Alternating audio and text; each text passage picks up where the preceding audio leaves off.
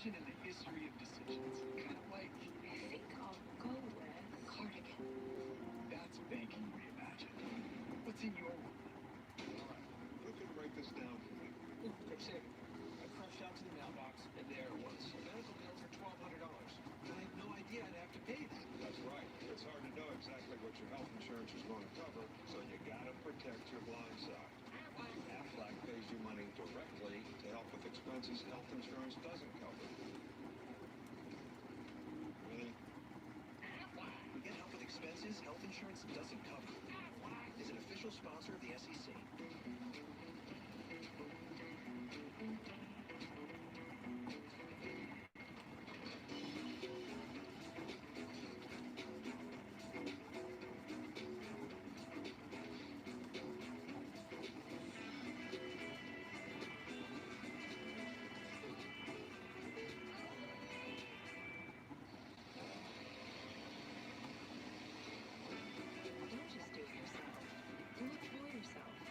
Peacock has more than just every season of The Office. We've got bonus clips, bonus behind the scenes, and bonus superfan episodes with bonus new scenes. It's all about my bonus. The Office. Every episode, extras, and exclusives. Streaming now at PeacockTV.com. Welcome back. Let's take a trip back in time. Phoenix West Coast 18 years ago, also against Pittsburgh in the wild card. Kelly holding Bruno in the bottom. Type of quarterback gunslinging out there. This is a fun game to watch. I can still remember sitting on the couch of college watching it. 429 years ago, up into Tommy Maddox orchestrates the comeback. Was that Pittsburgh scores 2 touchdowns in the final 4 minutes to win that game. What's that now? Yeah, Chris that back. There he is. I'm not trying to say his name. I know that. It's been a while. Myles Garrett had just turned 7 years old when that game was played. He's now 25. He's one of the premier pass rushers in the NFL. And he's more than ready to make his playoff debut.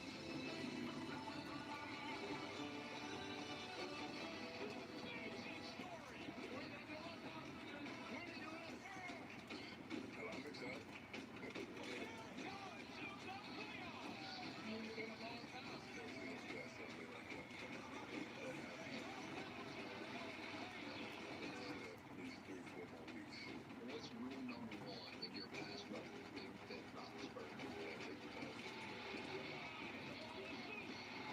Really try to sit in the play. Sometimes don't treat the ball as carefully as he should. When those opportunities arise, you gotta capitalize. What made you really start to get close with Baker Mayfield? You're better. I like guys who got a little ball, little fire in school. Maybe they couldn't do anything. They wanted to have to make it happen. What have you heard about the difference between regular season and postseason football? Well, I had no one here to tell me the difference. It's a first for most of us, but it's still just something. You know who you are long before you get to the playoffs, and you gotta be who you are. Okay, so he can't get advice from his teammates on what to do in the playoffs. Probably wondering what this defense should do when you're down 2 corners. You're down Olivier Vernon. What would you tell him? He would get advice from Kevin Stefanski. If I was Kevin, I would say, hey, I'm not going to be there. You're down on some teammates. Myles Garrett, you have to be you've got to go out and win the game for us. It's going to be a passing game. We need pressure from you tonight. It's on the other side. Yeah, Pittsburgh Steelers, this offense. Listen, they've gone away from the run. They like the short, quick throws. What should they do now? Well, they got to change it up to not be too predictable. That's the big thing. And I think it's got to be a little more of an aggressive approach to throw the ball down the field. You'll see here, deep shots by the Steelers. I like this 6-man protection. Make that big man feel comfortable. Chase Claypool one-on-one, out and up, big-time completion. Then you got, okay, the pump fake, coach, and look what it does to the defense. Yes, Cleveland has seen all these short passes on tape. This pump fake can be very effective. Get those defenders to bite early. With all the short passes, they're going to be looking to drive up on that. So you've got to threaten them with stuff down the field. Hey, my guys just got stuff here. We're going to throw it up. There's nothing wrong with just playing one-on-one football. Maybe even you draw a pass interference penalty, but that has to change within the rhythm of their offense. Yes, and if you're throwing 40 passes a game, as we see in the graphic, they can't all be short nickel and dime passes. You've got to push the ball up the field some. Yes. Want to welcome all of you that just watched the Saints beat the Bears. While those highlights in a moment. You joined us at the right time because these two are about to put some money in your pocket. It is time for Sunday Night 7. $100,000.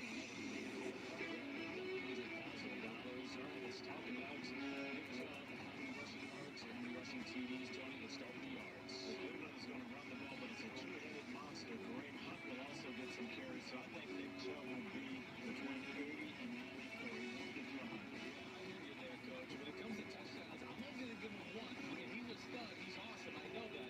But this is the Steelers, and they're going to be all in on stopping Nick Chubb, especially when they get in that red area. I think their goal is going to be let Baker throw it. Really going out on a limb. Here we go. 89 yards and one touchdown. He's going to hit his average. Make sure you make your picks on the NBC Sports with Dick Still ahead of highlights. Watching earlier today, Lamar Jackson had those last year's playoff loss with a huge game against the Titans. In New Orleans, the Saints dominated on both sides of the ball to win.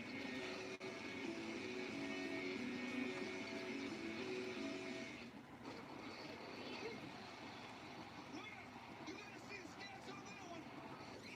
I get the handoff, and with four defenders back close, chance of punching it in for a TD, 14%. I can work with that. So I accelerate a lot. Defender distance, decimal. My only out, zero gravity, 6 points. Best click and play of the season. Next Gen Stats powered by Amazon Web Services. AWS, that's how. Ordinary tissues burn and feel blows. So Dad-Bar Puffs Plus Lotion and rescued his nose. With up to 50% more lotion, Puffs brings soothe, softness, and relief. A nose in need deserves Puffs indeed. Finally moved in. It's a great old house. Good bones, wraparound porch. The pipes are making strange noises.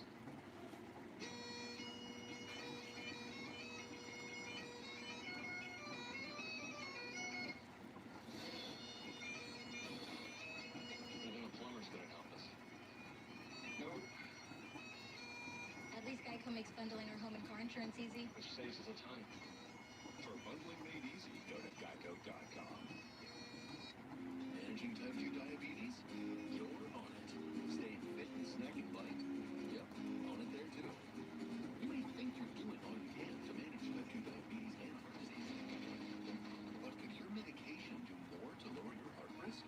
Giants can reduce the risk of cardiovascular death for adults who also have known heart disease, so it can help save your life from a heart attack or stroke and to lowers A1C. Majority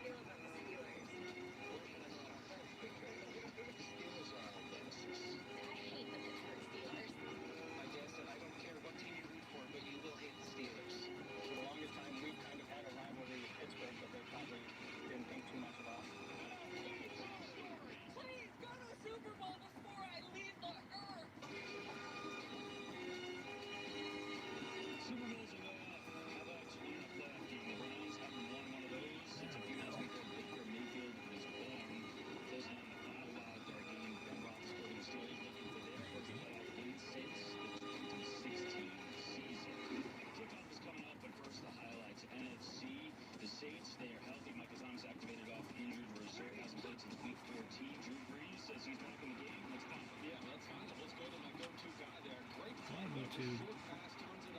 There we go.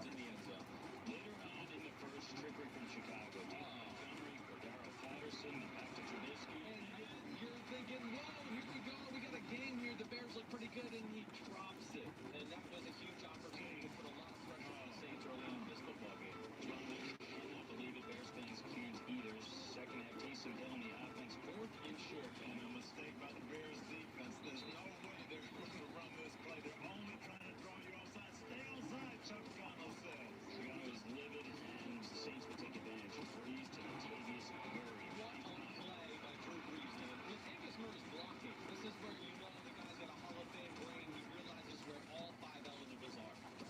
Take a knee, put it away, give it to Alvin Kamara. Nose for the end zone. Runs tough for a small guy down in the red zone. That's the Saints offense. Baltimore, Tennessee, Lamar Jackson trying to change the narrative that he can't win in the postseason. First quarter, it's Jackson looking for Miles Boykin. Chris, this is not even close. Oh, not even close. Off target. Hey, there's no other way to say this. He just threw a duck right here. And their offense, and he was struggling early.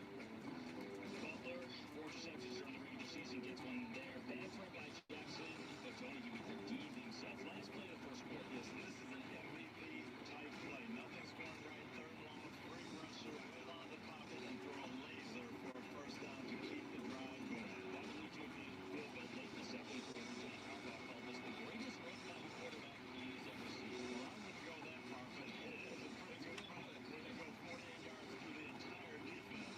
I want to know who he thinks is better, though. I want to know the ones he thinks are actually better. We'll get to that after, but it's Jackson again on the ground. Yeah, I'm getting on the edge, Liam. This is something we have not seen from the Ravens against the Titans in 2 previous meetings. They found a way to do that today. Baltimore, number 1 rushing attack in the league this time. Give it to Dobbins. He has been awesome for them out of Ohio State. He's got speed and power. Great combination along with Lamar Jackson. Tom Matthews, other than that game, well presented by Progressive. Derrick Henry, 2,000-yard season. He was smothered in this game. The Baltimore game all day long. Stuff the line of scrimmage. Dare them to throw, Chris. Yes, Baltimore's big guys, Calais Campbell, Raymond Williams, they want the war up front in this one. 18 40 yards. Feeling the frustration. That was your Progressive game flow. Interesting decision in the fourth quarter. Titans down 4, a little over 10 minutes to go. And they Playoffs? You kidding me? Playoffs? Yes, in fact, it is NFL playoff time. We are on the road to Super Bowl 55. NFL Super Wildcard Round weekend concludes tonight with Cleveland Browns and Pittsburgh Steelers. Thank you for tuning in and watching my live reactions to Play Live right here on YouTube. As always, I'm your host, Encyclopedia Sports, Cool Hand Luke 96. Be sure to like, follow, and subscribe on social media. Links in the description below. That thumbs up button. Share hashtag NFL, hashtag NFL Playoffs. Chat questions and comments, super chats, super stickers, always greatly appreciated as well. I've seen what's come through. I'll get to them in a second. Thank you for those having some technical difficulties right off the bat here this evening. But tonight, Browns, Steelers to wrap up the wild card round before the divisional round begins next Saturday and Sunday, respectively. We'll have Cleveland in the Steel City taking on the Pittsburgh Steelers with their first playoff game in 18 seasons. First time Cleveland's been in the playoffs since 2002, January of 2003, against guess who? The Pittsburgh Steelers. A game Pittsburgh had to come back and win by 3, 36-33. I actually watched that game this past week online. Had to, of course, because first playoff appearance for the Browns. Since then, third all-time against Pittsburgh. Steelers are 2-0. However, with home teams victorious against Cleveland and Pittsburgh this season as divisional opponents, of course, we saw yesterday the same thing happen with divisional opponents in the wild card round. Rams on the road in Seattle. Home teams victorious in that series this season during the 2020 NFL campaign. However, yesterday the Rams won on the road and beat the Seattle Seahawks. So can the Browns do the same tonight and advance to the division round? If Cleveland wins, they'll go to Kansas City. If Pittsburgh wins, they'll go to Buffalo. And then Baltimore is just awaiting on the winner to see, of course, where they'll go after defeating Tennessee earlier this afternoon. Coming up at halftime, as always, first half stats and scores from first half of this game, along with around the rest of the NFL, this NFL playoff wildcard round weekend. We had the first ever triple header yesterday. Triple header continued today. We've seen already today. We just actually saw the Saints beat the Bears barely, but they beat the Bears along with, of course, as mentioned just a second ago, Baltimore getting revenge on the Tennessee Titans, stomping on midfield in the process and advancing to the division round. But tonight, Cleveland and Pittsburgh. Sorry for any technical difficulties with buffering, disconnect, and reconnect. Having some issues with YouTube here early 2021, so nothing new. I mean, this has been going on for as long as I've been streaming over the past few years. So New Year or not, into 2021. Hopefully everyone had Merry Christmas, Happy New Year. Actually, the first NFL live reaction stream this year for myself, due to being a little under the weather the past few days. Was planning, of course, of doing the triple header yesterday and the triple header today. Well, the doubleheader next Saturday and Sunday, beginning on CBS, Fox, and NBC, 3:30, and then 6 to follow Saturday and Sunday. Still waiting official matchups in the NFC. We know what the NFC looks like for next week. It'll be Green Bay hosting the LA Rams, along with the third time's a charm, as we're getting tonight with the Browns and Steelers. It'll be Bucks and Saints as well. An NFC South rematch. However, tonight, NFL Sunday Night Football to wrap up NFL Super Bowl wildcard round weekend, an AFC North battle in the Steel City of Pittsburgh, Pennsylvania, Cleveland Browns and Pittsburgh Steelers. So here we go. Pittsburgh, their climb to the stairway to 7 begins tonight on Sunday Night Football against Cleveland, who is officially in the playoffs for the first time in almost 2 decades. As mentioned, it was the 2002 campaign, first season I ever remember watching football, both college and the NFL respectively. I remember the overtime Atlanta game with Pittsburgh and the Falcons. Mike Vick came to Pittsburgh. The Falcons and Steelers tied at 34. You very rarely get a tie ball game in the National Football League. They still need to change the overtime rule, in my opinion. But that was one. That was my first ever experience for the National Football League. However, that playoff season, the Browns came to Pittsburgh. It would have been about 18 years to the day just this past week. As mentioned, that's why I watched the game along with the Browns in the playoffs for the first time since then. And against, guess who? Once again, the Pittsburgh Steelers on the road. And both teams at home victorious this year. These teams actually just met last Sunday with the Browns winning 24-22. Steelers won 38-7 back mid-October. In the process, losing Devin Bush. They've since lost Bud Dupree. However, tonight, Robert Spillane returning from injury to help out the linebacking core. So hopefully his return will help out a much-needed Pittsburgh defense that's sort of, as of late, going back about a month or so after starting 11-0, 3-game losing streak against Washington, Buffalo, and Cincinnati, all on primetime. Tonight is actually the Steelers' first home primetime game all season long, because you count the 4:30, 5 o'clock kicks. Those are mid-afternoon Sunday, whether they were on Mondays or not. Those technically aren't primetime. Those are the afternoon slot before primetime. All the other primetime games, Monday night, along with some Thursday and Sundays, they went on the road. Won some, lost some. If Pittsburgh wins tonight, they'll go to Buffalo, a place they lost about a month ago now. So that'll be a interesting matchup, a rematch. As if they do win, Baltimore will go to Kansas City, a Monday night rematch from earlier this season as well. Be sure to go check out my NFL playoff predictions right here on the channel if you haven't done so as well.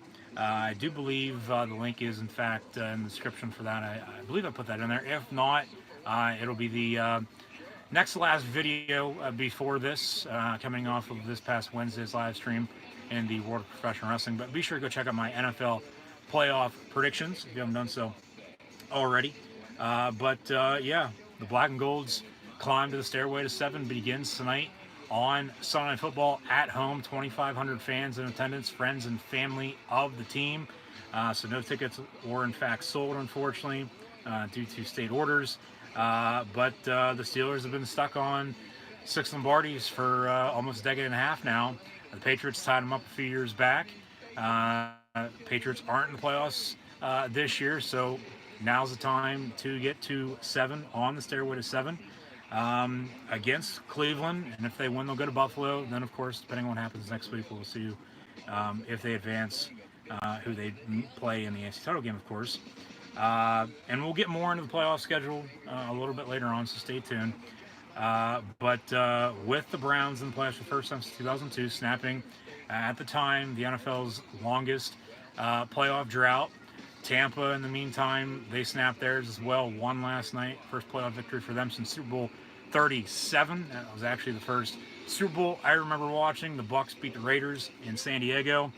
Now a nice aerial shot of the Steel City down in Pittsburgh, Cleveland, and Pittsburgh. From Heinz Field, here come the Steelers. Ben Roethlisberger returning from a week absence last week. It'll be Baker Mayfield, former number 1 overall pick out of Oklahoma, who is one of the other 3 quarterbacks in the AFC North who have, in fact, won a Heisman Trophy. Ben, of course, the lone not to do so. But Ben Roethlisberger also has 2 Super Bowl Lombardi titles to his name as well. So I'd rather have those than a player award, individual player award in the ranks of college football. Al Michaels, Chris Collinsworth, along with Michelle Tafoya on the call. NBC getting the primetime doubleheaders this weekend. Last night they had Tampa and Washington. Bucs, as mentioned, with the win. But the Browns snapped the longest NFL playoff drought at 18 years. They're in the playoffs for the first time since 2002. First playoff game since January of 2003, losing to Pittsburgh. They're in Pittsburgh once again tonight. That playoff drought now belongs to the Jets at 10 seasons. But talk about another rematch for the 3rd time with these 2 teams tonight. Pittsburgh won at home back mid-October, 38-7 against Cleveland Browns. Last Sunday at 1 o'clock on CBS, Pittsburgh started Mason Rudolph, started a few different backups, resting some starters, having some players also on the COVID-19 reserve list. Joe Hayden once again out tonight, but they get Robert Spillane back at linebacker, as mentioned. Hopefully he'll be a factor this evening. But if the Steelers can almost beat the Browns with backups, you would think surely, okay? Especially at home, a place that Cleveland hasn't won since 2003, the game after the last time the Steelers played the Browns. Last time the Browns were in the playoffs facing off against Pittsburgh Steelers. That following season, 2003 campaign, when Cleveland came to town, that was the last time the Browns defeated the Pittsburgh Steelers in Pittsburgh. So it's been a long time coming. Something's got to give, of course. And that's why I brought up Rams-Seahawks, divisional matchup for the 3rd time this wildcard round weekend as well. Both home teams winning in that series this season. However, the Rams went on the road yesterday and beat the Seahawks by 10. We'll see if the Browns can do the same. They got a very, very strong running game with Nick Chubb and Kareem Hunt, former Kansas City Chief, who's battled some off the field, but he has settled back, got back on his feet, and he's become a good, true number 2 running back behind Nick Chubb. Now, when the Browns played in Pittsburgh back in October, it was Kareem Hunt. Nick Chubb was injured, didn't play last week, of course, against Pittsburgh, had played very well in his return from injury, but he did not play against the Steelers back in October. It was just Kareem Hunt along with Johnson, who very well could get some carries this evening as well. But Cleveland's going to run the ball down your throat, open up play action with Baker Mayfield. Mayfield's going to have to make some plays with his feet, though, as well. However, the Browns are going to be without head coach Kevin Stefanski, who tested positive for COVID-19, along with a few other players who will not be playing tonight, of course. So Kevin Stefanski, the former Viking assistant, will not coach this evening as well, not even virtually, which was a big topic of discussion this past week on whether or not he would. But he is also out this evening. So a few players on offense and defense, respectively, for both teams. Anthony Tony McFarland inactive for the Steelers, so it'll be just James Conner and Benny Snow along with Jalen Samuels. However, if the Steelers want to win, they need to find a strong, consistent running game at home against these Cleveland Browns. And then also on defense, they need to be able to stop Cleveland's running game with Kareem Hunt, along with the go-to in Nick Chubb, who, I mean, you go back, talk about, these players in college. Mayfield at Oklahoma, Nick Chubb at Georgia. Georgia, very, very strong running back group. They always seems like at least send one or two to the league year in, year out. I mean, you got to go back years and years and years from when it all began. But you go around the league right now. Go to New England. You got Sonny Michel, Todd Gurley down in the ATL with the Falcons following his departure from the Rams, who advanced in the playoffs once again. But for the Steelers to win tonight, in my opinion, and I think they will, they're favored at home.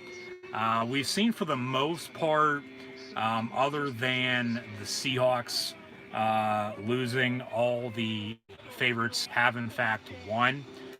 So we began wildcard weekend up in upstate Western New York and Orchard Park with Buffalo Bills. We're going to finish it off tonight in Western Pennsylvania, down in the Steel City in Pittsburgh. So once again, thank you for tuning in and watching. Be sure to like, follow, and subscribe on social media. But the Steelers, for some reason, got to 11-0, okay? From then until now, though, dropping 4 of their last 5, 3 in a row, and then beating the Colts, who lost yesterday, and before losing, of course, to the Browns last Sunday.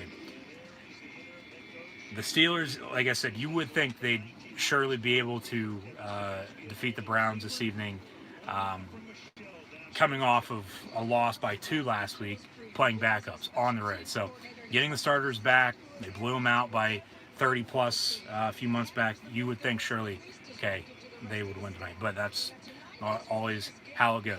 Game's not decided on paper, decided on the field. We'll see what happens, but the Steelers have to run the rock with James Conner and Benny Snell. Open up play action themselves with Ben Roethlisberger airing it out to all his weapons with Juju Smith-Schuster, along with Deontay Johnson and Chase Claypool. Eric Ebron's got to catch a few more balls. No more drops, please and thank you. No turnovers, no stupid penalties either.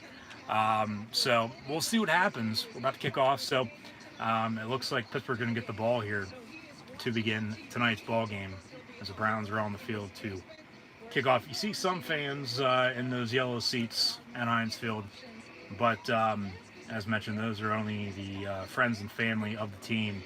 About 2,500 to be exact, but yeah, Pittsburgh wins, they go to Buffalo. And at that point, the Ravens would go to Kansas City.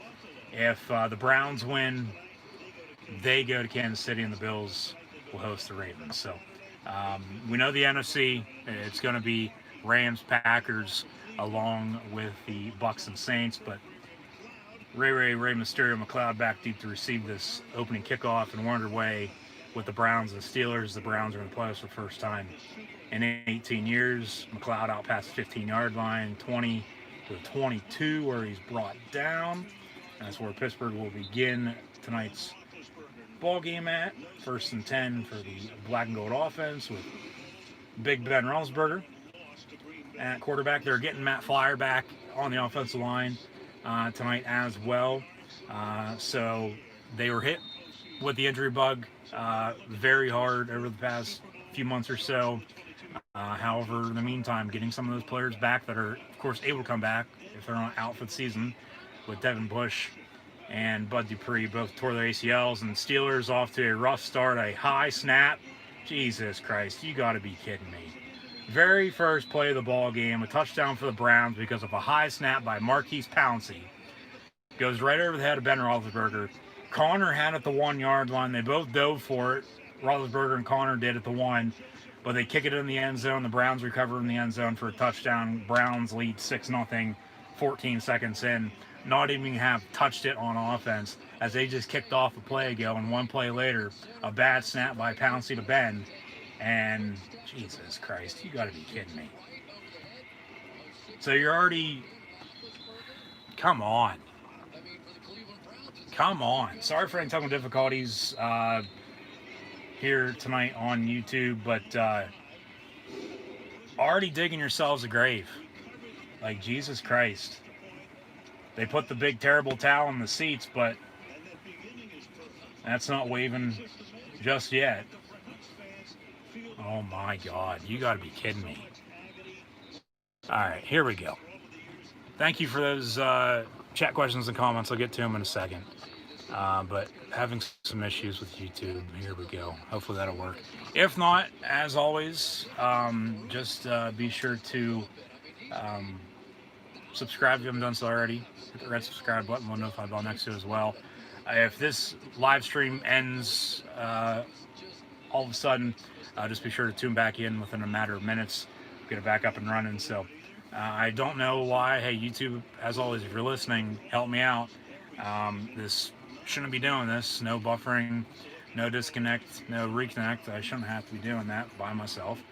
I shouldn't be doing it to begin with, but hey, here we are. So Parkey, Cody Parkey, on to kick off once again. Jesus Christ. So yeah, Browns kicked off as a one toss deferred, and very first play of the game, Marquise Pouncey with a bad snap to Ben Roethlisberger. That hasn't happened in who knows how long. And the Browns recover in the end zone for 6. So another kickoff, McLeod out to wherever the hell he returned that to, up probably 20, 25-yard line, I'd say. How about you get under center, run the ball, rather than shotgun, empty set 5 wide like everyone else does in the league. You don't have to be like everyone else. Be different. But yeah, sorry for any technical difficulties. And if YouTube, you are listening, help me out. As mentioned, this shouldn't be doing this. A lot more than usual with the difficulties this evening. But we're up and running, and then it does what it just did there. So out of the gun, Connor on the give. He's going to get 3, maybe 4 yards if he's lucky. Second down. So not a good start by Pittsburgh by any means whatsoever. I mean, yeah, the standard's a standard, but what I just said a second ago, no turnovers, no stupid penalties. First play of the game, they turn it over and it results in 6. So the Browns capitalize with the touchdown on the fumble, scoop, and score. Ben out of the gun looking to throw. It's going to be caught by Ebron. Wow, finally made a catch this season. He gets 5 on that, I'd say. 3rd and short. But, yeah, just like that, the Steelers have dug themselves a hole and are trailing by 7. So not good starts by any means for myself or even them this evening. This, arguably, in my opinion at least, of all the wildcard games this weekend, the most intriguing, on paper at least, because Cleveland's back in the playoffs. You know, they split just as the Rams and Seahawks did, but LA picked up the win yesterday. So, you know, that's why they play the games. You know, we can predict all we want. I mean, I'm perfect minus Seattle losing. And now the Rams will go to Green Bay, and the Bucs are going to go to New Orleans. Pittsburgh wins, they go to Buffalo. They don't. Cleveland wins. Cleveland goes to Kansas City. Ravens then go to upstate Western New York, and then it'll work itself out with the winner of this game. So we'll get more into that a little bit later on. Connor on the give after the reception a play ago, picking up the first down for the Steelers. So a few yards for him on that run, but the Steelers need a very strong, consistent running game tonight in order to win. And no more turnovers. I mean, you shoot yourselves in the foot. You don't deserve the win. So far, right now, they don't deserve to win. They're not winning, of course. They're trailing by 7, but still a long game. A lot of football left, so another give to Connor. And he's going to get a half yard on 2nd and 1, so 3rd and short, 3rd and inches to come. But if not now, when are you going to run the football? Okay? But going back to with what I was saying with running backs coming out of college. Steelers lose tonight, lose in the playoffs, win the Super Bowl, whatever the case may be. I don't think they will. Go check out my NFL playoff predictions for my Super Bowl matchup. But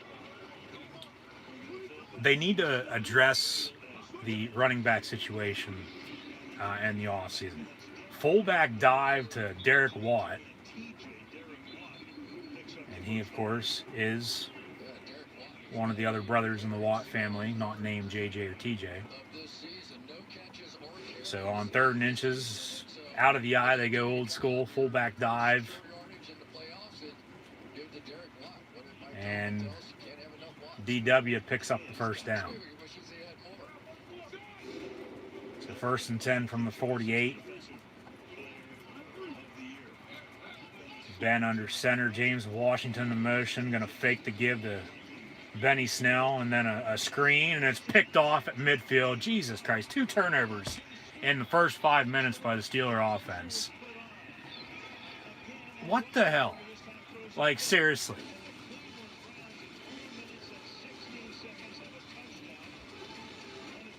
I don't think anybody imagined this would be the way this ball game started tonight.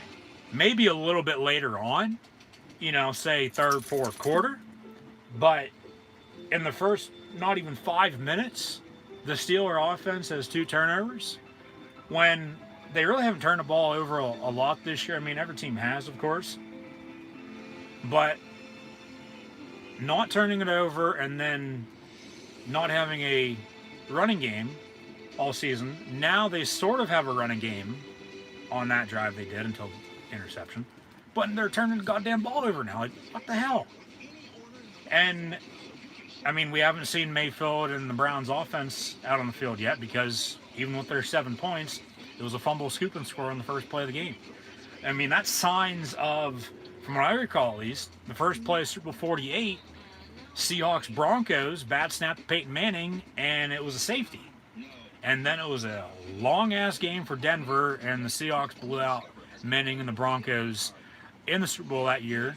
I believe to date is still the largest defeat in Super Bowl history. Of course, Peyton won Super Bowl 2 years later, retired. He's up for the Hall of Fame next month. But with this, like, you continue to shoot yourselves in the foot, and you're not going to get out of the hole you're in. Stupid. You're not going to deserve to win this game. Defense is going to have to step the hell up. Hopefully Robert Spillane will make a few plays in his return. He hasn't been seen, hasn't played in close to 2 months now. But you know, like I said, Pittsburgh's battled the injury bug, as every other team has as well, so that's really not an excuse because, you know, it's next man up. But when you continue to, you know, do this, it's just, it doesn't add up, doesn't make any sense. It's stupidity. I get, okay, he was trying to throw it to Snell on the screen there. But I don't get why he just didn't throw it in the ground. He had to, you know, toss it to him into however many defenders were covering him. And it was tipped, intercepted the midfield, and the Browns now have a 1st and 10. So, like, Jesus fucking Christ.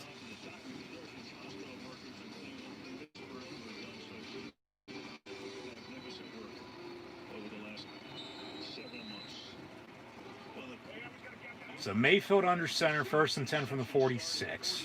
10:44 to play in this opening quarter. And the Steelers have 2 turnovers, along with giving 7 points to the Browns. Mayfield looking to throw for the first time, airs it out a little too deep for Hooper at tight end.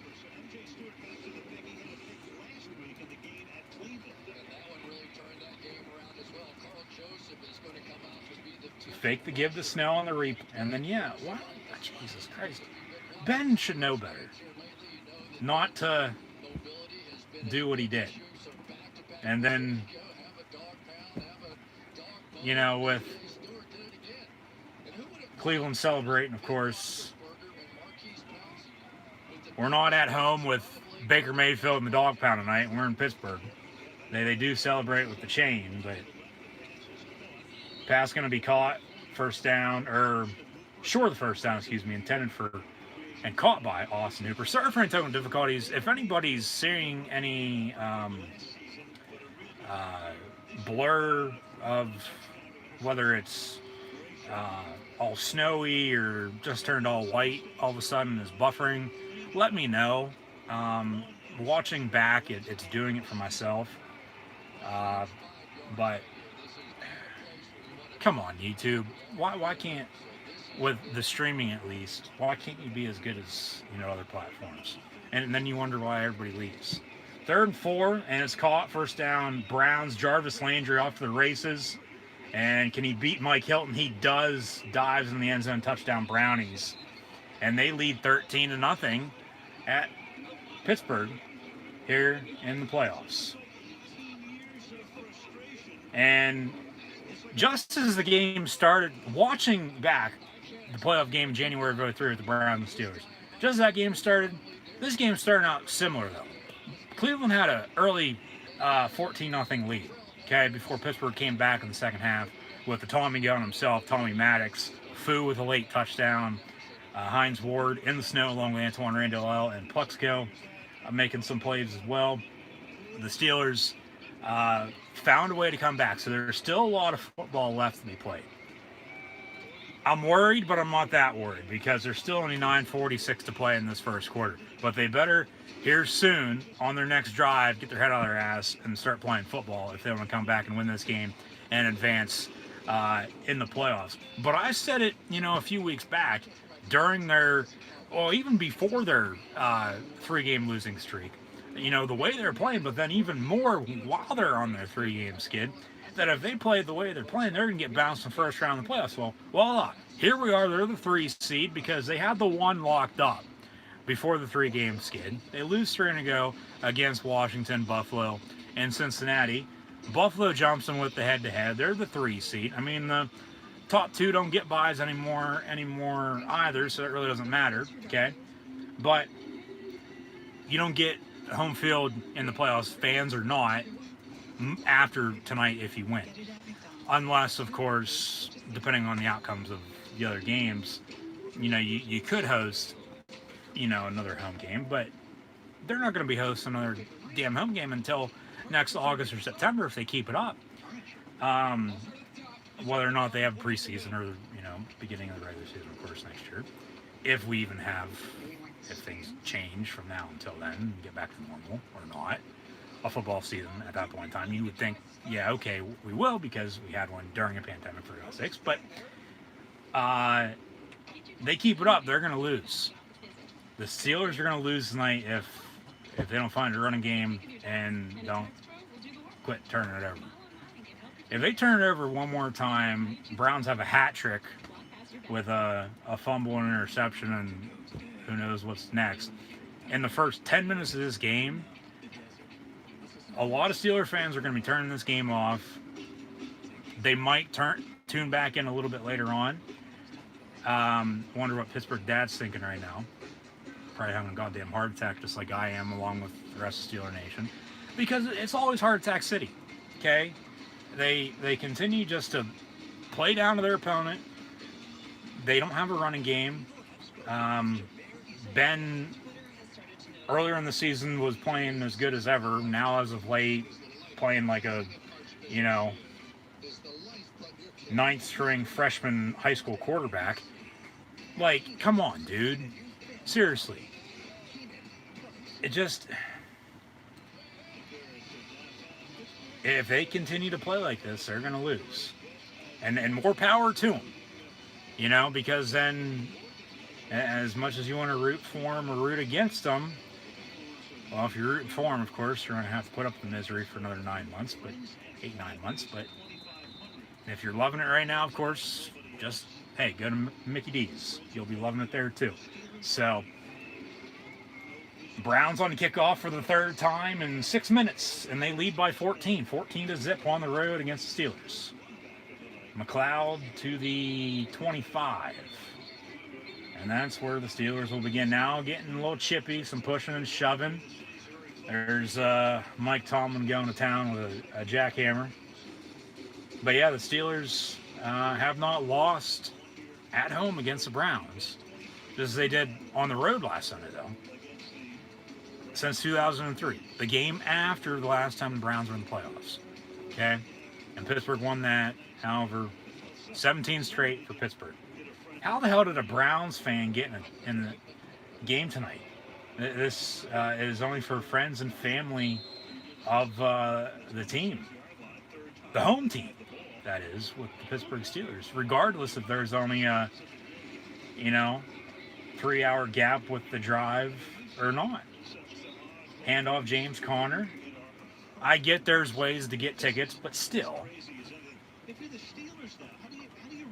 you got to just start over, run the ball, hope not to turn it over, and try to get back in this game. I mean, if you get down any more than 14, you're down now. Baltimore was down 10 early, came back, tied it up, won by 7, 2013. But, man, I tell you what.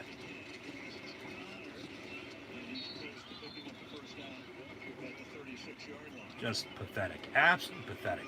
I mean, there's no other explanation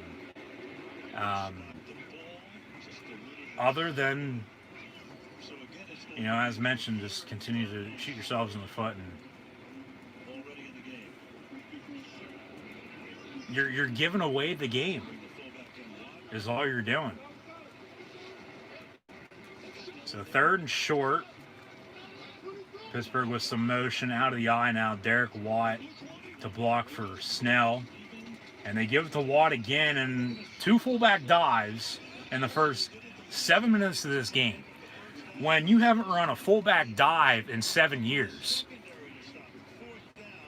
So with 8:14 to play in this first. 4th and short for the Steelers. And, hey, they're going to punt. Jordan Berry going to be the MVP of this ballgame again.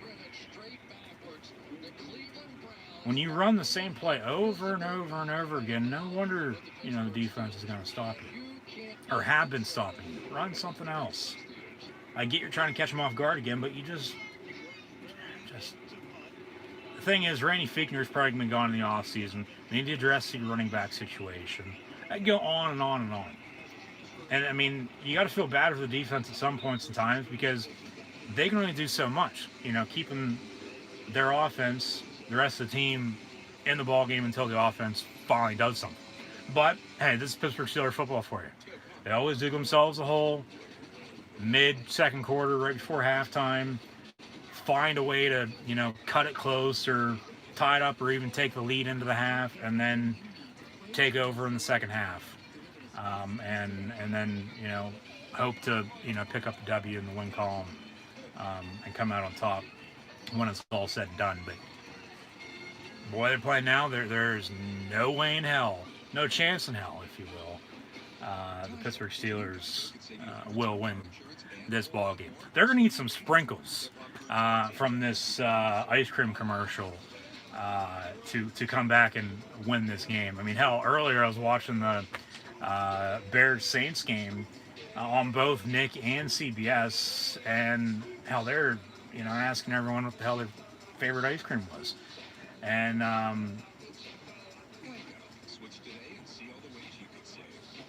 sprinkles. Of course, they said what theirs were, but the Steelers are going to need more than goddamn ice cream. They probably ate too much before the game started. That's probably why they're playing the way they are. In order to come back, they're going to need stick them on their gloves. They're going to need Bill Belichick to come down on a flight here before 11 o'clock to, get up in the box and check out the Browns play sheet. Hell, why don't you call him up Prairie News? Doesn't have to get down here on a jet. And he's a former Browns coach. Before, of course, the Browns' last playoff appearance. It's been that long. But, Jesus Christ. I mean, I don't know what really else to say. Until the Steelers find a running game, which they sort of have, but now they're turning it over. If they can find a way to get back in this and make it a close game, win or lose, okay. Don't get blown out at this point. But, like I said, there's still a lot of football left to be played, okay? Still early. if only, this game didn't start, the way it did. If we can go back to the future, call Marty McFly for a second, just go back to 8:15 Eastern time, right before kickoff, and change the first play of the game, and then, that interception to follow. All right, I'd be fine with that. We'd be tied up at 0. Hand off Nick Chubb. Chubb gets 15, 20 yards on that run before getting pushed out of bounds by Minka Fitzpatrick into the Steeler sideline. Fitzpatrick, of course, former Dolphin who was traded up to Pittsburgh early last season, has really become the best secondary player Pittsburgh's had since the retirement of Trip Polamalu. Good to see Spillane out there at linebacker returning from his injury. Got to get some pressure on Mayfield, though, with Hayward, Tuitt, Williams, and Watt. Mayfield on the give once again. Nick Chubb, first down run for him. They're 15, 20, 25 yards on that run. So now they can't even stop the run. So when these two teams met back in October, the Browns at that time had the league's best rushing attack. Pittsburgh stopped that and beat Cleveland by 31, 38-7. Last week they lose by 2 with backups on the road. So that's why I said, surely you'd think at home with starters, they should win. But no.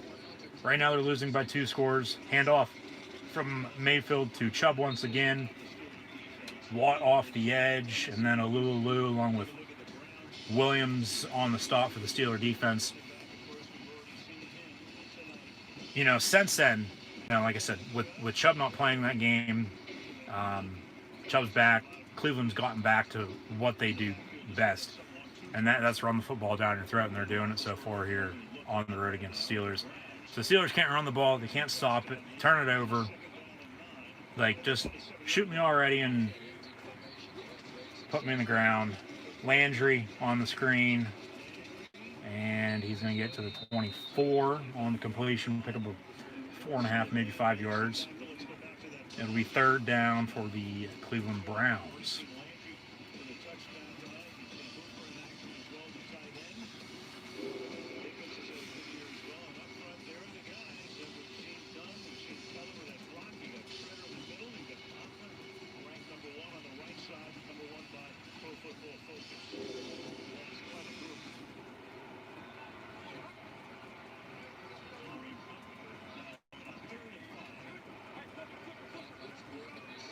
So third down and 5 from the 23. Landry in motion. Mayfield out of the gun looking to throw.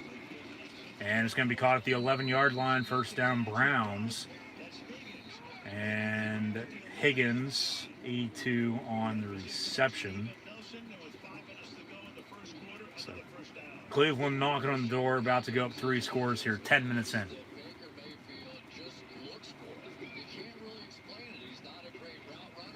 Steven Nelson on the tackle.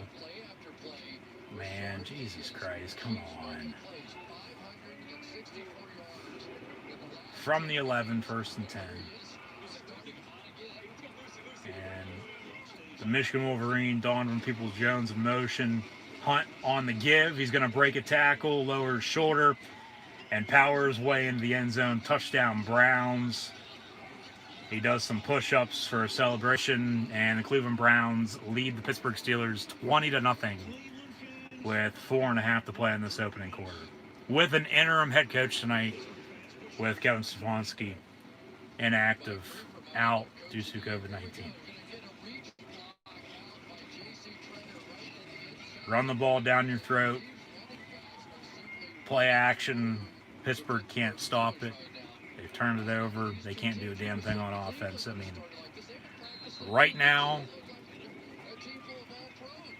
even with 4:40 to play, just in the first, with a lot of football left, Cody Parkey's extra point up and good. It's going to be very difficult for the Steelers to come back and win this game. I mean, this game right now is probably more so than not over. Hate to say it, but it's true. It's like you wait until the fucking playoffs to play your worst game, or start off your worst first quarter in God knows how long. Because I get you finished 12-4.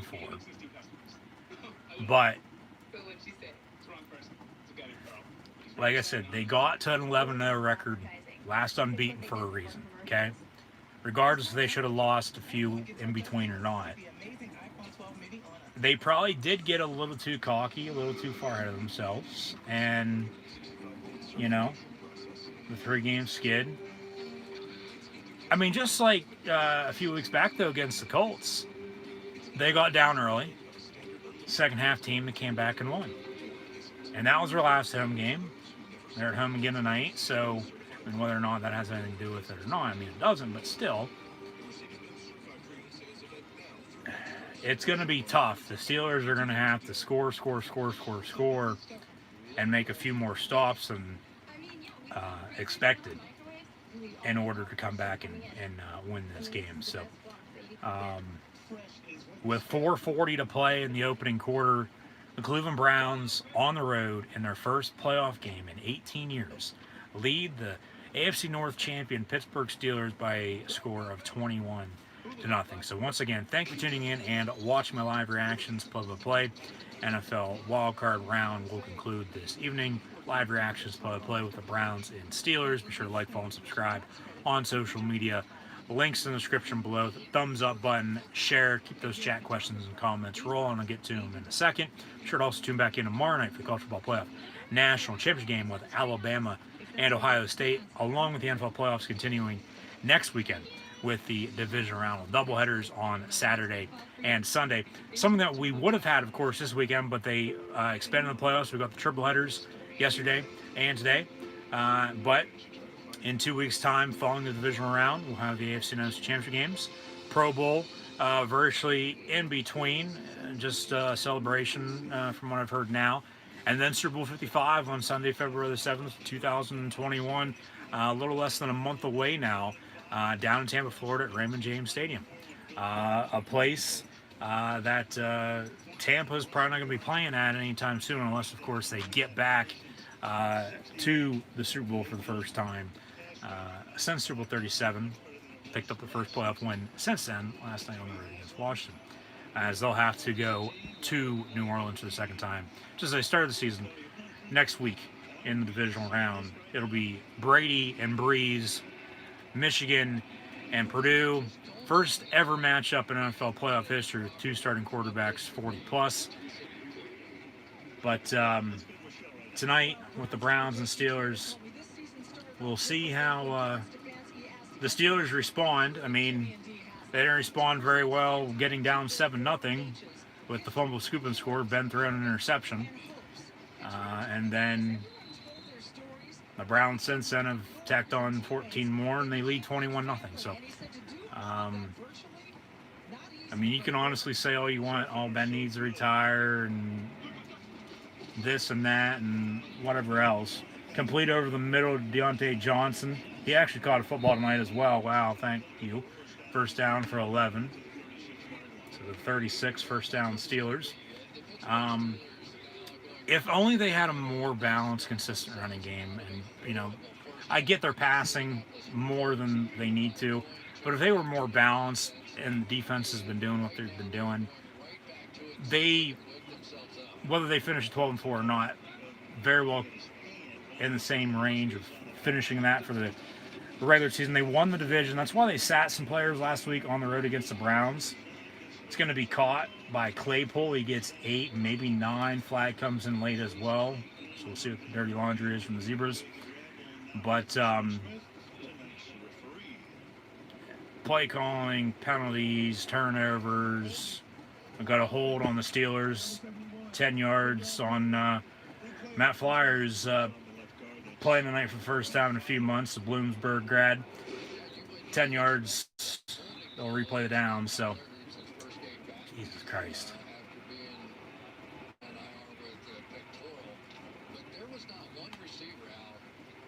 Can't run, can't throw, can't hold on to the ball. They're letting off the hook. 1st and 20. Ben almost got Cleveland a jump. No flag, though. And then over the middle, a little too high, incomplete, intended for Juju Smith-Schuster. 2nd down and 10. So,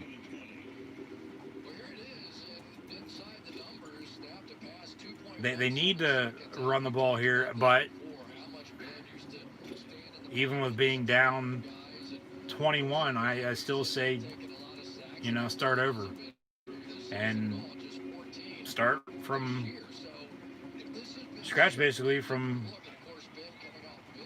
where you were going to begin tonight's ball game with a game plan, at least, in that regard. 2nd and 20 from 26. Ben over the middle, and it's intercepted again. Jesus Christ. The Browns on the return, pushed out of bounds to the 15-yard line after a decent return, and the Browns are in the red zone, knocking on the door once again, about to go up 4 scores, and 7 years ago on the road in this NFL Super Wildcard Round matchup in the NFL playoffs against the Pittsburgh Steelers. Just fucking shoot me. Jesus fucking Christ.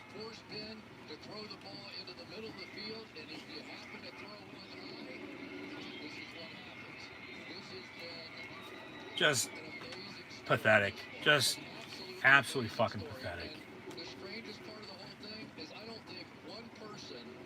It wasn't really a bad pass. I mean, it might have been a little too high for Deontay Johnson.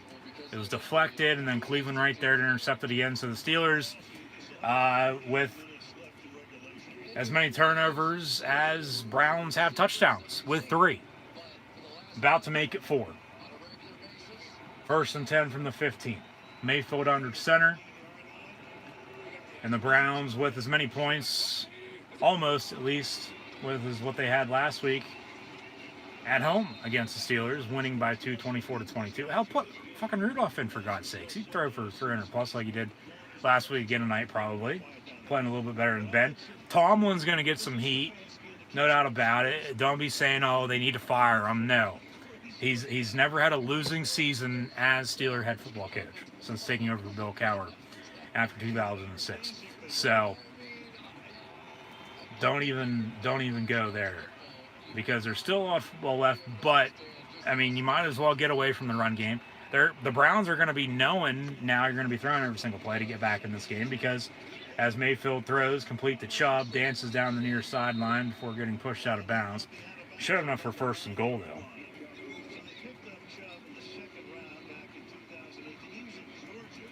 And 3rd and short.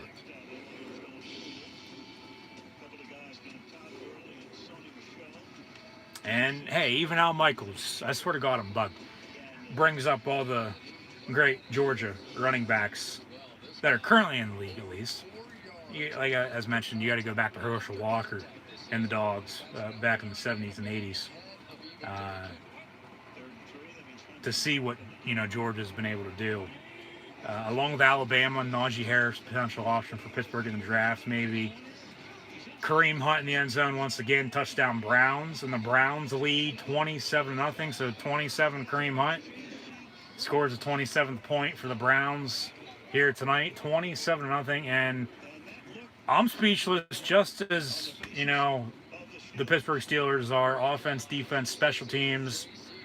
I mean, man, I right now honestly don't know what else to say. This is just absolutely sick-out empathetic. I can't remember the last time the Steelers started out a game this bad. This is just... Cody Parkey, extra point up and good. So with what's happening with Cleveland up 28-0, Cleveland's going to go to Kansas City and Baltimore is going to go to Buffalo. But if Pittsburgh wins, they go to the Bills. That means Baltimore goes to Kansas City. Both will be rematches. But we're not going to be getting those anytime soon if this keeps up. And even with, another 3.5 quarters to play, hell, I might as well sit back and just shut the hell up and watch the game with everybody else, not even say a word the rest of the game. Because other than right now, I don't know what to say. Steelers don't either. They don't even know what to do. Turnovers. 3 turnovers, all to 28 points of scoreboard for the Cleveland Browns. Just... And there's obviously some speculation, too, that this, could be Ben Roethlisberger's final game, he's even stated, okay, that if he's not playing well, he doesn't need to be playing anymore. Well, I get the fumble wasn't your problem, your fault. It was the offense's problem when it was all said and done. And then a team problem because you're down 7, put defense in a hole. Defense in a 28-0 hole now because they can't stop the Browns' rush attack. Or even the play action from Baker Mayfield.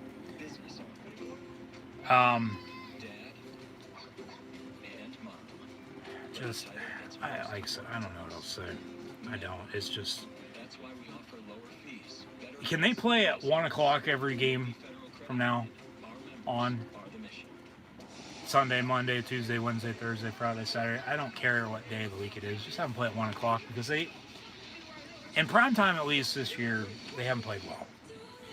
I don't know what it is, especially last month.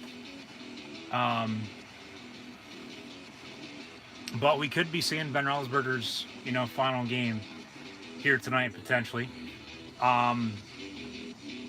If, of course, Pittsburgh loses the way they do tonight or are right now, I doubt Ben's going to want to go out like this. So, he'll be back. He's even stated he's coming back for 18 next year, his 18th season. But just problems. Ray McLeod going to take a knee in the end zone, and the Steelers are going to start from the 25-yard line. And those problems are, they sort of have a running game, but they've turned it over 3 times, fumble, 2 picks, defense can't stop the run, and they are 1,000 miles up shit creek right now without a paddle. Are we filming Deliverance 2 right now or something? Like, did I get left out? 1st and 10 out of the pistol. And then, all right, complete the Deontay Johnson stiff arm. And by miss out, I mean not get notified that this is how the game was going to go tonight, along with everyone else. That's a Steeler fan for that matter. Now we've got a flag on the play. An eligible man downfield, 5 yards, I'll replay the down. So, Jesus Christ. Penalties, turnovers, absolutely kill you, and no wonder you're down 28. And I'll leave it at that because there's not much else to say in the meantime until they get out of this hole that they probably won't be getting out of anytime soon. So, 1st and 15 from the 20-yard line. But way to keep the play alive there by Ben Roethlisberger before the penalty came in, of course. It was 1st down, now handoff James Conner. He didn't get those 5 yards back from the penalty, so 2nd and 10 from the 25. 1:18 to play in this first quarter, and the Browns lead 28-0. This is no joke. This is real life. The Browns are leading on the road in the playoffs by 4 scores. Total 28 points, 28-0 against the Pittsburgh Steelers.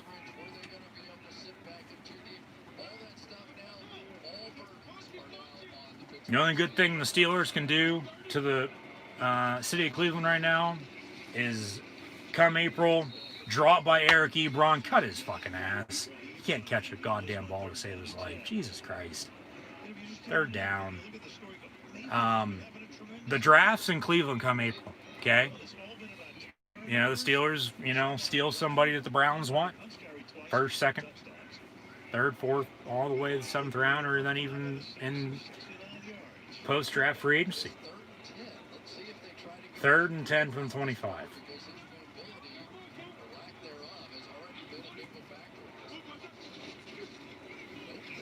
Ben looking to throw. He's just going to dump it off.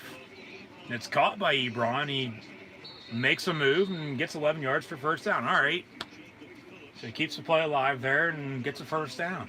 He's just so wish-washy. He's up and down. He is not consistent in catching the football or making a play. I just don't get it.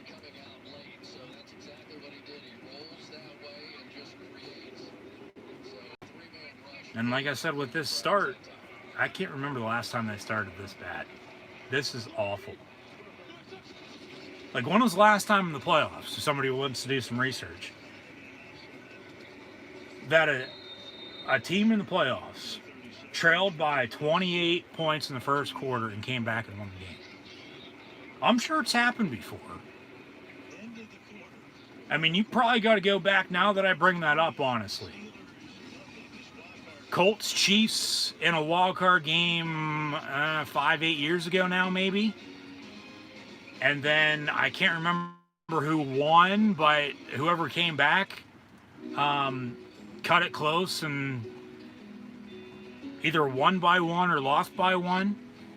I know it was the Chiefs and Colts, but I don't remember who won. I think that's the most recent for this type of stat that I just asked. But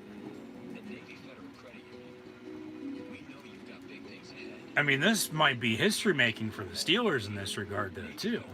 Not in a good way, by any means. But, hey, you know, as always, you know, like I always like to say, that's why the game's not decided on papers, you know, decided and played out in the field. So,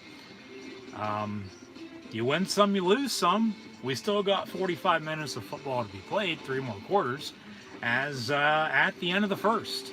Here this evening, the Cleveland Browns on the road lead the Pittsburgh Steelers by a score of 28-0. No, you are not dreaming. You're not drunk. The Browns lead by 28. It's 28-0. So I'm not shocked that Pittsburgh's trailing at the end of one, or even for the most part of tonight's game, or vice versa. What I'm shocked about is, one, it's 4 touchdowns, so it's 28 points at the end of one, not at halftime.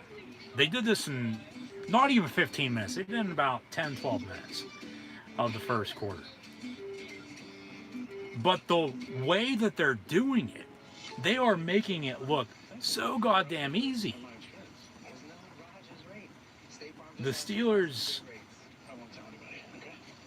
with 3 turnovers, and it all started on the first play of the game with that bad snap. That set the course. And Cleveland's taken control since, taken over, and, you know, no wonder they lead by 28 right now. But the turnovers, the penalties, they're killers. I don't care what level of football you're playing, they kill you, okay? But especially come playoff time in the National Football League on the road to the Super Bowl, you would think these teams would be playing a little bit better, the Steelers, for this matter, playing a little bit better than what they are. But no, of course not. So, hey, it is what it is. So,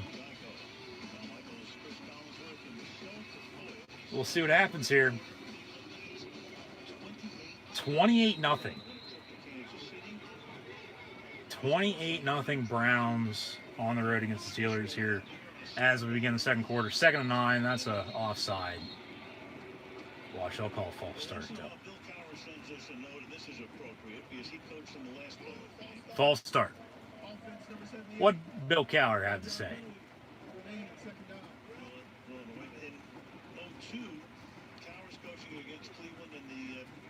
The Browns got out to an early lead. Yeah, and then the Steelers came back and won. As mentioned earlier, when they were up 14, same thing. It wasn't 28-0, but, you know, game's not over until it's over. So there's hope, but not much.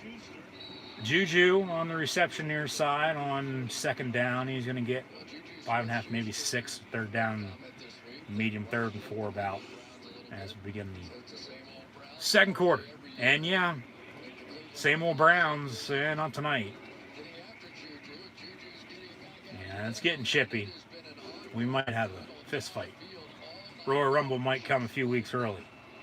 3rd and 5 officially from the 40 for the Steelers offense. Out of the guns, Ben Roethlisberger complete over the middle, 1st down to Ebron at the 48. 1st down, Steelers.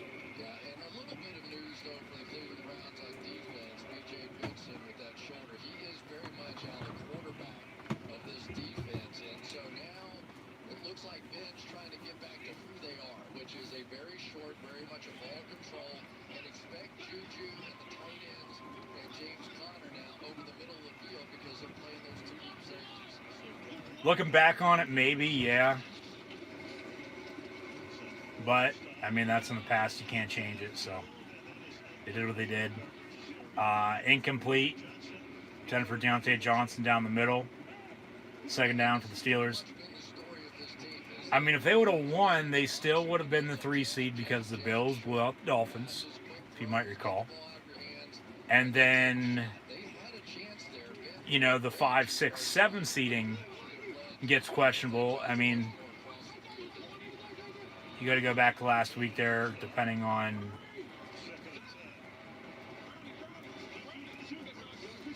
with what happened. The 7 teams that made it, for the most part, they probably still would have, some way, somehow, still got stuck playing the Browns tonight. So, first down completion to James of Washington, because 5, 6, and 7 is Baltimore, Cleveland, and Indy, and the Colts lost yesterday. Arguably, that Colts-Bills game, and the early one today with Baltimore and Tennessee, that's been the best game all weekend. Because the Rams sort of upset the Seahawks. Complete to Claypool. Taylor Heineke played well last night for Washington, but couldn't beat Tom Brady and the Bucs. And then, you know, the Saints, as mentioned earlier, barely beat the Bears, but stronger second half. They beat Chi-Town, and so we know what the NFC looks like. But then with the AFC, it's depending on who wins this game. And right now, it's Cleveland. Cleveland would go to Kansas City, and the Ravens would go to the Bills. And I'd assume we have one AFC, one NFC next Saturday and Sunday, respectively. A little bit behind the intended target of Eric Ebron down the middle. Right, first down, marker falls incomplete. Luckily, though, the defender dropped that. Could have been intercepted for the 3rd time in the first 18 minutes of this ball game. Just, come on. I mean, you got to go back to, now that I recall, with what I stated a minute ago. I remember in the division round a few years back, the Jaguars, yes, they ended up beating the Steelers. Ben aired it out near side. It's incomplete. Be 4th down, and we'll see if they bring on Boswell. But, I mean, you might as well get your points while you can here. Get on the board in some aspect, but they got down early. Of course, a little too late in the comeback. Now, Jordan Berry going to punt.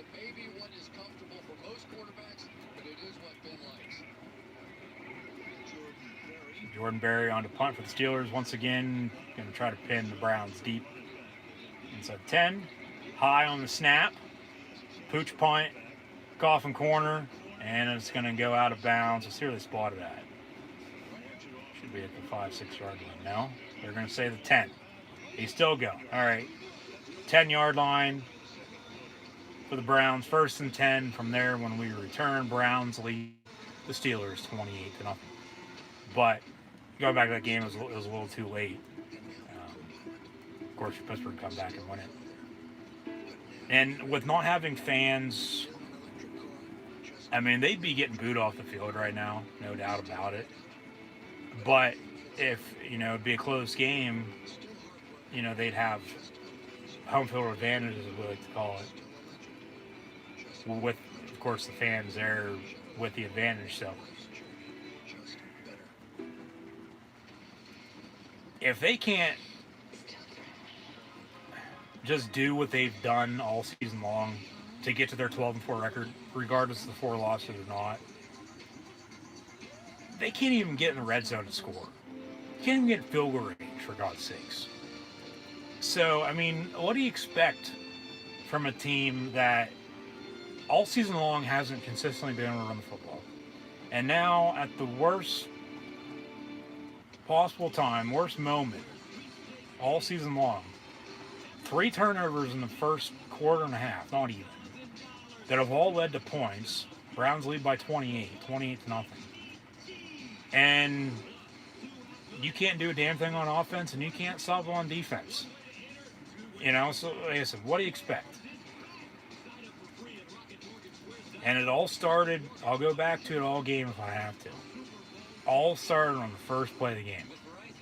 That bad snap, the Browns score. Now, if the Steelers recover, punt, make a stop on defense, or the Browns do get a goal to go there from inside the 5, make a stop on defense, hold them to a field goal, whatever. You know, the course would have been set differently than, of course, what it was. Because the Browns with the momentum, taking control, taking over, and they haven't looked back. So, 28-0 Browns, just...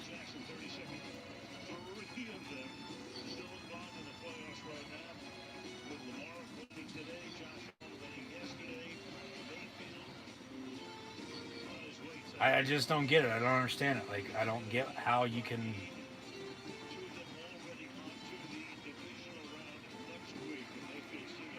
I don't know. Like I said, I'm speechless.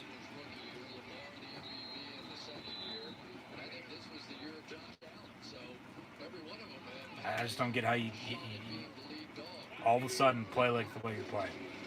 1st and 10 from the 10. And Chubb on the carry.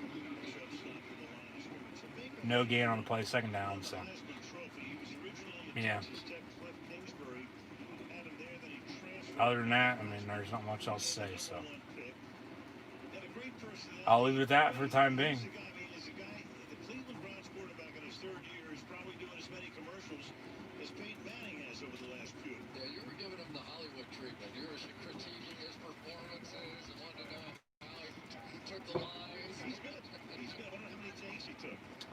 From the 10, 2nd and 10.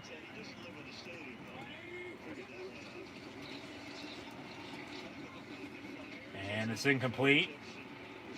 And 10 for Higgins at the 1st down marker, 3rd down. Well, the one thing that we do know about Baker Mayfield is that when he gets that footwork right, he's going to have that front toe pointed a little bit back in, a little pigeon toed, and then he snaps those hips around. We saw him throw one about 75 yards in a game on a Hail Mary one time, so arm strength never an issue with Baker Mayfield. But what he does best out is all the play action. That really is who he is. Mayfield, it's going to be batted down, incomplete. 4th down. And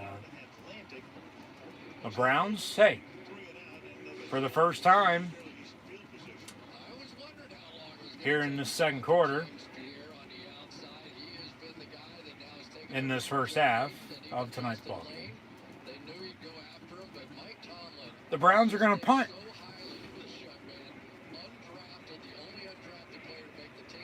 Never thought I'd say that tonight after an early 28-0 lead. The Browns are right now playing on easy, and the Steelers put it at the most difficult level because they're making it difficult for themselves. Shooting themselves in the foot, digging as big of a grave as they wish, and they're going to try to get out of it here before the end of the game.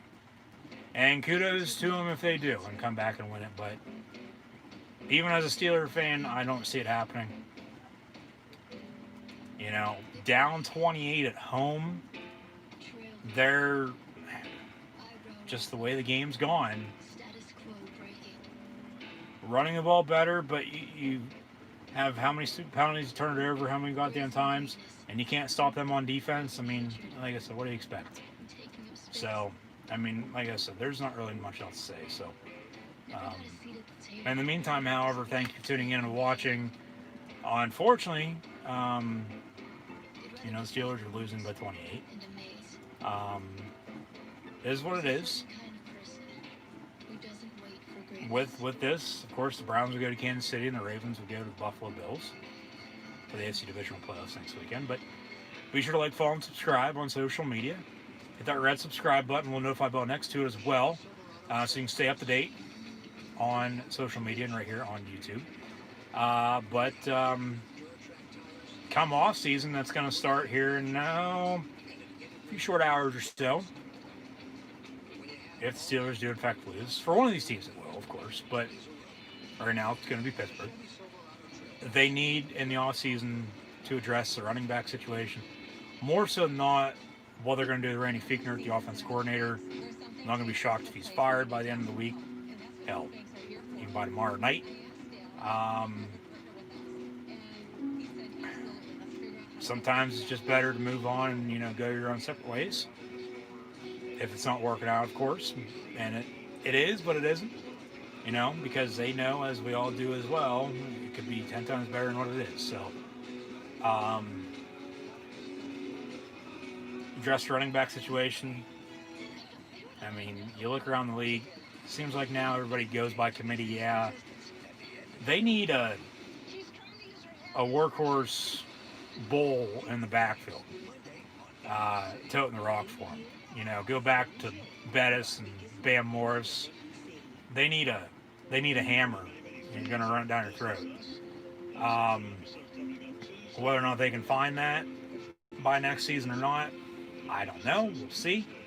But there's going to be options for them to sign somebody, as always, and then even draft a running back, because Connor's not going to cut it. He hasn't been able to cut it, so what makes you think he's going to be able to cut it moving forward? They'll probably re-sign his ass just because. But you look at Snell and McFarland and even Samuels, you might as well clean shop at running back. Give Ben a, more reliable backfield to not have to do it all by himself, because they have the receivers and they have the defense. They just can't run the goddamn ball. Like, Ben complete to Johnson. It'll be second and short from the 49. Connor on the give. He's going to lower his shoulder, and about 3.5 yards or so will be third down and 2. So even down 28-0. I mean, they're still in it, of course, because the game's not over until it's over. They just got to keep pecking at the tree like a woodpecker would. So until they, get the circle out of it, or whatever shape they're going to make, whether it's a goose egg on the scoreboard or a W in the win column or even a loss, just keep pounding. Don't give up. And it's deflected the line of scrimmage, and it's picked off once again by the Cleveland Browns. 4 turnovers for the Steelers in the first 20 minutes of this game. 3 of them interceptions by Ben Roethlisberger. 2 of them were deflected, so only 1 his fault, but still 3 turnovers, 3 interceptions. When was the last time he threw 3 interceptions in the first 20 minutes of a game? Was it a catch? Yes. Hell, right now, I saw somebody said earlier that I forget the team could beat the Steelers. Yeah, probably, no doubt about it, even though whatever team it was, I believe they beat this year or even last year. They would lose to a local Pee Wee team right now. They'd probably lose their sons that they're getting ready to have play football next year. Well, I call it Phillip Rivers. I'm sure if he's going to retire, he'll come coach you. He'll come be your offensive coordinator rather than take the high school head coaching job in Alabama. 1st and 10 from the 47. And Nick Chubb going to pick up 12, 13 yards on that run, first down Browns, before being brought down by Stephon Tuitt and Robert Spillane.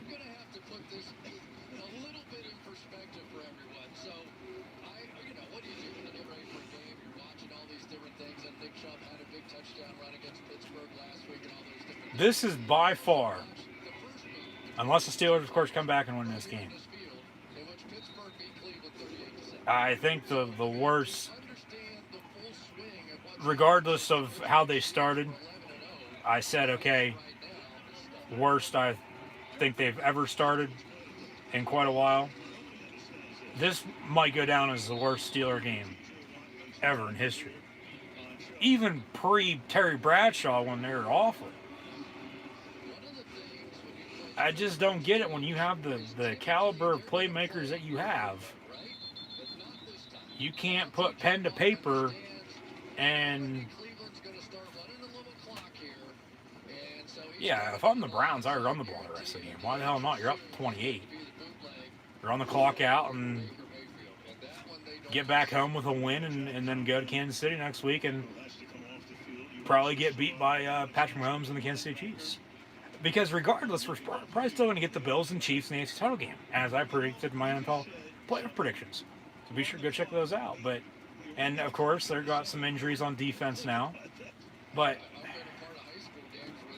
I mean, that's nothing new. I mean, they've been hit by the injury bug a lot this year, more than usual. But everybody's banged up at this point in the season. Playoff football. And unless, you know, like I said, they're probably all eating ice cream. That's why they're playing the way they were right now before the game. Well, they're going to need to eat some Miracle Whip and get a miracle at halftime to come back in the second half to win this game. Flag on the play. Mayfield somehow gets rid of it. He should have been tackled like 5 or 6 times. It's caught by Austin Hooper. First down Browns, but there is a flag in the backfield. It's probably coming back for a hold. Holding 10 yards, I'll replay down.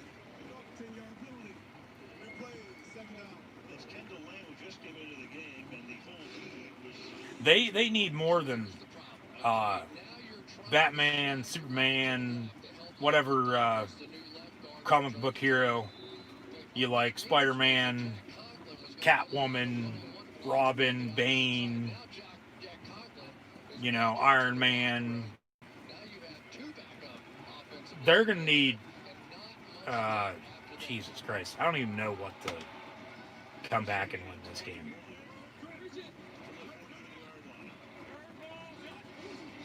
Second and 21. And that's other than a miracle. I don't know if anything's going to get them back in this game right now. It's incomplete intended for Hooper, a little push and shoving after the play. But third down for the Browns. 8:16 to play in this first half, and the Browns lead by 28. 28-0 over the Pittsburgh Steelers. Come on.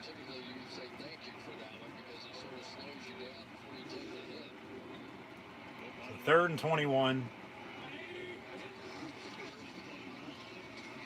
Kareem Hunt. And he gets the 38. However, going to be short of the line to gain fourth down. And well, at least the defense holds, and the Browns are going to have to punt again. But, hey, Bengals fan or not, Dolphins fan or not, everybody's beating everybody at some point in time. Most recent, of course, the Bengals just right before Christmas beat the Steelers. The Browns are going to go for it on 4th and 8. So they split with everyone in the division other than the Ravens. And the Ravens won today.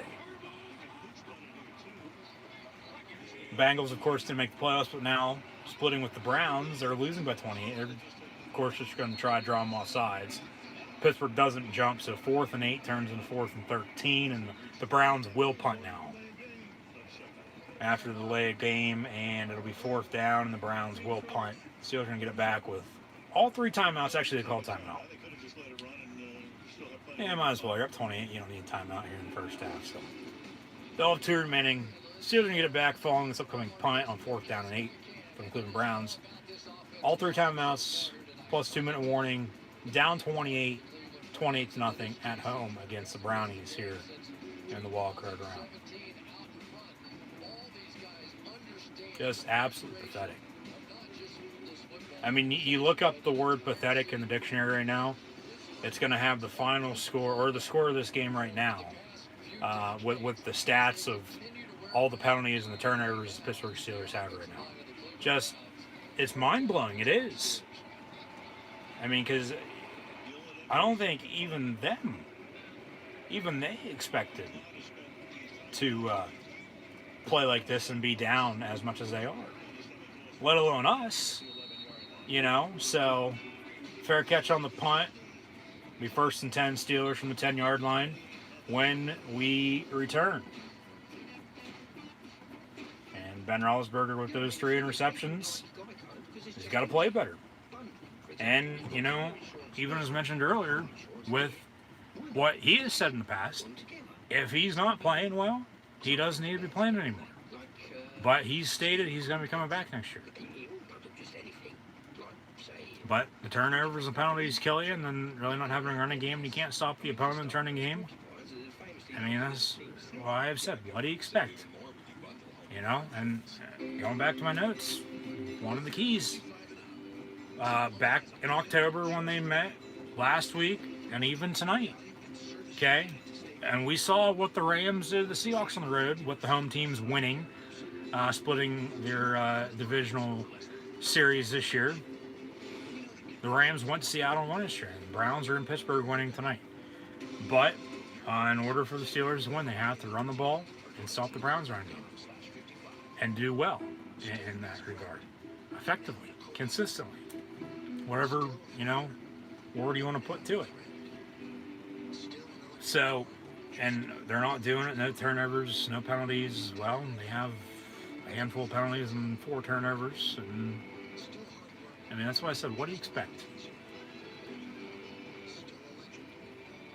I can already hear Tomlin saying post-game, we didn't play well. We didn't deserve to win this game. We coughed it up however many times we did. When it's all said and done here, currently 4. I mean, hell, they might be going for the NFL playoff record in turnovers. Has a team ever, you know, given up more than 4+? I'm sure, but hell, even 5, 6, 7, 8 turnovers when it's all said and done, maybe or not. I don't know. That's why I said I don't think I've ever seen the Steelers play as bad as they're playing right now, starting out at least. But then when this game's all said and done, this could very well be one of the worst losses, especially home playoff losses, or playoff loss in general in Steeler history. But, you know, hey, like I always say, that's why the game's played. It's not side on paper, side on field, and Browns are the better team. They are. And they're looking to win their first playoff game in 50 years here tonight. From the 11, 1st and 10, Ben going to be complete to Benny Snell for 4. It'll be 2nd down and 6. The Browns last won a playoff game in 1969. So pushing 52 years, actually.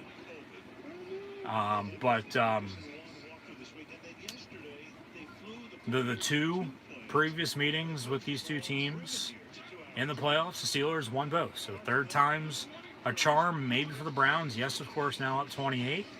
I had said in my predictions, no, 3rd time wouldn't be a charm. But, I mean, hey, I'm not the one playing. As always, like all of us, can sit here and, you know, talk and bitch and complain all we want, but we're not the ones playing. You know, we're the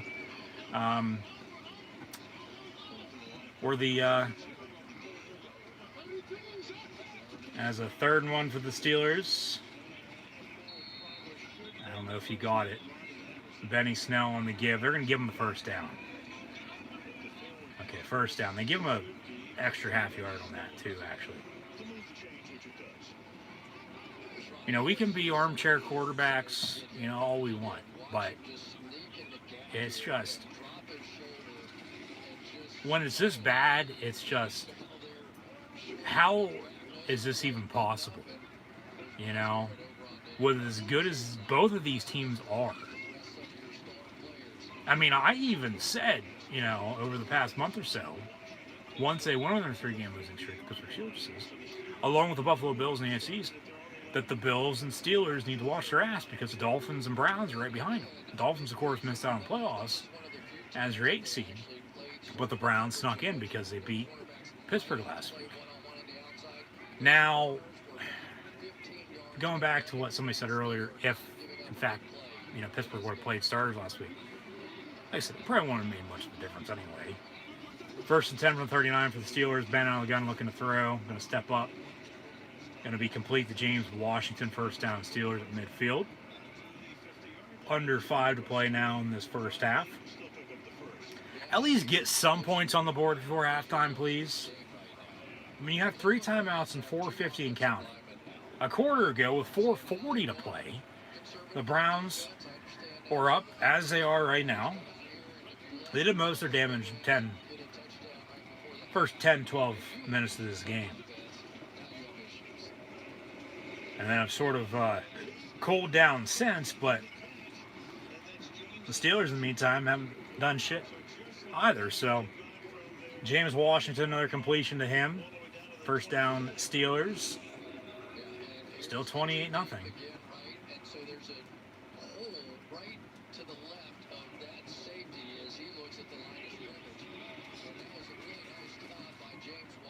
He took an inside release instead of an outside release, but then worked very quickly back to the outside. 28-0 Browns. 1st and 10 from the 24.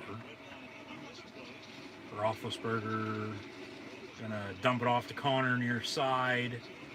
Stiff arm. And then gets pushed out of bounds after a pickup of 8 yards. 2nd and short. Once again, with this rivalry as rivaled as it is, it's getting chippy.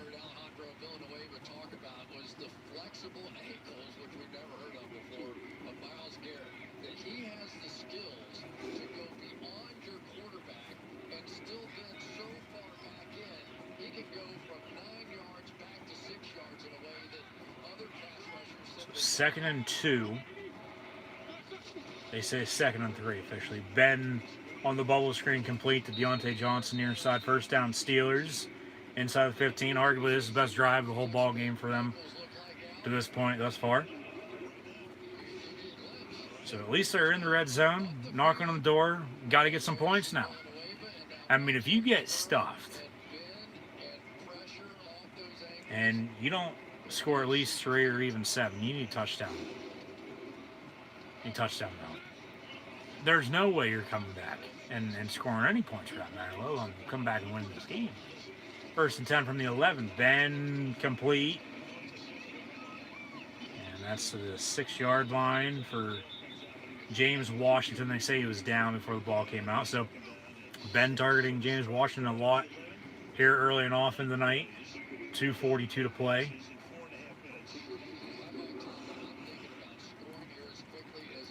Yeah, you got to score. But then you got to hold Cleveland before halftime. And just think the Browns are going to get the ball to begin the second half, too. So, the Steelers aren't in a good spot right now. I get they're trying to get out of the hole they're in, but not doing anything, not much for this first half at this point in time. 2:12 now to play in this first half. Complete over the middle. Ebron going to be brought down, short of the line again, 3rd down and 1 officially. 2:04, 3, 2. We'll see if they try to draw him off or snap it. They do snap it for the 2-minute warning. Ben complete near side, a little too high and complete. Time for Juju. 4th down and 1. So they'll probably kick a field goal coming out of this 2-minute warning. So with 2 minutes to play, 1:58 officially. The Browns lead the Steelers 28-0. Come on. Arguably, the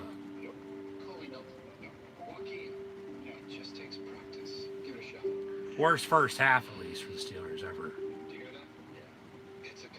But they got a good drive going. We'll see if they can put some points on the board. And, we'll go from there. So, until then, it's still 28-0. So, there's really not much else to say. But thank you for tuning in and watching. So, be sure to subscribe. Subscribe if you haven't done so. Hopefully we'll tune back in tomorrow night as well, and next weekend, along with all playoff season long. But Yeah, it looks like the offseason is going to be coming here a little sooner rather than later for the Pittsburgh Steelers following this game tonight in the wildcard round to wrap up this wildcard weekend. And then we'll have the divisional round beginning next Saturday. What the NFL should have done, I thought, for this super wildcard round weekend, the 2 triple headers, they should have 2 games Friday night, 2 games yesterday, and then 2 games today, rather than a triple header. I get, okay, you normally have a triple header, you know, all season long anyway, with the 1, 4, and Sunday night game, and then a Monday night as well. And that's all followed by a Thursday night game, 9 times out of 10. But, That is historic, which means I'm making history, right? Yeah, I don't know if I'd exactly. Dave Brown. I'll sit here and shake my head because there's not really much else to say. There isn't. It's just, it's pathetic. Oh, that's cool too. It's just like, how does this happen? You know, you can question it as much and all you want, but The Chevy Silverado Trail Boss. it's just, 2-inch lift. When you have Goodyear Duratrack tires. it's a big question mark. That's all it is. And it's making you think. It's making me think. You know, which is a good thing, but then it's like, when you're thinking, but then there's no end in sight, there's no clear-cut answer, then what the hell, you know? So, sorry, yes, with the technical difficulties this evening. I see there's some trouble with the chat. That's getting disconnected and reconnecting on its own. There's nothing in that that regard that I can do about. So I just got to let that do its thing. Steelers can go for him 4th and 1. Barely got it if he got it. I don't think he did. They're going to mark him short. See where the ball's going to be spotted. They'll probably measure.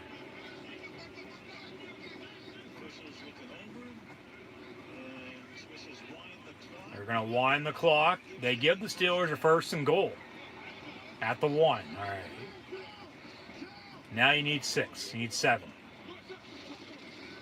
Hand off Connor. Touchdown Steelers. All right. At least they got 6 on the board for now. They're only 22 points away from tying this game up.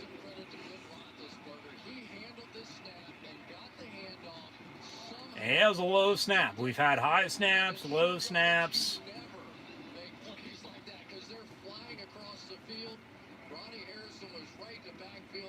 Sideways, right down the middle.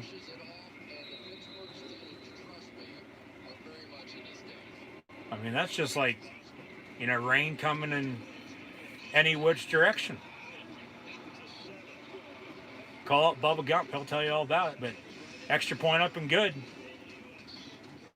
Steelers finally on the board with 7 points. They trail, though, by 3 scores. Total 21. 28-7 at home against the Cleveland Browns here tonight in the NFL wildcard playoffs. Still a lot of football left to be played. Not over until it's over. But still going to be a very, very long road to go. They're right now, you know, you take a look at a map. Cleveland coming down from northeast Ohio to western Pennsylvania. And the Browns hosting the Steelers last week. The Steelers, they're almost to Youngstown, okay, to tie this game up. And then they'll hit Akron on the way, and hopefully they'll eventually get to Cleveland and tie this game back up. But for now, there's, for the Steelers at least, no end in sight. There's not. So Boswell on the kickoff. And the Browns on the return from the 3. Good return by Johnson out past the 30. And it'll be 1st and 10 for Baker Mayfield and the Browns. And it looks like in the meantime the chat has been restored. Yes, no, maybe so. If you have chat questions or comments, let me know. Sorry for not coming through though, with some technical difficulties this evening. So it's tough seeing play like this. It is. But, you know, don't deserve to win if you are playing the way you're playing. Hand off from Mayfield to Chubb. And he's going to get about 4, maybe 5 yards on that run. It'll be 2nd down for the Browns. So those are 3 timeouts. See the call on here. There's 1:32 to play in this first half. Potentially get the football back before halftime. I mean, they'd be stupid not to call these, especially down by 21 right now. But, you know, until, of course, as Highsmith limps off, you know, the Steelers come back and tie this game up. You know, they're going to be trying to come back and tie it up in the meantime. So the Steelers do call timeout. They have 2 left with 1:32 to play. 2nd down and 6 from the 39.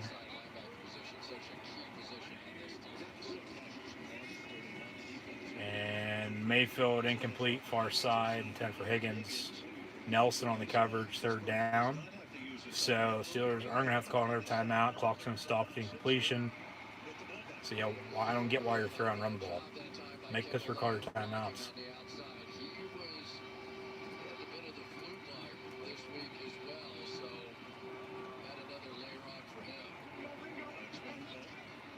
From the 40, 3rd down and 6.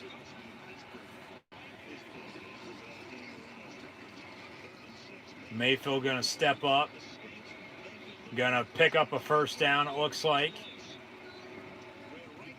And it's all going to depend on the spot. They say 1st down.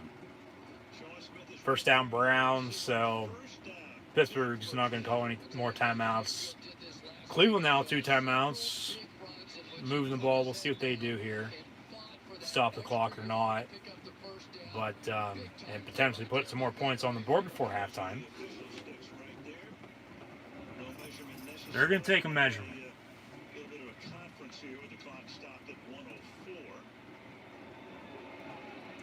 Or are they?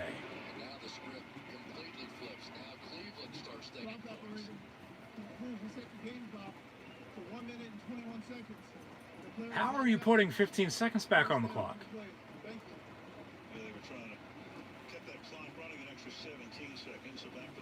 So 1:21 to play, 1st and 10 Browns. So 28-7 Browns with 2 timeouts. We'll see what they do here, but in the meantime, clock should be rolling. Let's go. These officials, I'll tell you what. So Chubb on the reception gets out of bounds. So the clock's now going to stop with 1:17. So 2nd down, only 4 seconds come off on that play. But hey, the sideline's your friend, plus your timeouts.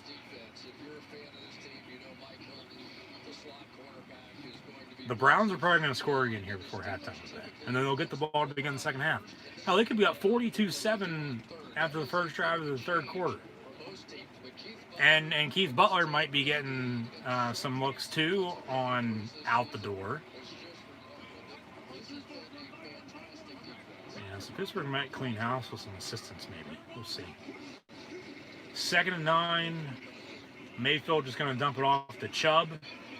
He's going to get a 1st down as he scoots up the far sideline. And gets out of bounds. Clock's going to stop at 1:09 on 1st down 10. So they still have their 2 timeouts. They're still at 28-7. And they're knocking on the door about to score again. And more credit to the Browns because they're by far the better team tonight.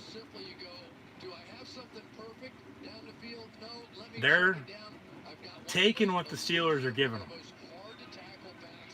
Whereas the Steelers are playing down their opponent, just giving them whatever the hell they want. 4 turnovers, penalties left and right, 28 points, and then they can't do anything to get back in it, regardless if they just scored or not. Mayfield over the middle, it's caught by Hooper again. It'll be 2nd down and short, under a minute to play now. See if they call another timeout or not. From the 24. Handoff to Kareem Hunt. 1st down run for the Browns. Inside the 15 to the 12. So now they'll call a timeout. They'll have 1 left with 42 seconds and a 1st and 10 to come. Up 28-7.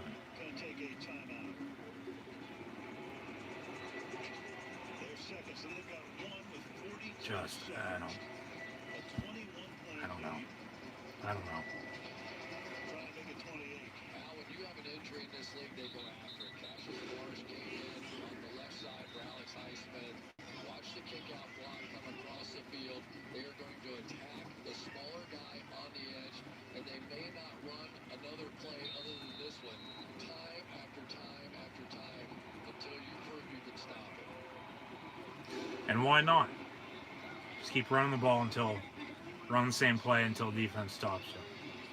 And that's mindset. It is. It always has been. For me, at least.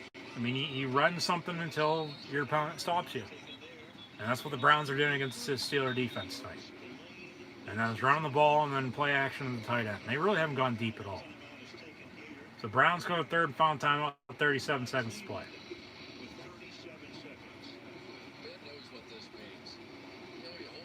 You got to put the team on your back and come from behind. No shit, Chris Collinsworth. Here's a guy.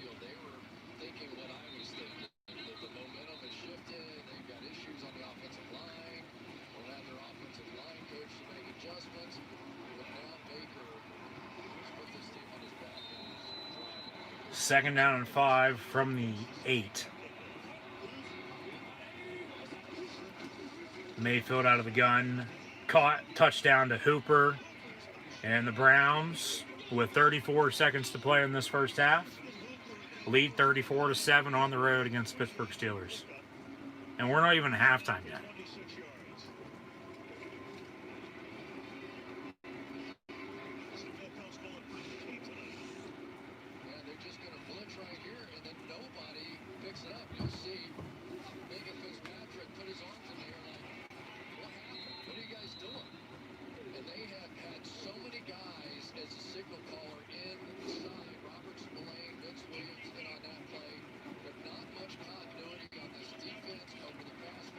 Extra point up and good, 35-7 Browns.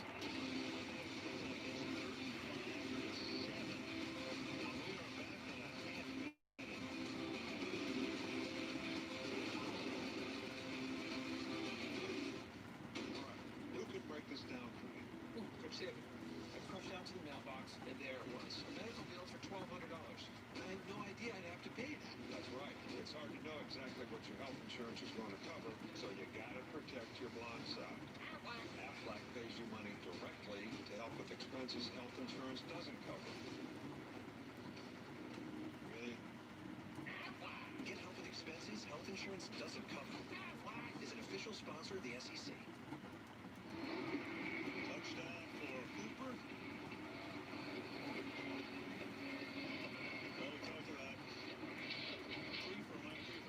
Mike Zimmer had emergency eye surgery back in 2016 at Thursday night game. We did that game against Dallas. I think Dallas had a long winning streak, something like 11 games at the time. Close game, came down to the end. And so it's Reaver's second career game as an acting head coach. His father, Chuck Reaver, long time. The Steelers are beginning to pat them all if they lose. Off season's going to be starting here soon. As, of course, Van Halen plays through the stadium loudspeakers. Ray McLeod on the kickoff return. Steelers going to have 2 timeouts and 28 seconds to try to do something here before halftime.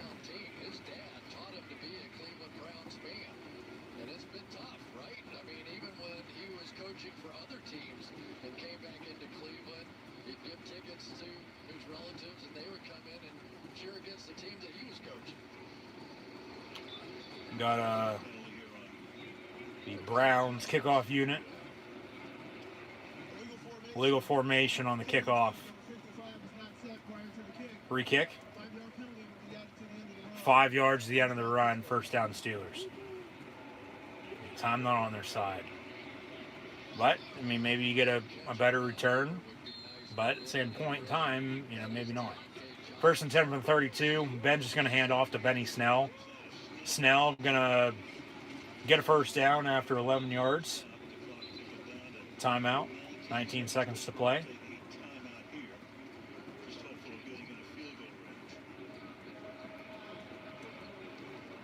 See if they can capitalize off their last drive, continue the momentum, and put some more points on the board here before halftime, because the Browns are going to get it back, begin the second half, and they already lead by 28, just as they did 28-0. However, now it's 35-7. So the score might have changed, but the difference is still the same. 20 seconds to play. They had a second back. Steelers after the timeout, first and 10. Ball at the 43-yard line.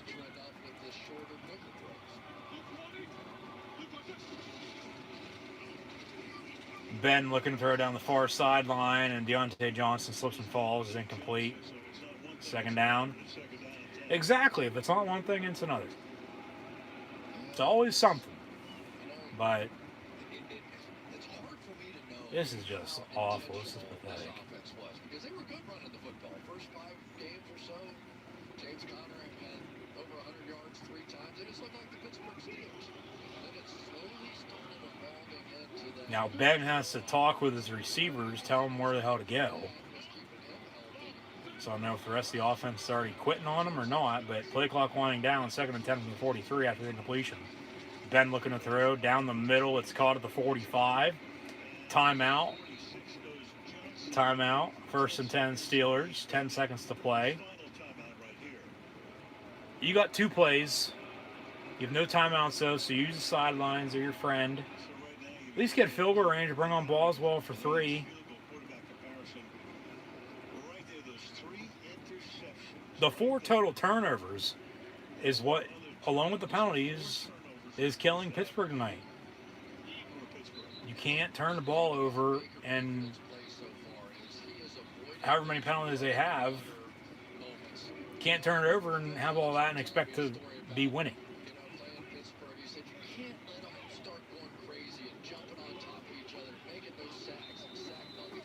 First and 10 from the 46. Now we got a whistle. All right, they get set. No penalty. We're good. 10 seconds to play. First and 10. The Pittsburgh Steelers from 46. Maybe a little bit of a false start. Ben looking to throw near side. Get out of bounds. Claypool. He does just that. First down Steelers with 6 seconds. And should be enough for Boswell to come in to kick.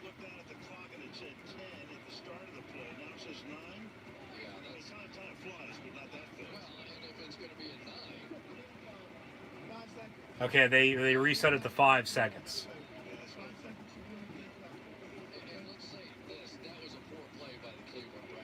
So here comes Chris Boswell to at least give Pittsburgh something to build off of. Heading on into halftime, coming out into the second half, down 35-10, or 35-7 here. But before this field goal, it's right now 35-7 Browns. This from 49 yards. And I just have a feeling he's going to miss. No, it's up and good. All right. 35-10 Browns at the half on the road against the Pittsburgh Steelers. Actually, there's still 1 second left. That should be half time, but end of the first half. Yeah, some issues there in the final 10 seconds with the game clock, but at the half, the Cleveland Browns lead the Pittsburgh Steelers 35-10 in the 6th and final wild card matchup this weekend during the NFL playoffs. 35-10 Browns. 35-10 Browns on the road leading against the Pittsburgh Steelers. So first half stats and scores. More stats? Hey Siri, who leads the league in rushing yards? Big Ben Roethlisberger. 20 of 30 for a $177, but he has those 3 interceptions. Okay. They also have a fumble off of the snap, so 4 turnovers for the Steelers today. They've all led to Cleveland Brown points, 35-10 at the half. So Roethlisberger is 20 of 30. 177 passing yards, no touchdowns or interceptions. Still really no running game. However, James Conner does have 10 carries for 32 yards and a touchdown. Snell, 2 of 13. Derek Watt, they haven't gone back to the fullback dive since they got stuffed. He has 2 carries for 2 yards. So as a team, the Steelers have 15 carries for 47 yards rushing and a touchdown. As we see an Olympic commercial for the 2020 Olympic Games in Tokyo that'll be taking place this summer in 2021 because of COVID postponement. Pittsburgh receiving, James Washington leads the way, 5 catches, 72 yards. Deontay Johnson also has 4 catches for 33 yards. Eric Ebron, 426. Claypool, 2 catches for 16 yards. Juju, 2 of 14. Connor, 2 of 12. And then Benny Snell also has a catch for a few yards as well. However, the Cleveland Browns, with their 25-point lead at the half, 35-10 on the road against the Pittsburgh Steelers. Baker Mayfield, near perfect, 10 of 15 for 111 yards passing and 2 touchdowns. He also has a carry for 6 yards. However, Nick Chubb has 8 carries for 53 yards rushing. Kareem Hunt, 4 carries for 44 yards rushing. And then Jarvis Landry has 2 catches for 44 yards receiving in the score. Nick Chubb, 329. And then Austin Hooper also has 4 catches for 26 yards and a touchdown as well. Rashad Higgins, 1 catch, 12 yards. So Cleveland, with or without their head coach, Kevin Stefanski, of course, out with COVID, on the COVID-19 reserve list, not coaching night, as the Cleveland Browns head coach. The Browns still are leading by 25 on the road in the playoffs, 35-10. Still another half football to be played. The Steelers are going to have to be near perfect on offense, make every stop they possibly can on defense, along with getting a turnover or 2, if not more, of their own from the Cleveland Browns, and don't turn it over anymore on offense either, or even a muff punt or whatever the case may be. Just don't turn the ball over anymore, please. Whether it's a fumble or an interception, just don't turn it over. No more stupid penalties. You're only down, basically 3.5 scores. I mean, that's doable. I mean, it's not a good position to be in by any means, but 3 touchdowns and a few 2-point conversions, if they can hold them on defense, we got ourselves a shootout. They're right back in it. But for the most part, that's probably not going to be happening until sometime in the 4th quarter. But it all started with the bad snap on the first play of the game. And like I said, go back to that Super Bowl with the Broncos and Seahawks in 48.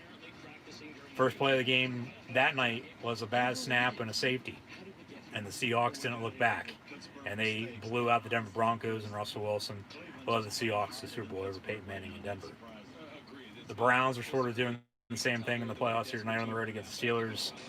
The Steelers turned it over 4 times, all Cleveland Brown points. The Browns, of course, have added a few more on top of that, too. So 35-10 is where we sit at the half, with the Browns leading the Steelers. And if Cleveland wins, they'll go to Kansas City. That means the Ravens would then go to the Bills next week in the division round. However, if the Steelers come back and find a way to win, they'll go to Buffalo again for the 2nd time in a month. And then the Ravens would go to the Chiefs. The NFC divisional round after this weekend, the Rams are going to the Packers next week, along with the Buccaneers going back to New Orleans to take on the Saints.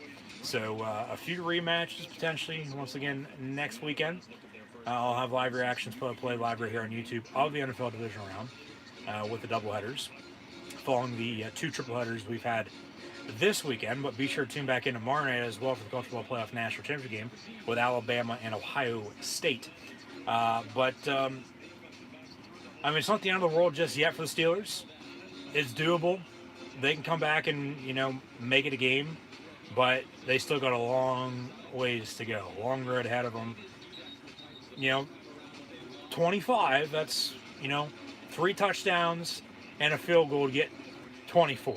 Okay, and that's why I said they're going to need a few touchdowns and a few 2-point attempts converted successfully, of course, to get back in this game and make some stops on defense too. So we'll see how it plays out. But as we see some highlights from the earlier games today, currently at the half right now, if you're just now tuning in, the Cleveland Browns lead the Pittsburgh Steelers at the half by a score of 35-10.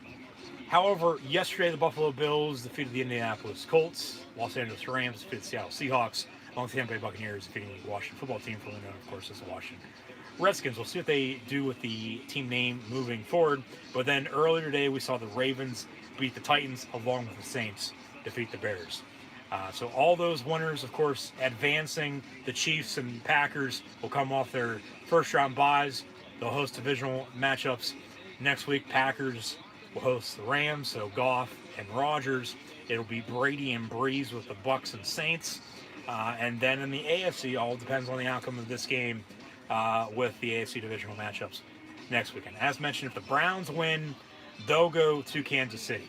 If the Steelers win, they'll go to Buffalo, and then the Ravens will go to the other. Because if the Browns win, they go to Kansas City, the Ravens go to Buffalo.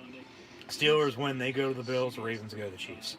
So that's the playoff situation, as we'll be down to the final 8 before the AFC and NFC Championship games, and then Super Bowl 5 2 weeks after that in Tampa on February the 7th. We'll also have live reaction play live right here on YouTube, so be sure to tune back in. Hit the red subscribe button, little notify button next to it as well if you haven't done so already. But yes, the Bills, Rams, and Bucks all won yesterday.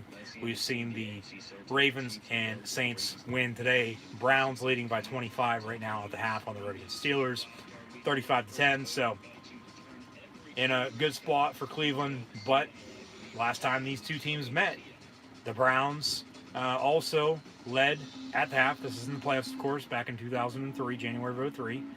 Last time the Browns were in the playoffs. The Steelers came back and won. So, history on their side, maybe not. They just, and moving forward in the second half and on to next year, have to find a more balanced and consistent running game, regardless who's in the backfield, toting the rock. Play calling, of course, could be a little bit better, but need to have a balanced, consistent running game. Can't turn the ball over as many times as they've done, and expect to be in the league and winning. End of story. Plain and simple. There's really not much else to be said, because the defense can only do so much to keep you in the game until they're down and out, as they were 28-0. And that's why I said the score might have changed. It was 35-7, but the difference was still the same at 28. Steelers, of course, tacked on a field goal before the half there from Boswell from 49 yards out to make it 35-10. But just absolutely pathetic from the Pittsburgh Steelers this evening. They wait until the playoffs to play a game like this. You couldn't have done this week 1 against the Giants. You couldn't have done this against the Browns at any point in time during the regular season, including last week in your 2-point loss on the road, coming off of the 38-7 home win against Cleveland back in October. But the defense tonight with the Steelers on offense can't run the ball very well. They can't stop the Browns' run game either. So, you can only say and do so much. It is what it is. It's pathetic to see, to watch, to even talk about. It's hard to believe with as good as they've been all season long, getting to this point. Maybe, yeah, if, of course, the NFL didn't expand the playoffs. Yeah, they played starters last week. That Buffalo game a month ago, comes into play even more. You win that, you got a bye. Buffalo would be on a bye this weekend at that point, but only the top seed now gets the first round bye in the NFL playoffs. So, I mean, not using that as an excuse by any means, but I mean, if you hear what I just said, technically you can take it as that. But I just don't understand. I don't get it how they can get to 12-4, and then I mean, I understand there's upsets. Seattle got upset yesterday, and I even said, earlier and in my predictions that I really want to be shocked if Cleveland won, but I just, along with this game being the most intriguing in my opinion this weekend, didn't think it'd be this bad. Didn't think they'd be blowing them out. With the Steelers not being able to do a damn thing. But we'll get more into potentially what's to come moving forward if they move on from a few assistant coaches or even players coming off season, and then who they could go out and get. But that's why I said just be sure to subscribe.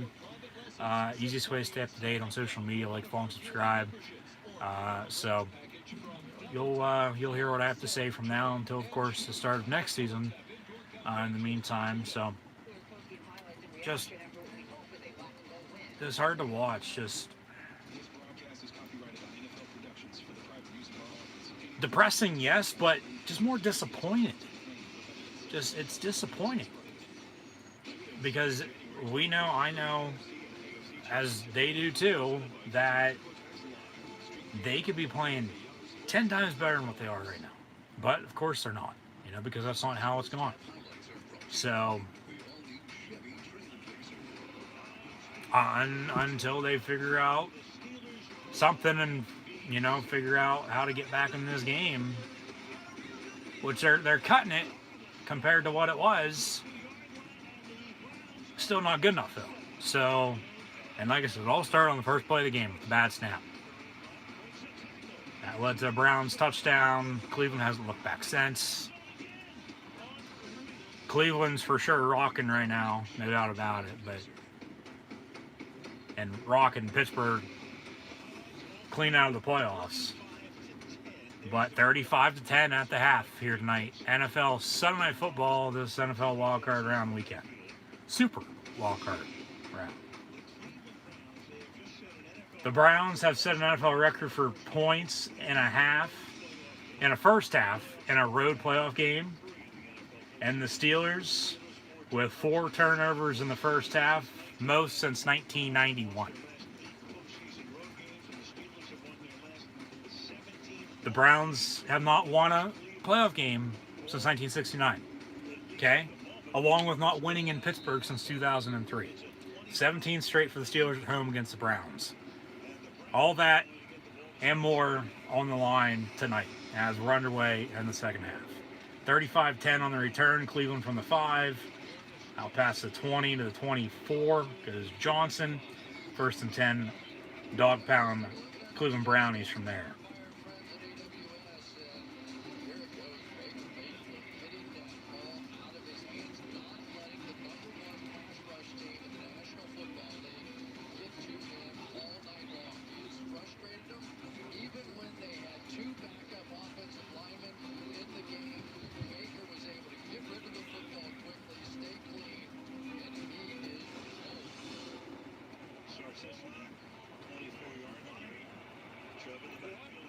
From 24, 1st and 10. Mayfield going to hand off. Nick Chubb gets to the 30 for 6. 2nd down and 4.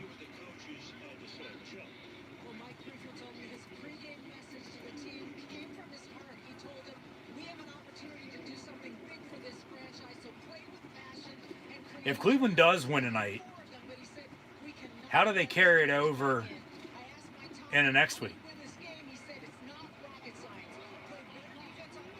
It's not rocket science. Play better defense. Don't turn damn ball over.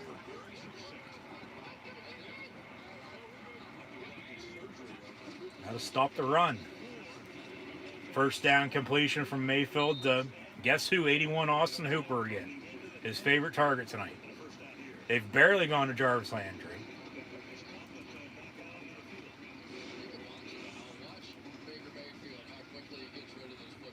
Just think if they'd add Odell Beckham Jr. back into this lineup.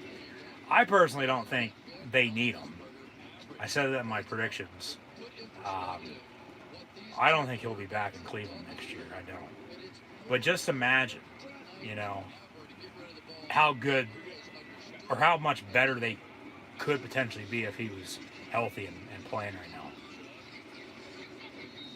Regardless of the off the field wanting attention or not.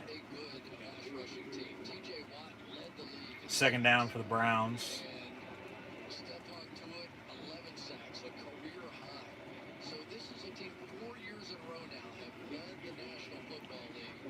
The sack streak's on the line. I don't think they've gotten to Baker Mayfield for a sack at all yet tonight. 70-plus games, 4 years running. Pittsburgh might have jumped off sides. Slant over the middle, caught. First down, Browns, the 45-yard line. No decline the offside. First down to Higgins. It's been Mayfield handing off to Chubb and Hunt, and then Mayfield airing it out to, Landry a few times. Haven't gone on with Peoples-Jones at all. But it's been Mayfield to Higgins in the air, and then also Austin Hooper. Going to one receiver and going to one tight end, and then running the ball. And then playing good defense, making Pittsburgh turn the ball over as many times as they've had, and just very disappointing. Very disappointing. From the 46, first and 10 after they declined the offside penalty after the first down. It's deflected the line of scrimmage, incomplete. Almost picked off by Vinnie Mac, Vince Williams. Second down 10.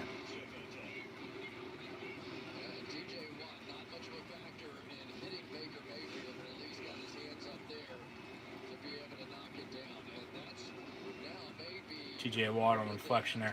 Just think. Steelers down 35-10. Touchdown, 35-17. Touchdown, 35-24. Touchdown, 35-31. Another touchdown takes the lead. But then in the meantime, the defense, if you even get to that point, they got to continue to stop Cleveland on offense, which that's hard to do. Especially with the way, this game's gone. Flag comes in, pass complete over the middle. That goes to Landry, former Dolphin. It'll be second down, but there is a penalty flag.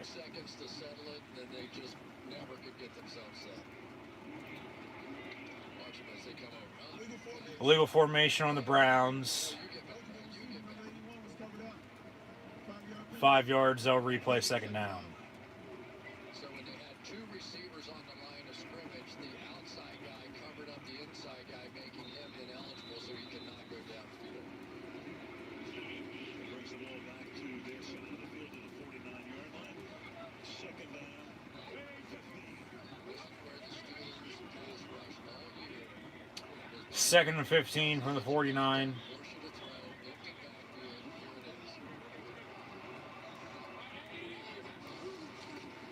Mayfield looking to throw. And he's going to run out of bounds after pick up a yard. Evades a sack. Welcome to Blitzburg. Well, I don't know about that. The steel curtain hasn't been brought down tonight by any means.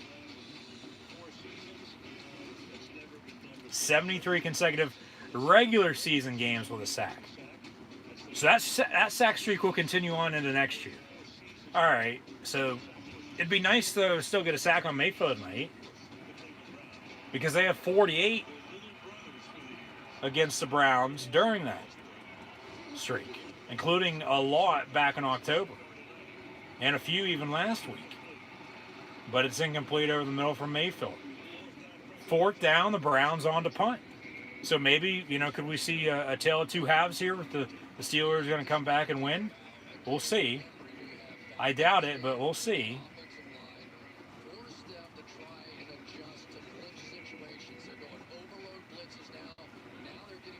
McLeod back deep. They just have to lock on in coverage down the field.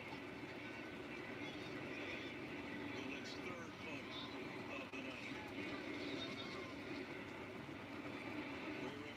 the night. Ray going to field at the 5-yard line. On the punt return, gets to the 15 for 10 yards. First and 10, Steelers from there. With 11:07 to play in the third quarter, Browns lead the Steelers 35-10. Once again, thank you for tuning in and watching my live reactions play-by-play. I'm your host, Encyclopedia Sports, Cool Hand Luke at 96. Be sure to like, follow, and subscribe on social media. Links in the description below. Thumbs up button.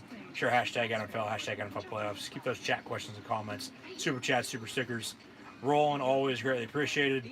Unfortunately, a little issue with the chat this evening, as it says it has been disconnected and has not been able to reconnect since, which is a little unfortunate.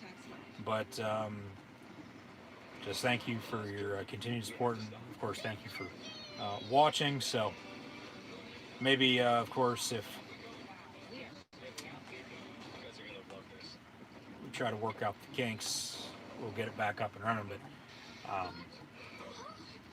as mentioned, I can only do so much on my end.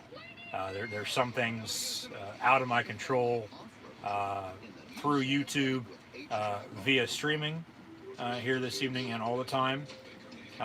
As we're at home, Baker Mayfield in the commercial, he's making Heinz Field his new home, in the playoffs at least, as Lamar Jackson picked up his first playoff win earlier today.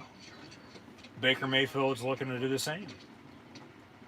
And both came out in 2018, first-round picks. Both, if of course, would come out on top today, as Jackson, the Ravens, did earlier against the Titans. If Mayfield and the Browns can hold on, both same day here, this January the 10th, 2021 now, would pick up their first playoff wins, both on the road. So, yeah, having some issues with the stream this evening, so sorry for any type of difficulties as always, but just be sure to tune back in tomorrow. Hopefully by then we'll have everything figured out, everything will be all situated, but in the meantime, I don't know.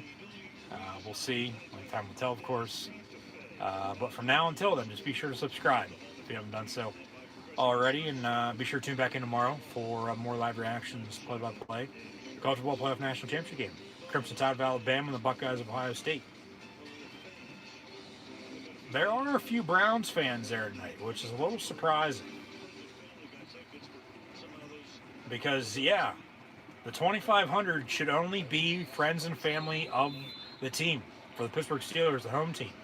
But somehow, some way, there's a few Browns fans in Pittsburgh. You're going to see firsthand the Browns win their first playoff game potentially in 50 years. And their first road win in Pittsburgh since 2003. A game after that playoff game with the Browns and Steelers, the Browns' last playoff appearance. Pass complete near side to Chase Claypool, the rookie out of Notre Dame, who's had a hell of a season. It'll be 2nd and 3 after a pickup of 7. Ben out of the gun from the 23. Gonna fake the give to Connor. Pass complete to Ebron. Ebron gets to the 32. First down, Pittsburgh.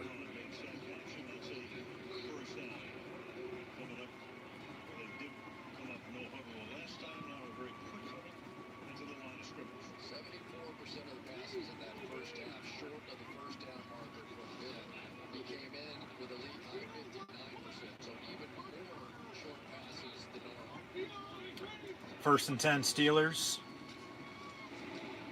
Ben complete near side, first down to Juju Smith-Schuster. That's first down.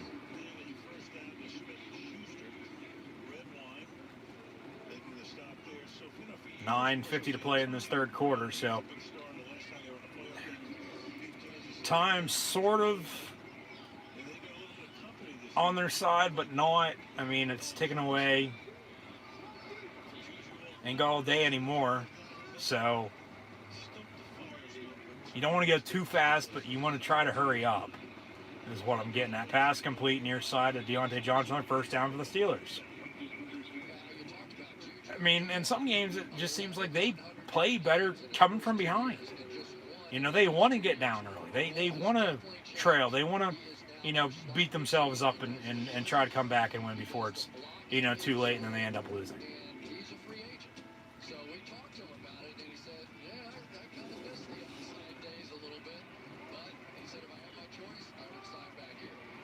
First and 10 from the 46. Ben complete to James Conner. Stiff arm, and then Conner going to be brought down right away. Yeah, the Steelers are going to be making some moves this offseason. No doubt about it, regardless if they lose tonight or not. They'll probably bring in some guys, let some guys go. Probably be a little bit younger next year with some rookies. They're going to have some choices to make, yeah, no doubt about it. But their number one need is going to be a running back. They need to figure out the running back position. You need a running back in the NFL in order to have your offense be balanced and you know, be able to drive downfield and win football games. Because quarterback, whether it's Ben Roethlisberger, you know, whoever you consider the best quarterback of all time in NFL history, whether it's, you know, Peyton Manning, Brett Favre, Tom Brady, Aaron Rodgers, Patrick Mahomes, Joe Namath, Roger Staubach, Bradshaw, Montana, Steve Young, whoever. I mean, the list goes on and on. Aikman. Quarterbacks can't do it all themselves. They need a balanced offense. They need to be able to run the football and also open up the passing game and the play action. And then, you know, defense is going to do so much to a point, too. So you have good defense in order to win, and then special teams, you've got to rely on those, too. So when you're pass all the time, defense knows you're going to be passing. That's why you need to be balanced, keep them all on their heels, run the ball, play action, catch them off guard, and go deep, beat them deep. From the 17 in the red zone, first and 10. 7:27 to play here in this third quarter. Ben complete, Ebron, touchdown Steelers. So Pittsburgh inching back. They're going to go for 2.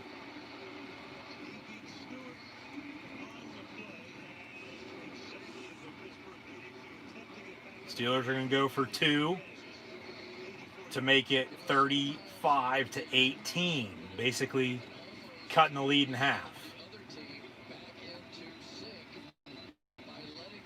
Nice pass there by Ben. Nice, even better catch by Eric Ebron. He's helped out at tight end. He has, as much as I've said negative things about him. If only they, you know, all season long had a balanced, consistent running game and were able to. There's a string there of how many games they could not catch a ball to save their lives. Ben, on this 2-point attempt, is incomplete over the middle, so 35-16. Browns over the Steelers with 7:22 to play in this third quarter. 3 timeouts remain for both teams, but Pittsburgh still trails by 3 scores. But he's the true number 1 tight end, Eric Ebron is. They don't go to Vance McDonald enough anymore either, I don't think. Deontay Johnson's arguably the number 1 receiver, in my opinion, followed by Juju Smith-Schuster and then Chase Claypool. James Washington have a big night here with a few different catches. And then even Ray McLeod has played all right in the return game, but the Steelers from start to finish, you know, you go back to that Week 1 opener, September the 14th, on the road, Monday Night Football against the Giants. Until now, I get every team has its ups and downs. No one finished undefeated this year. But, you know, if only, and I get it's a big if, but, and I've said all year, for the most part,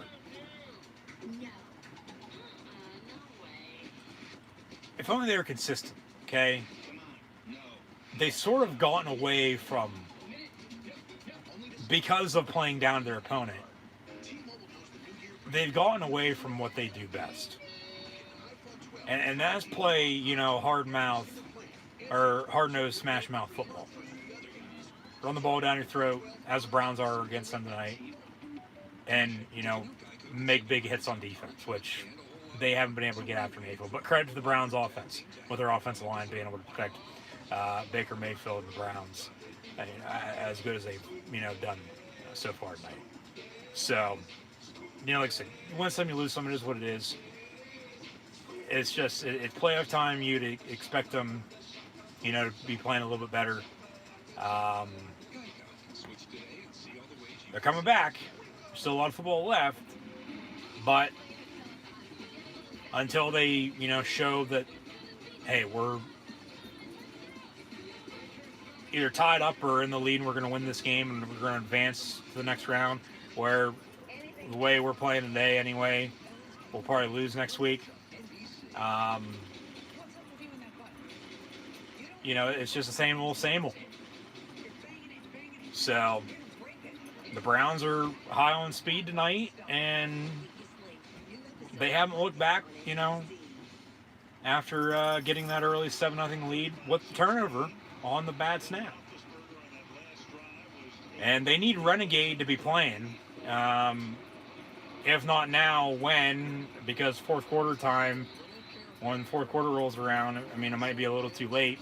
Because, of course, the 2003 Browns-Steelers playoff game was the, famous Renegade game when Renegade was first played in Pittsburgh at Heinz Field for the Pittsburgh Steelers. And since then, they even played it twice, got the Steelers back in the game. Of course, that was, 18 years ago, and 70,000 fans, when there's only 25 here tonight, 2,500, 18 years later. So it's just tough. It's very disappointing. But game's not over just yet. So I'll leave it at that. They have to make a few more stops here on defense in order, of course, to get back into this game. But you can't expect to get down as early and often as they did, and as big and bad of a lead it was for the Browns on the road against the Steelers, and expect to come back if you're still doing what they've been doing. That's jack until now, and even now it's probably gonna be a little too late. So that's where we stand. It's honestly where we stand. 2nd and 10 after the incompletion from the 25-yard line. Mayfield under center. Hand off to Chubb. Chubb gets 2 yards.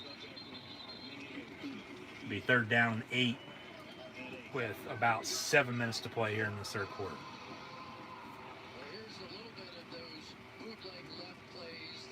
Yeah, simple play action. You fake the run and then you throw.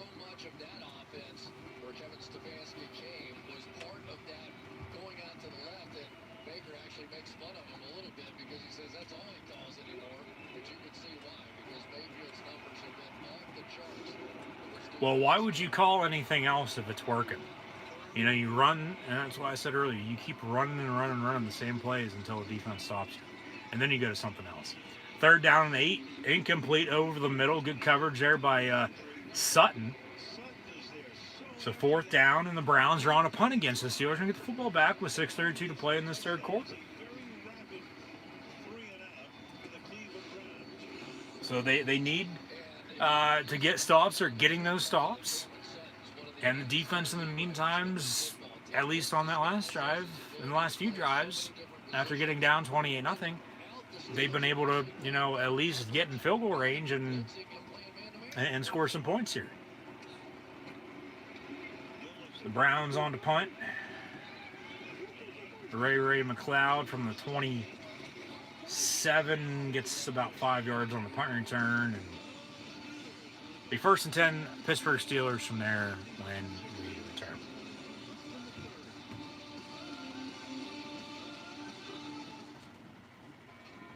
Hi. Happy anniversary. For what? Every year you're with us, you get $50 toward your home deductible. It's a policy perk for being a Farmer's customer. Do I have to do anything? Nothing. Nothing. Nothing. Nothing? Nothing. That really is something. You get a whole lot of something with Farmer's policy perks. Deal. May I have a balloon too? Sure. Your parents have maintained a Farmer's home policy for 12 consecutive months, right? We are farmers. Bum, bum, bum, bum, bum, bum. Start with a quote at 800 Farmers. Get your taxes done with or without the office visit. Drop in, drop off. Send us a pic of your docs, and a tax pro will do the work. Or file online and get help if you need it. No matter how you choose to file, Block has your back. The camera wasn't on. Do you see me now? Yes. Feel that tear you on me, darling. I'm caught hearing you. 1, 2, 8. Sort of home, you know. Yes, it is crazy hair day. Who would like to share? Any volunteers yet? Oh, wow. Awesome job, you guys. Miss Thomas, Yes. is it time to go? Gotcha. You're going down.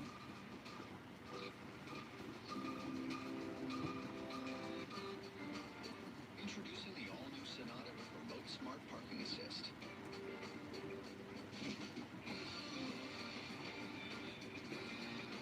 Have a good day. And Hyundai Digital Key.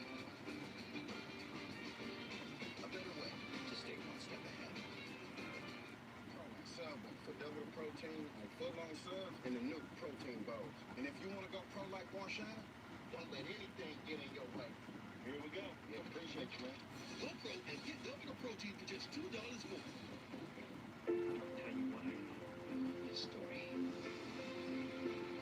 Why didn't you try to find it? What stopped you?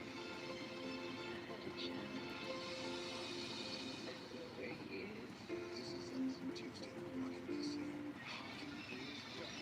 Wednesday, 5:30 Eastern on NBCSN. It's a show TV guy calls the top news show of the year. Ted Danson and Molly Hunter star in Mr. Mayor. Catch it Thursday night right here on NBC. I could see him in politics, From the 32, 1st and 10 for the Steelers here, down 35-16 with 6:22 to play in this third quarter. Ben, empty set out of the gun. Quick pass complete. Hey, if it's working, quick pass left, quick pass right, over the middle. Keep doing it until they stop it. You don't have a running game, so you don't really have much else to do. So you gotta do sometimes. McDonald in at tight end. They should never let go of Jesse James. He can catch anything thrown his way, and he's had an alright career in Detroit since. But 2nd and 9. Ben gonna be incomplete, intended for Juju Smith-Schuster into triple coverage, almost picked off for the 4th time tonight. Over the 5th total turnover by the Steelers this evening. But man, Jesus Christ, come on. They've got Claypool out here, and they're making it look like one-on-one, but the free safety is going to sprint immediately and make sure he's doubled. So, good job of... You couldn't have waited 2 seconds and had Claypool deep down the middle, wide open. 3rd and 9. Ben complete, the 46. Johnson out of bounds, 1st down, Steelers.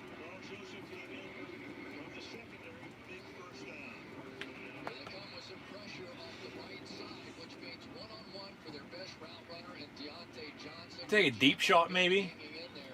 And these corners are just not going to hold up. Robert Jackson is not going to hold up.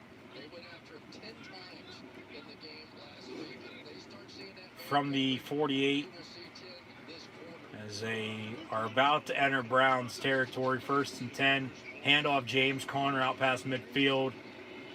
About 4, maybe 5 yards for him on that run. 2nd down.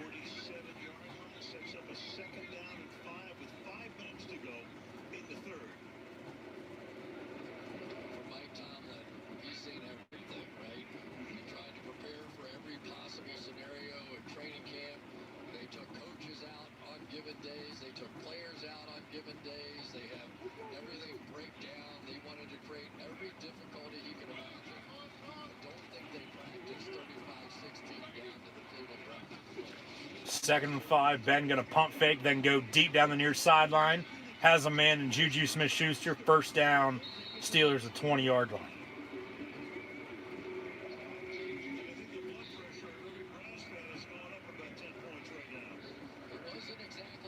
Not over until it's over. 60-minute game. Nice pump fake by Roethlisberger. He got drilled as he let it go, too.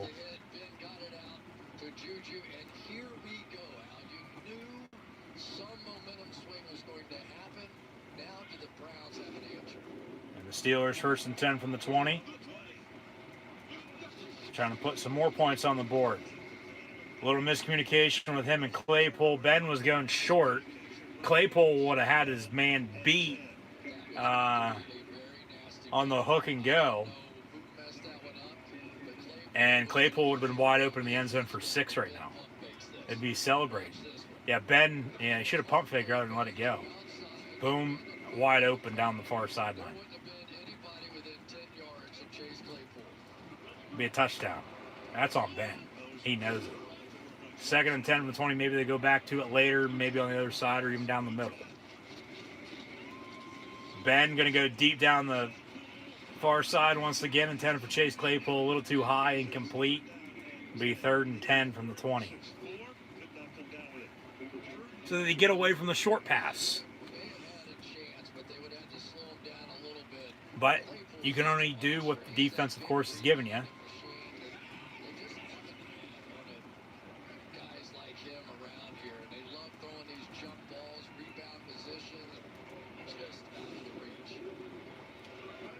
They'll probably fake their run. Go to your tight end over the middle, for God's sakes. Go to Ebron or McDonald. McDonald's in. 3rd and 10 from the 20. Ben, it's caught. 1st down Steelers inside the 10 at the 5. 1st and goal. That was the Juju Smith-Schuster once again on their 1st down reception to him from Ben Roethlisberger. They're going to hurry up.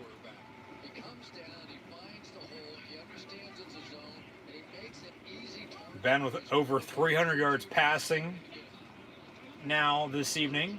1st and goal from the 5. He's going to need 5 plus probably to get it coming from behind win. Empty set 5. Oh, right through the hands of McDonald. Incomplete. That was a bullet. Incomplete. 2nd goal from the 5. Right through his hands. Incomplete. It's a fastball. 100 miles an hour.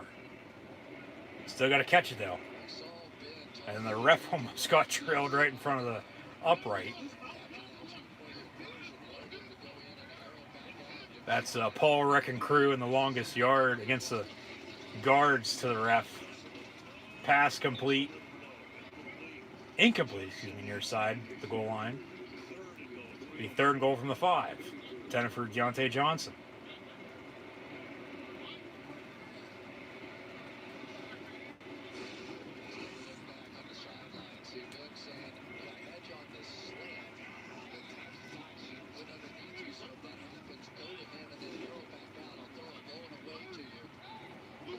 Third and goal from the 5, empty set 5 wide. 3:03 to play in this 3rd quarter. Steelers trail. Play clock winding down. It's 35-16 Browns. They barely get it off. Ben looking to throw, and it's a little too high and complete, intended for Ebron at the goal line. Starting to settle for a field goal. You kick it. You're down 35-19. 2 touchdowns and a 2-point, cuts it. So, no, you kick it. Because you're going to need only 2 touchdowns. They're going to go for it, all right. Just don't call timeout. And then, that 2-point they went for a little bit ago coming back to hurt them now because they have the 17. They probably kick it, and they're down only 15, needing a touchdown and another touchdown and a 2-point to tie it. And it's going to be caught in the end zone. Touchdown Steelers. Juju Smith-Schuster. So they do go for it on 4th and goal. And Ben Roethlisberger, another passing touchdown to Juju. Touchdown Steelers. 35-22. Do they go for 2 here or kick it? The Browns are once again, just as they did 18 years ago, letting their early lead slip away on the road against the Steelers in the playoffs. Is there enough time, though, for Pittsburgh to come back and win this game? That's the thing. That's the question.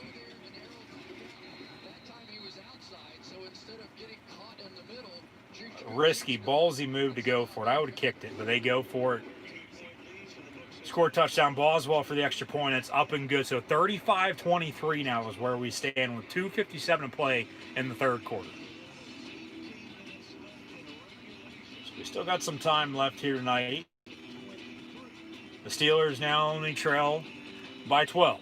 They trail by 28-25 then at the half. They've cut that lead in half. As in this second half, the Browns have been throwing out on offense, drive after drive after drive, and their punter's been their MVP this second half, just as Pittsburgh's punter, Jordan Berry, was the MVP in the first half for the black and gold.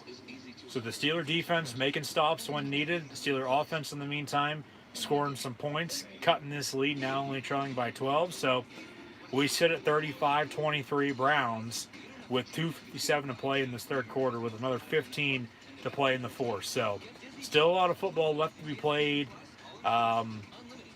Anything, of course, can happen. So we'll see how this game unfolds, how it all shakes out, and who comes out on top. If the Browns are going to hold on to their lead that they had from the get-go, or if they're going to let it slip and fall in the playoffs once again against the Pittsburgh Steelers. The Browns hold on and win, they'll go to Kansas City. Steelers come from behind and win, they'll go to Buffalo. That means if the Browns go to Kansas City, the Ravens go to the Bills. Steelers win, they go to the Bills, the Ravens go to the Chiefs. So, and then the NFC is set, as mentioned already, as well. The Rams will go to the Packers, the Buccaneers will go to the Saints next weekend during the division round. And then we'll have the AFC and NFC Championship games, followed by the Super Bowl 2 weeks later in Tampa on February the 7th. So be sure to tune back in live right here on YouTube for live reactions, play-by-play of college football, the NFL, and professional wrestling, college football playoff national championship game, as the season will conclude tomorrow night. Alabama, Ohio State for the title. However, the NFL playoffs will continue beginning next weekend. End of the month, WWE Royal Rumble. Keep an eye out for wrestling preview predictions along with live streams live right here on the channel. As always, easiest way to stay up to date. That's why you just got to like, follow, and subscribe on social media. The links in the description below, and hopefully tune back in for more live reactions, play of college football, the NFL, and professional wrestling live right here on YouTube with me, your host, Encyclopedia Sports, Cool Hand Luke 96. So be sure to like, follow, and subscribe on social media. Links in the description below. Thumbs up button. Share hashtag NFL, hashtag NFL playoffs. Chat questions and comments, super chats, super stickers. Always greatly appreciated as well. Unfortunately, here as of late, the chat for some reason, of course, has been disconnected and has not reconnected on its own. I've tried to mess with it here to get it reconnected. Fortunately, a no-go. Haven't been able to succeed with that. So if you have a chat question or comment that you're trying to get through, unfortunately, not working, keep it for tomorrow night. Hopefully we'll tune back in tomorrow. We'll talk more football tomorrow with the College Football Playoff National Championship game. Steelers are having success in this second half, coming from behind, now only trailing by 12. However, the Browns still lead by 12, 35-23. Touchback on the kickoff, 1st and 10, Browns from the 25-yard line. So, Steeler defense is going to need another stop here. And then the Steeler offense, once, of course, they get the ball back, going to have to drive and, hope to score and, put some more points on the board. So, game's not over, not final until there's 0-0 on the clock, and we got a winner and a loser. You win some, you lose some. We'll see if Cleveland can hold on or Pittsburgh is going to come back and win this. 35-23 Browns. 1st and 10 from the 25-yard line following the touchback on the kick.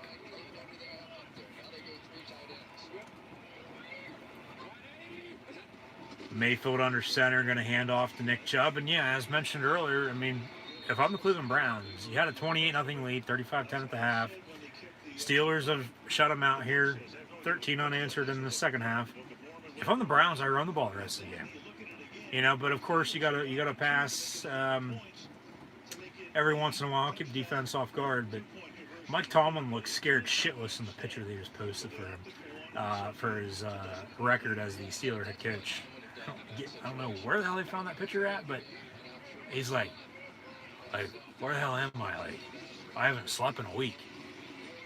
And he won't be sleeping anytime soon if they lose the way they are going to lose tonight. But 3rd and 8 for the Browns. So the Steelers they're holding, they're coming back, and with 2 minutes to play in this third quarter, only trailing by 12. It was just funny with Tomlin, like the pitcher. It's just wasn't expecting that. Yeah, need T.J. Watt. Steelers do need turnover on defense. They do. Mayfield out of the gun, looking to throw. Yeah, it's going to be almost intercepted by Steven Nelson, incomplete. Fourth down, the Browns are on to punt again. So a tale of two halves.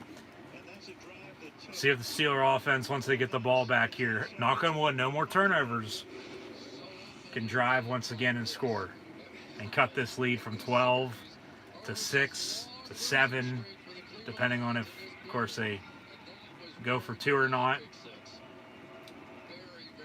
And then potentially take a late lead, as we haven't even hit the fourth quarter yet. So talk about the Steelers, getting full of themselves, starting 11-0 and then losing 4 or 5. Well, the Browns, it's a 60-minute game. You're not winners at halftime, whether you were up or not. The game's not over until it's over. So we'll see how this final 16 minutes and change shakes out. But 1st and 10, Steelers following the Browns punt.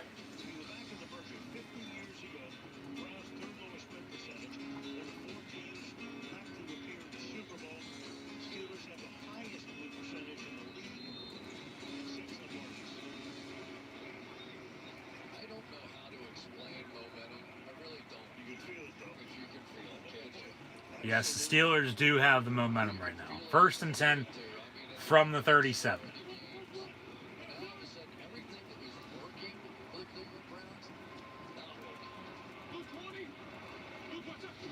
And if they do come from behind and win this, they'll say, oh, this is just how we drew it up. We wanted to get down by 28 and then 25 at the half and then, challenge ourselves and come back and win. Try to, at least. Now we have. But the game's not over here until it's over. Look at that. Since 1976 and 44 in Pittsburgh. The Browns have only won 6 times in the Steel City since 1970.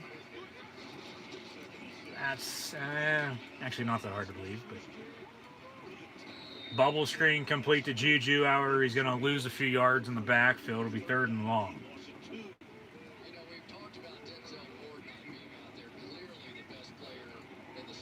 I mean, hell, they haven't won in Pittsburgh in 17 years. Going on 18. So, I mean, 5 times in the other 33 years. All right. But, it's less, not really that surprised or shocked about that stat. 3rd and 8, Ben looking to throw. It's going to be caught, but then Juju going to be about 2 yards short of the line to gain. It'll be 4th down. And it'll be the end of the 3rd quarter here. They'll have a decision to make at the beginning of the 4th. They're near midfield, but if you go for it and don't get it, the Browns have good field position. And then they're already up 12. They drive and score. Game's probably over them at that point. You probably punt, or try to draw them off sides at least. Or maybe run a fake punt. Why not run a fake punt right now? Catch them off guard, maybe. But I'd punt, pin them deep. You still got a whole quarter, plus 3 timeouts and 2-minute warning for both teams. You'd be cutting it close late. You need, 2 more touchdowns. But, and even 2 more touchdowns, you have a 2-point lead then. And then a game-winning field goal would win it for the Browns at 38-37 potentially if we get to that point. But at the end of 3 right now, the Browns lead the Steelers 35-23. So once again, thank you for tuning in and watching.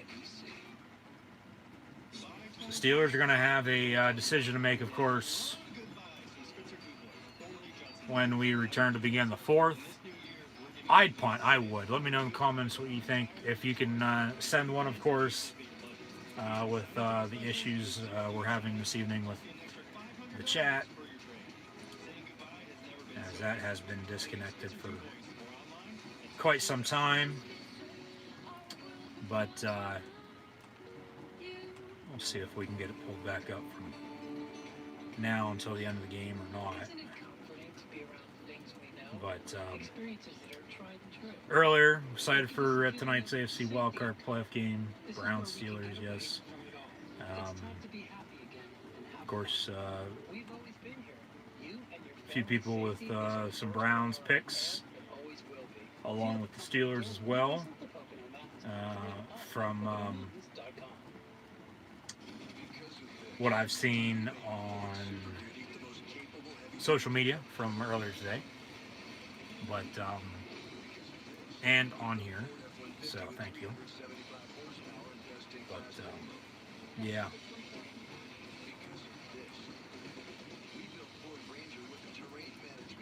disappointing to an extent now. It might even be a little bit more heartbreaking if they do come back and still end up losing. But it'll be a good night if they do come back and win this game. So we'll see. 4th and short.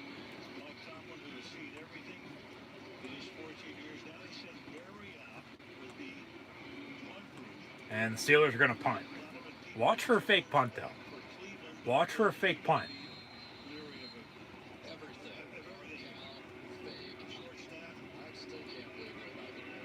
4th and 1. And Pittsburgh motioning here a little bit, try to draw them off sides on the punt. Maybe still run a fake punt.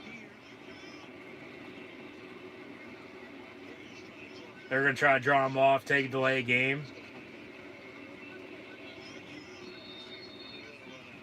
All right, delay a game. Jordan Berry going to punt. 4th down and 6 now.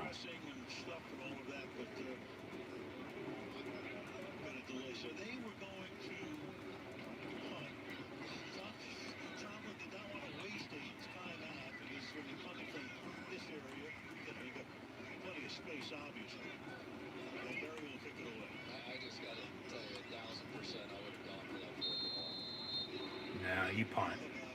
You punt. You got to punt in this situation. Maybe a fake punt now on 4th and 6. Jordan Berry on the punt. And it's going to bounce into the end zone for a touchback. Just a yard too much. So 1st and 10 Browns for the 20-yard line.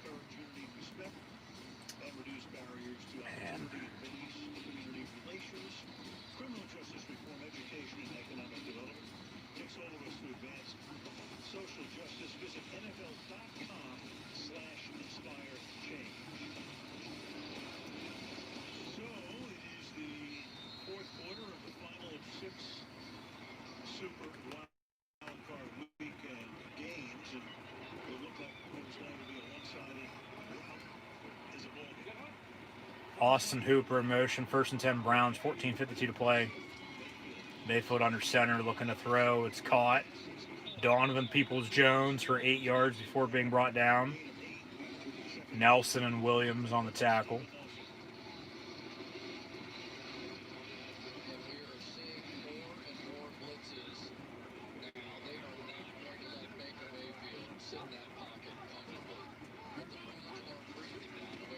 Second and 2.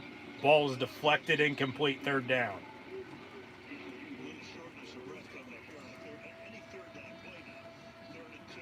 This is where, if you're typically playing against Baker Mayfield, this is a bootleg, right? You get him on the edge, you give him the option, run pass, all that kind of stuff. But they are so... What does Cleveland draw up on 3rd down and 2? Keep this drive alive, run some more time off the clock.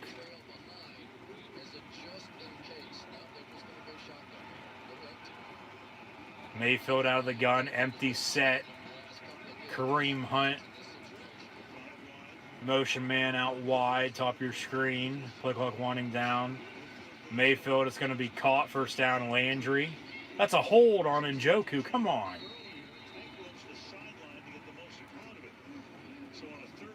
If it's a penalty, call it. If not, don't. But that's a clear hold. Throw the penalty flag. that's why how he got so wide open and was able to get downfield. You're telling me that's not a hold on Njoku, on TJ Watt? Are you blind?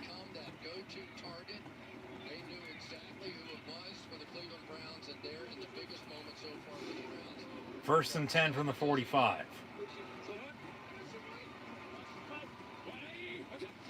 Browns are going to go back to run the ball. No.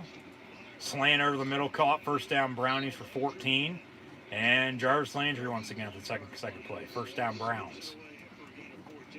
Remember when Mike Tomlin was talking about Juju Smith-Schuster, and was he like Heinz Ward? And he was like, no, Heinz Ward's like a trained killer. Because there's only one guy I would really put in that category right now. And this wasn't for this game. It was the game that... From the 41, first and 10. Jarvis Landry is no Heinz Ward, Chris Collinsworth. Chris Collinsworth is no Heinz Ward, for that matter. So, just shut the hell up. Jarvis Landry, 72 catches, 15 on third down, 10 in the red zone. Of course, he had to assume an even larger burden when Odell Beckham Jr. went out for the season about halfway through.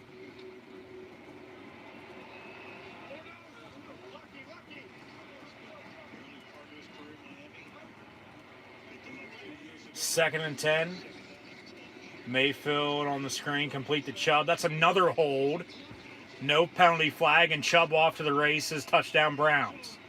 2 holding calls on 2 first down plays. One just went for a touchdown, and there's no penalty flag. Oh, my God. You'd throw the penalty flag if he touched him late and he fell down, get a roughing the passer, but regardless if holding calls are down this year or not, if it's a penalty, throw it. If not, don't. But those are 2 clear-cut holds. Throw the damn penalty flag, why don't you? So the screen from Mayfield to Chubb goes for a touchdown, and the Browns extend their lead 41-23 with 12:32 to play. Extra point up and good, so make that 42-23. The Steelers are once again back in a position needing, 3 scores and a few to get back in and take this lead, which for the most part they probably won't. And this game is, over with now. And the Browns are going to win in advance to take on the Chiefs next week.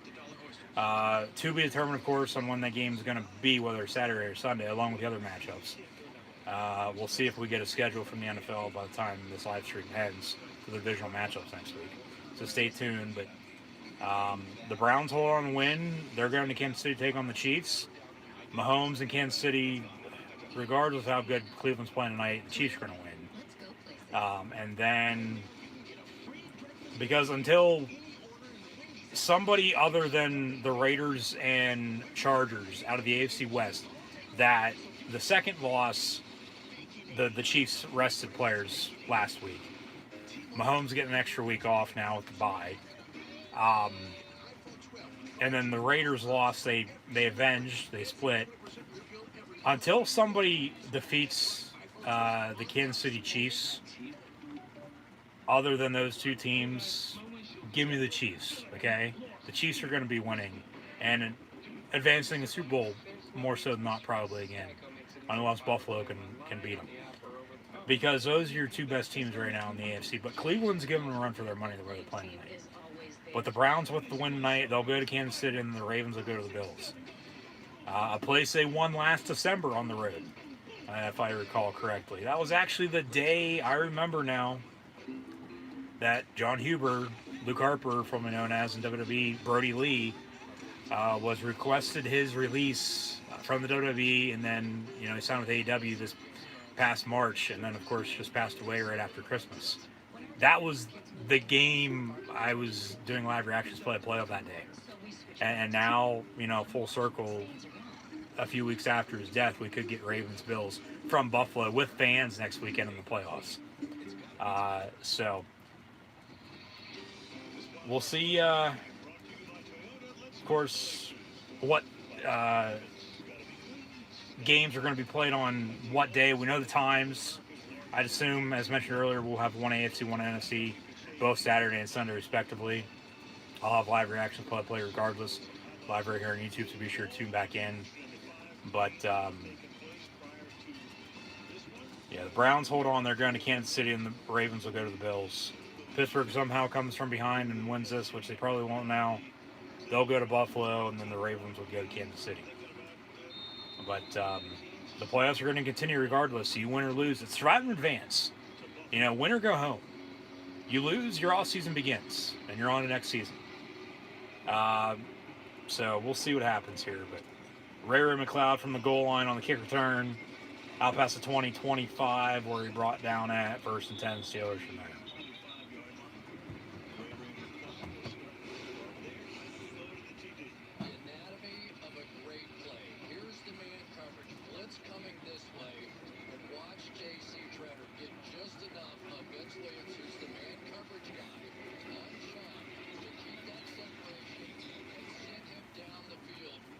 Touchdown, brilliantly designed and executed by the Cleveland Browns.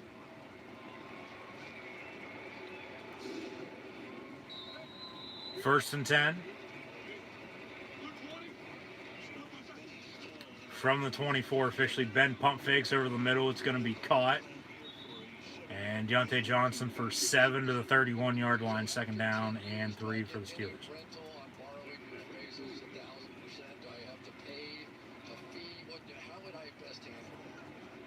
Say 1,000%. I mean, it has to be absolutely unequivocal. It has to be delivered on time. 2nd and 3. Ben 3-step drop. Caught at the 46. 1st down Steelers. Deontay Johnson once again. I would say 1,000%. This is a game that's had as much momentum swing as we've seen in a long time. Yeah. Browns are going to challenge the completion there by the Steelers. I don't know if they'll win that or not. We'll see if it was a catch.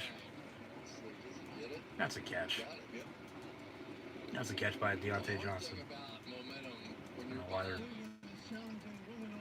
challenging that. Did he just say New England is challenging? Are the Patriots with Tom Brady secretly the Cleveland Browns tonight? Is Bill Belichick under the Browns interim head coach's mask and for Kevin Stefanski tonight? I swear the ref just said New England is challenging. He might have said Cleveland. He probably did. But no, Cleveland, they're not going to win. I don't know why they're challenging. Other than just, hey, we're going to challenge this, see if we win or not. If not, we'll be down on timeout. You know, have 2 left, of course, up 42-23. I mean, what do you got to lose? I mean, they're up by how much, and they're probably going to win, so you can't carry them into next week. And the Steelers, well, they got, you know, here 10-plus minutes to figure out what the hell they're going to do from now until the end of the game, and then behind the scenes, of course, on what they're going to do from now until next season with potential offseason moves. The NFL Combine could be in jeopardy, so I heard today. The NFL is going to figure something out this week, hopefully, on whether or not the Combine is actually going to take place in Indy or not, due to COVID-19, of course. But we'll see. And then it's NFL free agency, and then the draft, end of April. And all that's going to be here before we know it, because we're less than a month away from Super Bowl 55. That's, as always, just be sure to like, follow, and subscribe on social media. Easiest way to stay up to date. Keep an eye out for upcoming videos. You'll hear from me if the Steelers do lose as a Steeler fan from now until the start of next season. Whether it's in a college football live reaction stream, an NFL live reaction stream, here in the playoffs, or even in the off season, or even pro wrestling. Whether it's a live reaction stream or a video, and same thing goes for the other sports as well, whether it's a strict video or, you know, live reaction play stream here. So just be sure to subscribe, hit that red notify bell next to it as well, and you know, we'll go from there. So just obviously tough, disappointing if Pittsburgh does in fact lose tonight. You know, shooting themselves in the foot with the turnovers, and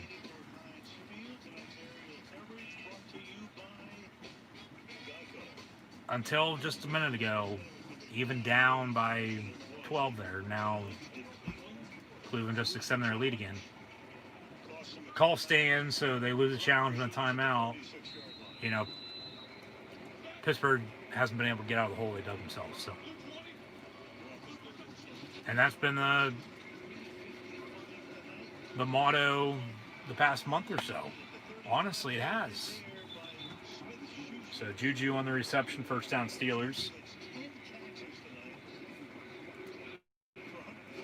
They'll keep Juju. They'll re-sign him. They'll find a way to re-sign him. He's going to be free agent. James Conner, they'll probably re-sign him too, unfortunately. They need to get a true number one running back, though. Regardless, they're going to go by committee. And then see who their other backups are going to be. Ben caught, touchdown Steelers. Chase Claypool for 6. Not over yet. 11:08 to play. The Steelers here, they're going to try to go for 2 again and cut it to 11.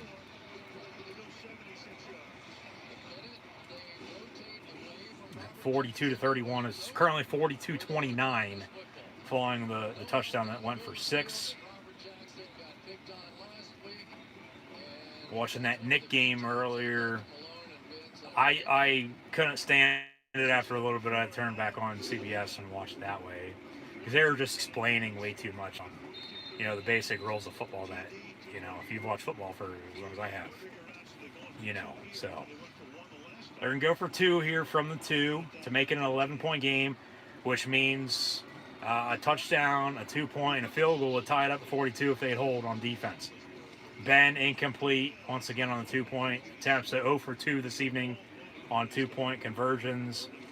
We stand at 42-29 Browns on the road against the Pittsburgh Steelers. 11:08 to play. Interesting, they don't take advantage of big opportunities on the outside here. This should have been more like that back underneath, but nothing happened here. That's what defensive backs sort of live in fear of, but didn't take advantage of it.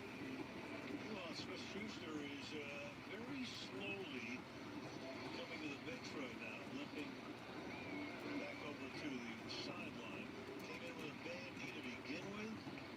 Yeah, brought in a few extra people, didn't he? I think his physical therapist had COVID symptoms, and so he flew in a couple extra people, and whatever, they've done a good job because he's had a nice game. Can't not like him, you know. 42-29. No onside kicks just yet. I mean, they're only down 13. Still 2 scores. It's 2 touchdowns. Still 11:08 to play, so not over just yet.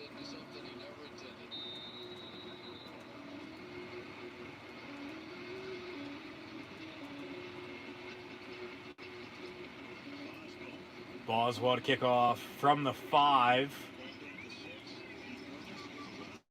And Johnson gets out to the 35-yard line on the kick return. 1st and 10 Browns from there.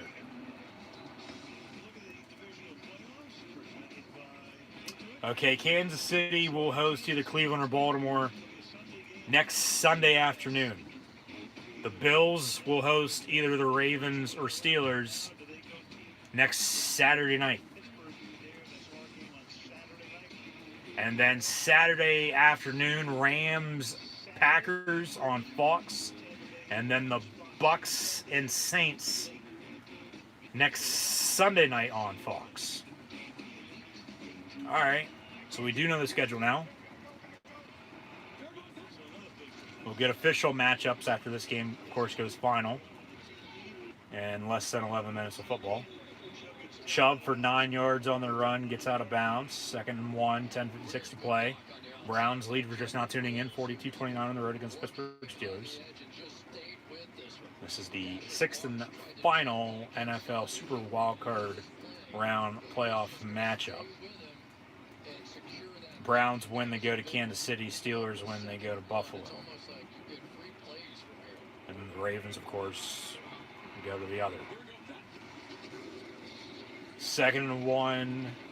Mayfield going to hand off. Chubb, 1st down run.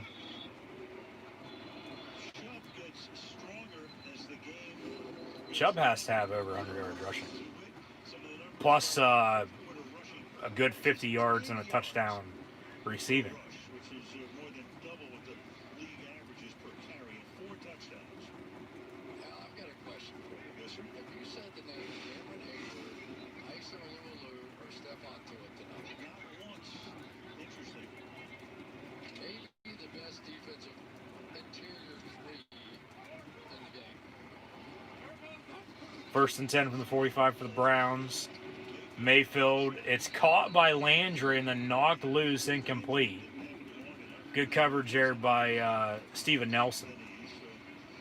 Under 10 to play. It'll be 2nd and 10. So yeah, incomplete. Steelers went after it, of course, just to make sure it wasn't a fumble. But 2nd and 10 Browns.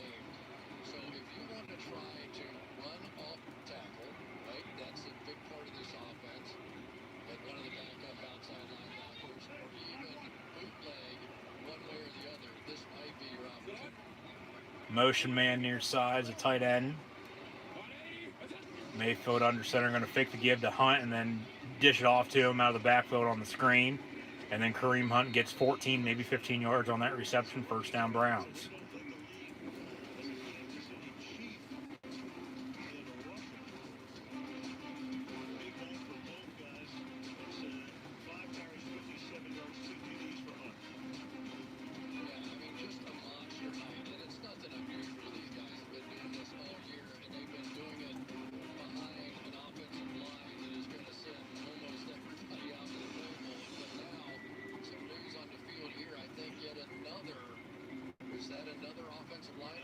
And we got an injured Brown.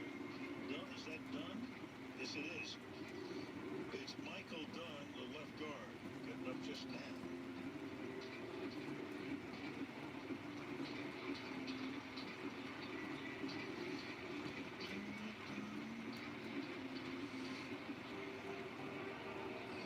I'm going to tell the Alex Van Pelt story here now is that he was telling me that there are multiple offensive linemen in this game. This was as of Thursday that he had not met. They brought him in because they hadn't been in the facility, and he thought there was a chance that they might have to play in this game. First and 10. And here we go. There's Blake Hance, number 62, first-year player out of Northwestern, signed as a free agent. He's in the game. Hunt on the give. He's going to get a yard. 2nd down and 9. Spillane along with Avery Williamson on the stop. I can only imagine what Bill Callahan is thinking as he sits at home. This is an entire made-up process. No head coach. Your top 2 offensive line coaches aren't in there. And you have people playing that probably have not ever practiced with the Cleveland Browns. Wearing name tags. It's amazing. 2nd down and 9. Empty set. 2nd and 9 from 41. Mayfield over the middle. It's caught by Landry. First down Browns. Spillane on the stop at the 35. First down Cleveland. Pushing, shoving after the tackle. A first down and 10 for Cleveland. With all his heart and soul that he's going to run this out, and he double moves him back inside to keep the ball in the Browns' possession. Huge play. He's been making them all night. Started in the first quarter and has not stopped. 93 yards of receptions for the touchdown. That gets it moving. Stevens Jones now coming in. Mayfield going to hand off. Kareem Hunt stuck to the line of scrimmage, no gain. 2nd down. Was the game management coach, and now he's the offensive line coach. I don't know if you consider that a promotion, a demotion, or like riding a roller coaster out here this evening. But somehow they have simply made it work, and they made it work a lot because Baker Mayfield has gone empty. I think Michael Dunn tried to get back in the game, get onto the field, and then limped off again. So he's not ready for action. Again, it's 2nd down.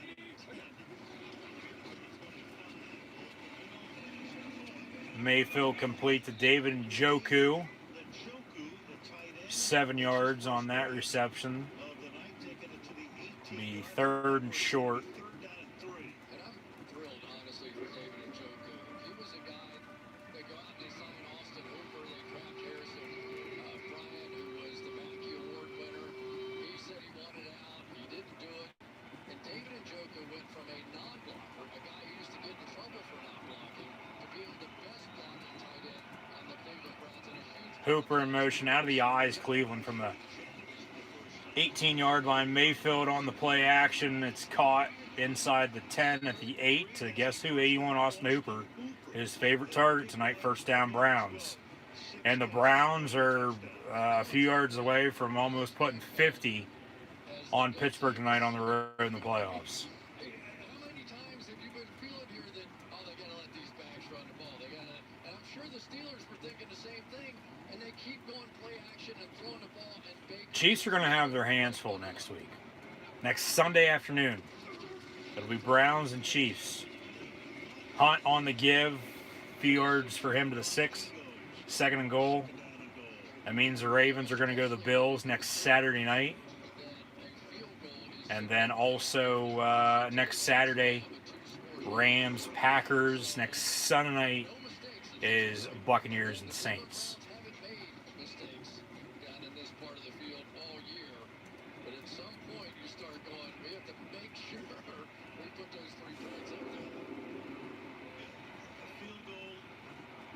I'll have my divisional round playoff predictions at the end of this live stream. Stay tuned.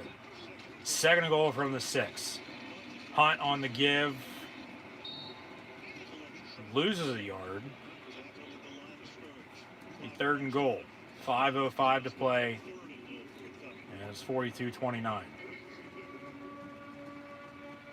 That last touchdown the Browns had, you know, they had 2 holding penalties, I thought, on that drive, and they were, the Zebras, nowhere to be found.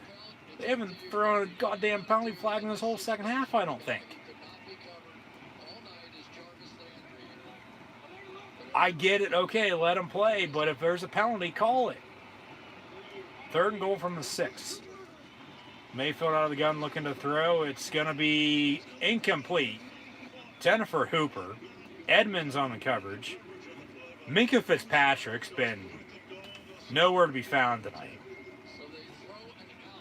But Edmonds, good coverage there, almost picked it off and then was almost caught by Austin Hooper for 6.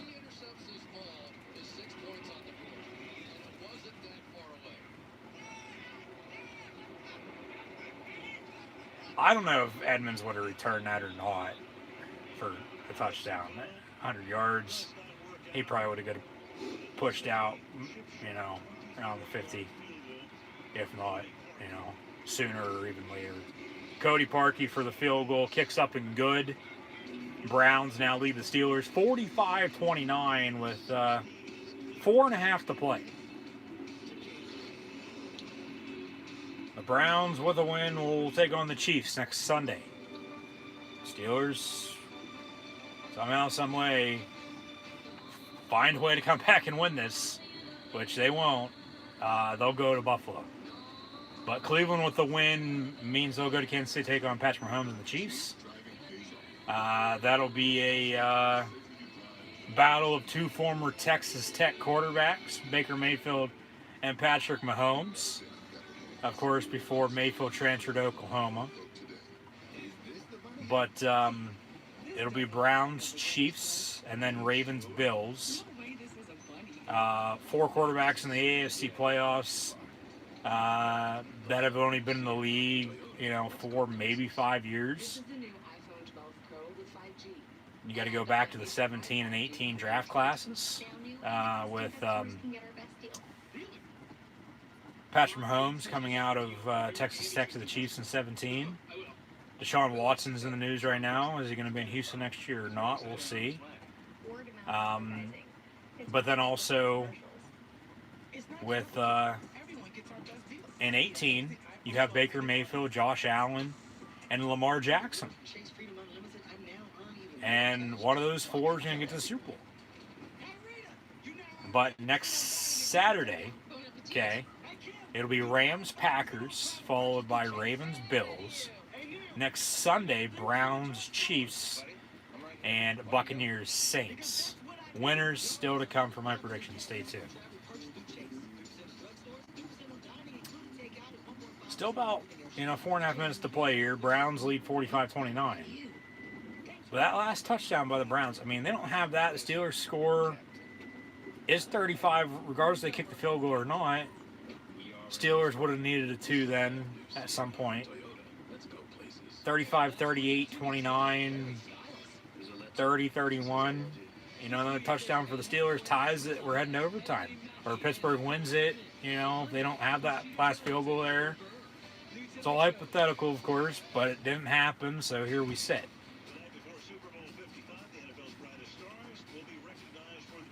Be sure to go check out my NFL playoff predictions as well right here on the channel if you haven't done so already. As mentioned earlier, I do believe that link's in the description below. If not, it's going to be the next to last video before this live stream. It's currently live right now on YouTube.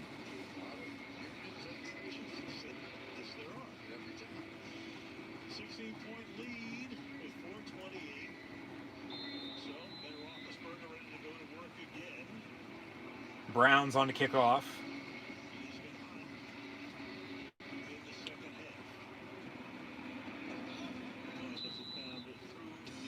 And it'll be a touchback.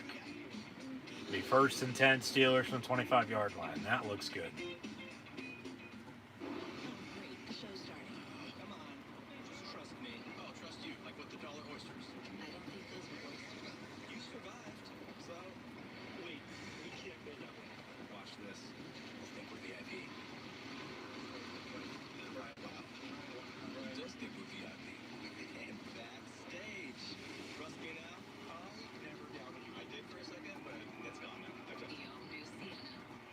Toyota, let's go places.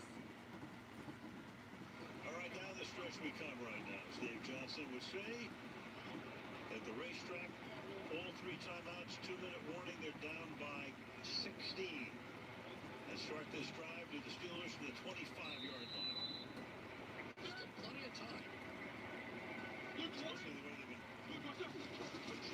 1st and 10 Steelers from 25-yard line. Ben complete to Juju over the middle for about a yard or so, maybe. 2nd down and 9.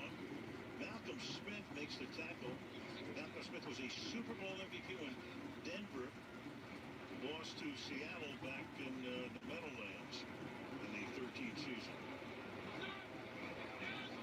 2nd down and 9 from the 26-yard line. Ben looking to throw on 2nd and 9, just going to dump it off the corner. He makes a man miss, gets to 31. It'll be 3rd down with 3:53 to play. Steelers trail by 16. Need 2 touchdowns and 2 two-point attempts to tie it up in 3.5 minutes. It's still 3 timeouts plus a 2-minute warning. It's possible, doable, but I doubt it. There's no chance. There's no way in hell. 3rd and 4. Ben going to pump fake, then just dump it off the corner. 1st down, Steelers. Gets out of bounds as well at the 40-yard line. 1st and 10 for the black and gold. Talk about respect for one player. 3 guys on one side, and Myles Garrett is still getting the double team on the other side. So here's how much respect they have for him. Double team the guy that has literally 4 offensive linemen on his side and everybody else on the other side. Ben had a ton of time that time, wanted to go deep. Coverage was there. Set up for the 1st down. 3:25. 1st and 10 from the 40. Ben, it's going to be intercepted at midfield for the 4th time tonight.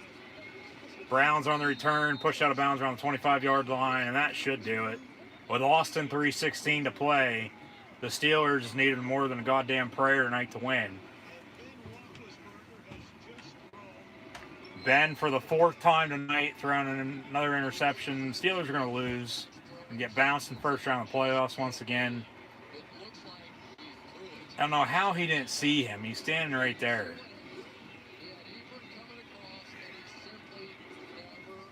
5 turnovers. 5 turnovers. One of the biggest plays in Cleveland Browns franchise history.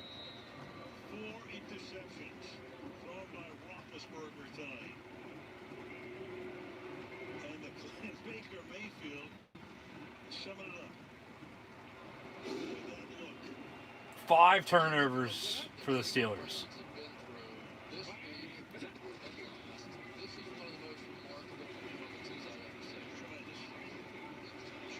Chubb on the run. He's going to run into Mayfield, who's trying to block for him, and then he's going to run for like 20 yards, but lose a yard on the run. Gets out of bounds, 2nd and long. Last playoff win, 1994. Bill Belichick is the coach of the Cleveland Browns. Bill Parcells is the coach of New England. And that's the last time the Browns won a playoff game. Okay, from what I said earlier, the 50 years for the Browns in the playoffs, winning a game, that would be on the road. Last time the Browns won a road playoff game was 50 years ago, 1969. Pushing 52 years, of course. 1994, the last time they won a playoff game, at home against the Patriots. Bill Belichick, the Browns head coach, up against Bill Parcells, the Patriots head coach. Of course, Parcells, then after, he was with the Giants, went to New England, Jets, Cowboys. Belichick takes over in New England. The Patriots have won 6 Lombardis in the past 20 years. We'll see what Ben Roethlisberger does. Hopefully he comes back. I doubt he'd want to go out like this, throwing 4 interceptions in his last game ever. But he's even stated, if I'm not playing well, I don't deserve to be playing. I shouldn't be playing. So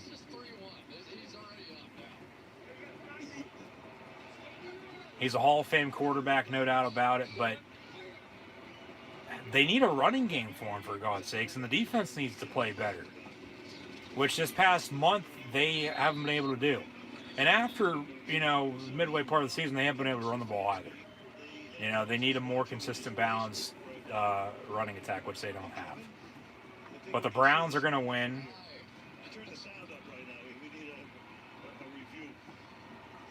The Browns are going to go to Kansas City. The Ravens then are going to go to Buffalo.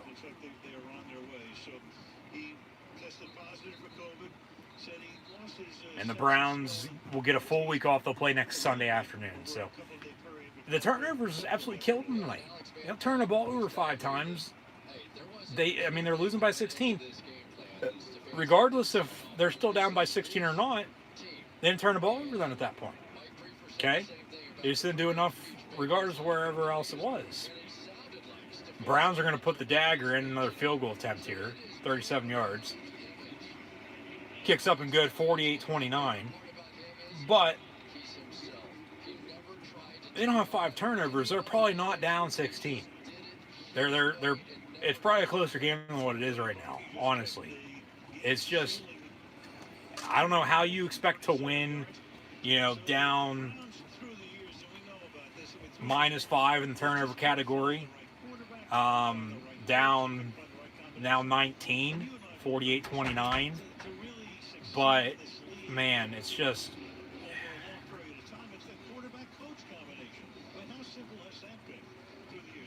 all the injuries, it's still next man up. Congrats to the Browns, but the Steelers have a problem. And they got to figure out, one, what that problem is. Of course, the turnovers tonight.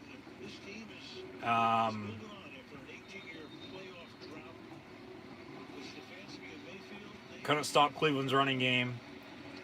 But they don't have a running game of their own. They need to, worry about their own identity rather than us talking about other teams. They need to find a running game next season. Because if not, they're going to be screwed. Because the Browns, for the most part, they're probably going to be here to stay. Maybe, I don't know, we'll see. The Ravens are only going to get better, along with the Bengals with a rookie quarterback in Joe Burrow, who, played Pittsburgh well back in mid-November before suffering an ACL injury a week later. And then the Bengals beat the Steelers without Burrow right before Christmas on a Monday night last month, a few weeks back. So they got a little too far ahead of themselves this year. Pittsburgh did, starting 11-0. and then losing 5 of the last 6, including tonight. Ben complete, 42-yard line. Complete to Deontay Johnson, 2:36 to play. And we'll have final stats and scores shortly. But just very, very disappointing from how this season started to how it ended. Very disappointing.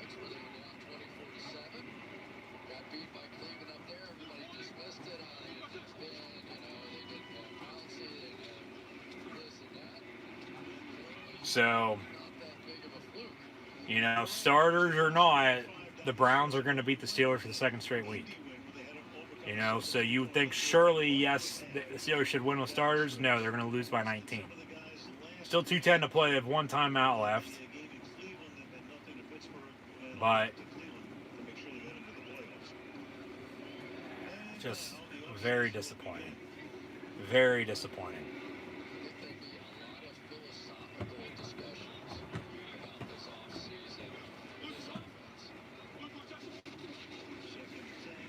Ben looking to throw. Surprisingly, there's been no sacks by either defense line on opposing quarterbacks. But the regular season sack streak for the Steelers will continue into next year.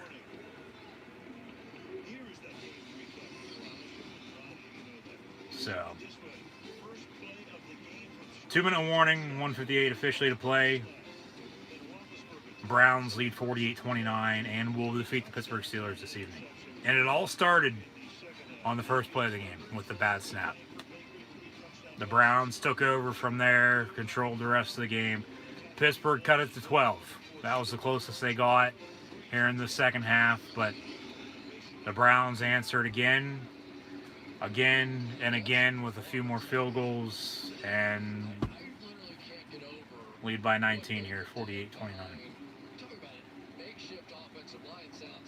And hell, they didn't even practice hardly at all this past week, the Browns did. The Steelers should have practiced more. Because Cleveland had, of course, COVID issues, head coach not coaching this evening. They got in on Friday in practice, but then left yesterday for Pittsburgh, playing tonight. Had a few players, offense and defense, have never played before. And it's next man up. Injuries or not. And Pittsburgh, after starting 11-0, had a 3-game losing streak before defeating the Colts 2 weeks ago. Have since lost 2 in a row now, including tonight. Once this game goes final, that's going to be incomplete. So 5 of their last 6 after starting 11-0. And the AFC North champions are going to be bounced in the first round of the playoffs, whereas the other 2 opponents in the division that also made the playoffs, and the Ravens and Browns, are going to advance to the divisional round with wins today. 2nd and 10 from the 40.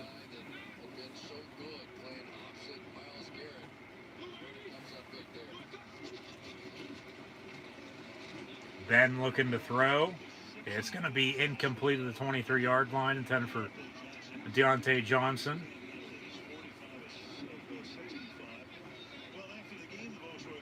A 3rd down and 10.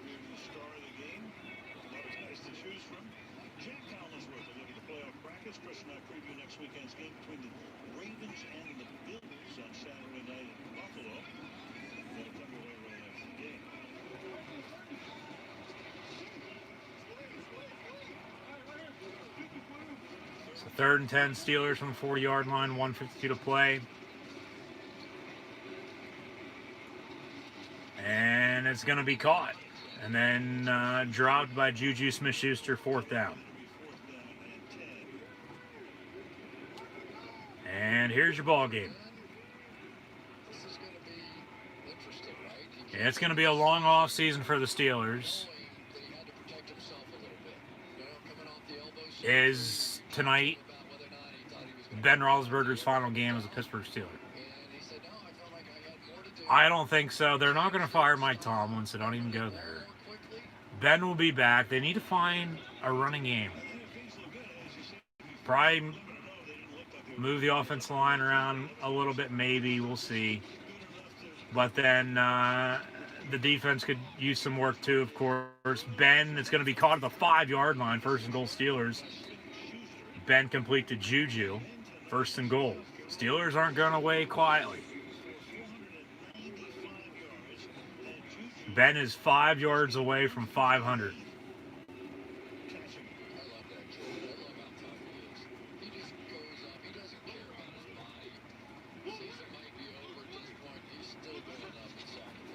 Fake the give to Connor. Ben, back shoulder, touchdown, complete. Chase Claypool for the 2nd time tonight. And the Steelers are once again going to go for 2 to make it 48-37. As it sits right now, 48-35. And you go back to that touchdown that the Browns had. There's 2 holding penalties that they didn't call. The Browns had 35, and then they scored. And then they've kicked 2 field goals since to get their 48. The Steeler defense holds Cleveland to minus those 2 field goals and not that touchdown because the refs didn't call the holdings. We're tied at 35 right now, and the Steelers with an extra point are taking the 36-35 lead rather than coming from behind with a minute to play. 2-point attempts good, 48-37 with 1:09 to play. Steelers with 1 timeout, onside kick to come. But they need a touchdown, a 2-point, and a field goal still to tie it with 1:09 to play. That's a little too much with little or no time remaining. So, the Steelers by far didn't do enough by any means whatsoever, especially in the first half, down 28-0 and 35-10 at the half, to win this game. But the refs could have called a little bit better second half. Like I said, I don't think we've seen a damn penalty flag thrown in the second half. Ben 47-68 for 501. Absolutely ridiculous, especially in the playoffs. But onside kick coming for Chris Boswell.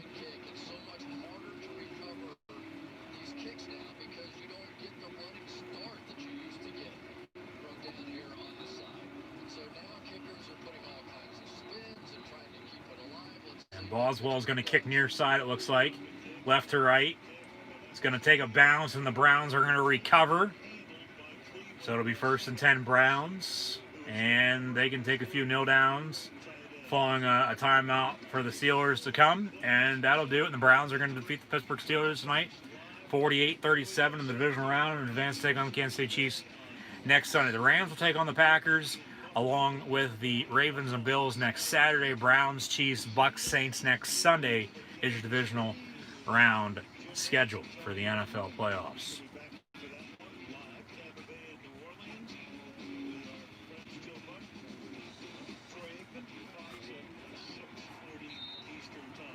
Browns with a kneel down.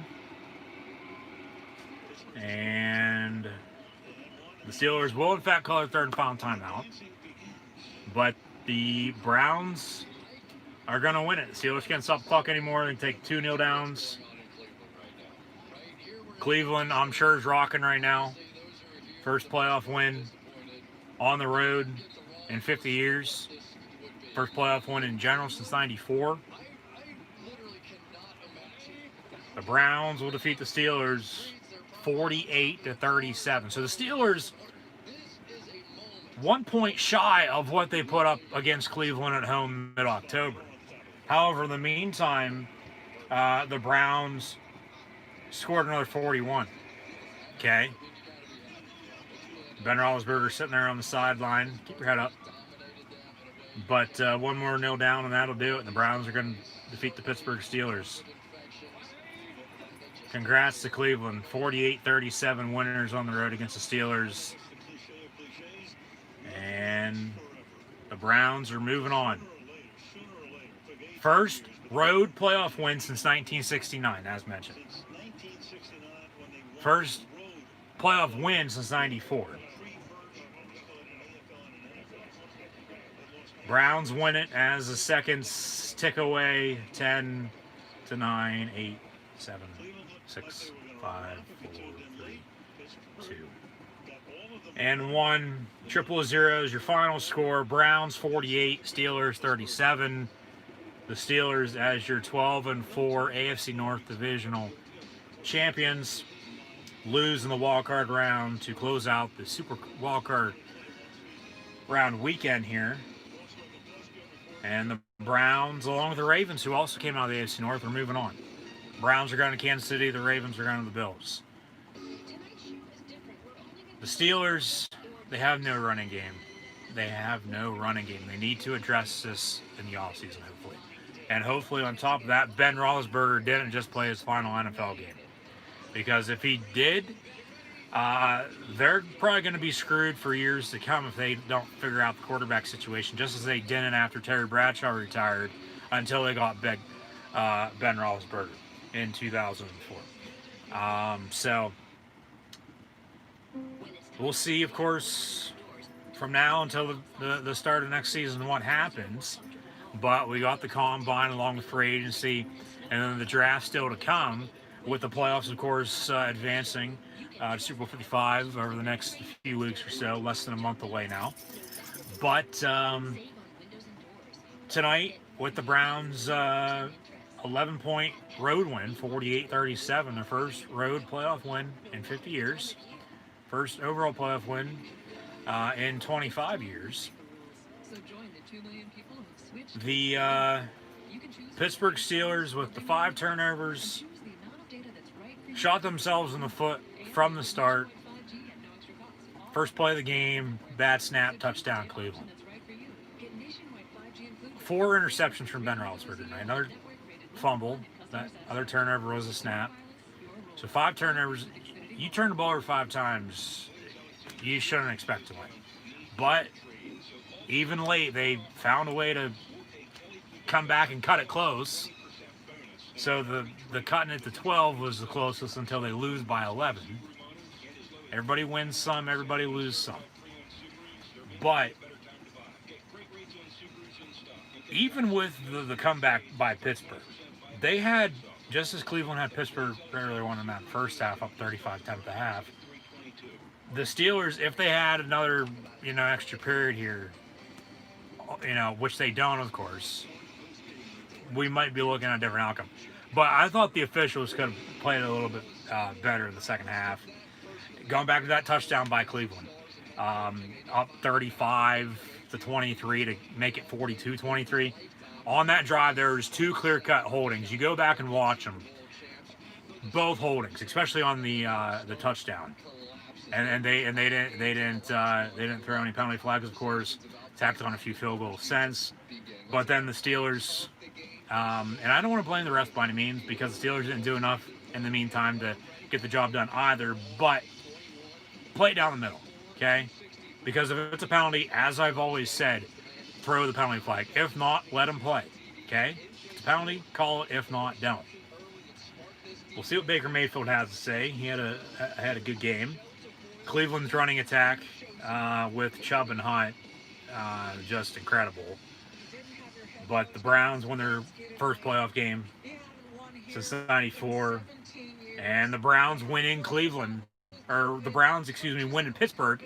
Cleveland Browns at the Pittsburgh Steelers for the first time since 2003 as well.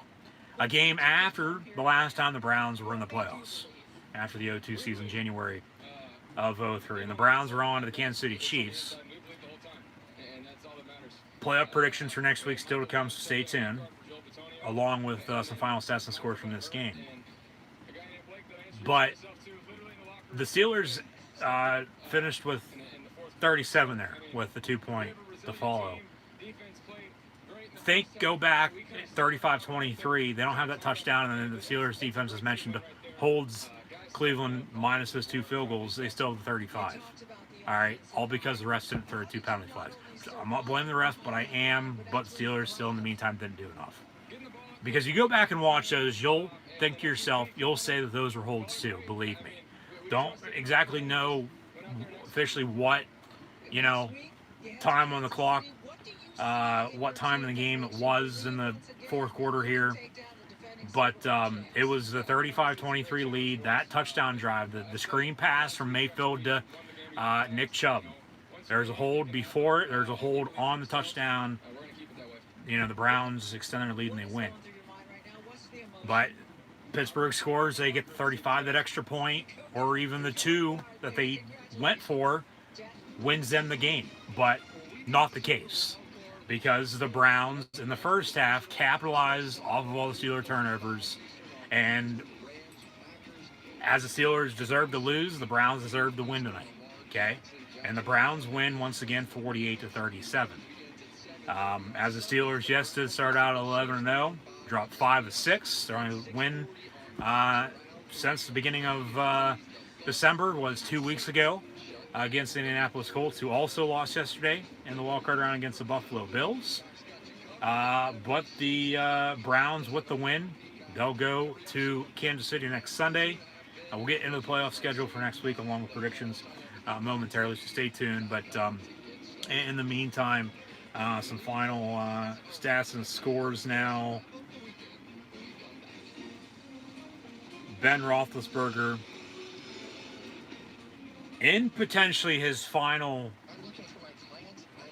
NFL game ever, if he does in fact decide to retire, which I don't think he will. Mike Tomlin's going to be back, so as mentioned, don't be saying fire Tomlin. I want to hear it. Roethlisberger will be back if he wants to be. He's said he wants to come back, okay? He's stated he will be back next year. However, he's also stated if he's not playing well, he shouldn't be playing. 4 interceptions tonight, bad snap, 5 total turnovers. I wonder what, he'll be saying in his post-game press conference, if he does in fact retire or not. Hope not, because as mentioned, from now until the Steelers find another good quarterback as good as him and Terry Bradshaw, I don't want that gap in between from finding Roethlisberger after Bradshaw retired, because they don't get Marino. They waited, almost 30 years. So we'll see what happens this offseason. But they'll make some moves, no doubt about it, but they need to find a running game. But Ben Roethlisberger tonight. Actually, we'll begin with the Cleveland Browns in their win on the road, 48-37. Baker Mayfield was 21 of 34 for 263 yards passing and 3 touchdowns. Neither quarterback was sacked, which is a bit of a surprise, as good as these defenses normally are. So the sack streak continues for the Steelers in the regular season, but they didn't have a sack tonight in the playoffs. So Mayfield, 21 of 34, 263 for 3 touchdowns. Had a few carries for a few yards on the ground as well. However, Cleveland on the ground, rushing. Nick Chubb had 18 carries for 76 yards. Kareem Hunt, though, had 8 carries for 48 yards rushing and 2 touchdowns. So Kareem Hunt comes into Heinz Field, even though Sheets is better than 7-11 and Heinz catch-up is better than Hunt's. Kareem Hunt had 2 rushing touchdowns for Cleveland Browns here tonight on Sunday Night Football to wrap up NFL wildcard round weekend, Super wildcard round weekend. Jarvis Landry had 5 catches for 92 yards receiving and a touchdown. Nick Chubb, 4 catches for 69 yards as well on the score. Hooper, 7 catches, 46 yards, and a touchdown. You see Big Ben Roethlisberger there letting it all out on the field, upset. You can see he's a little emotional there, crying. Does he know this was his final game or not? I don't know. Hopefully he doesn't retire.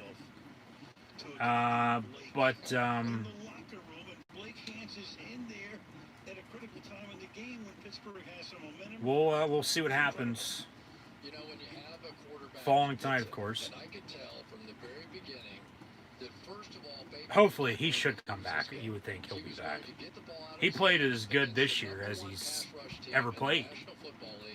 But do you want to go out throwing 4 interceptions in a playoff loss? I don't think so. He still wants to win a 3rd Super Bowl, which is going to have to wait. The stairway to 7 for the Pittsburgh Steelers right now has been halted on one of those final steps to get to the Super Bowl. One of those final rungs, if you will, if you're climbing the ladder.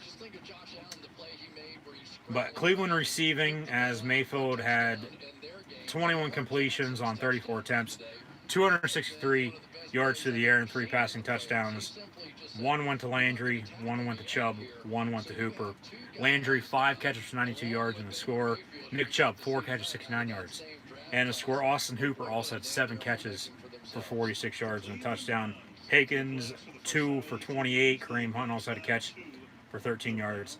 As well, Donovan Peoples-Jones and David Njoku also had a catch for 8 and 7 yards respectively too. The Pittsburgh Steelers, Big Ben Roethlisberger tonight in potentially his final NFL game ever. We'll see if he retires or decides to come back. We'll see. Hopefully he'll be back.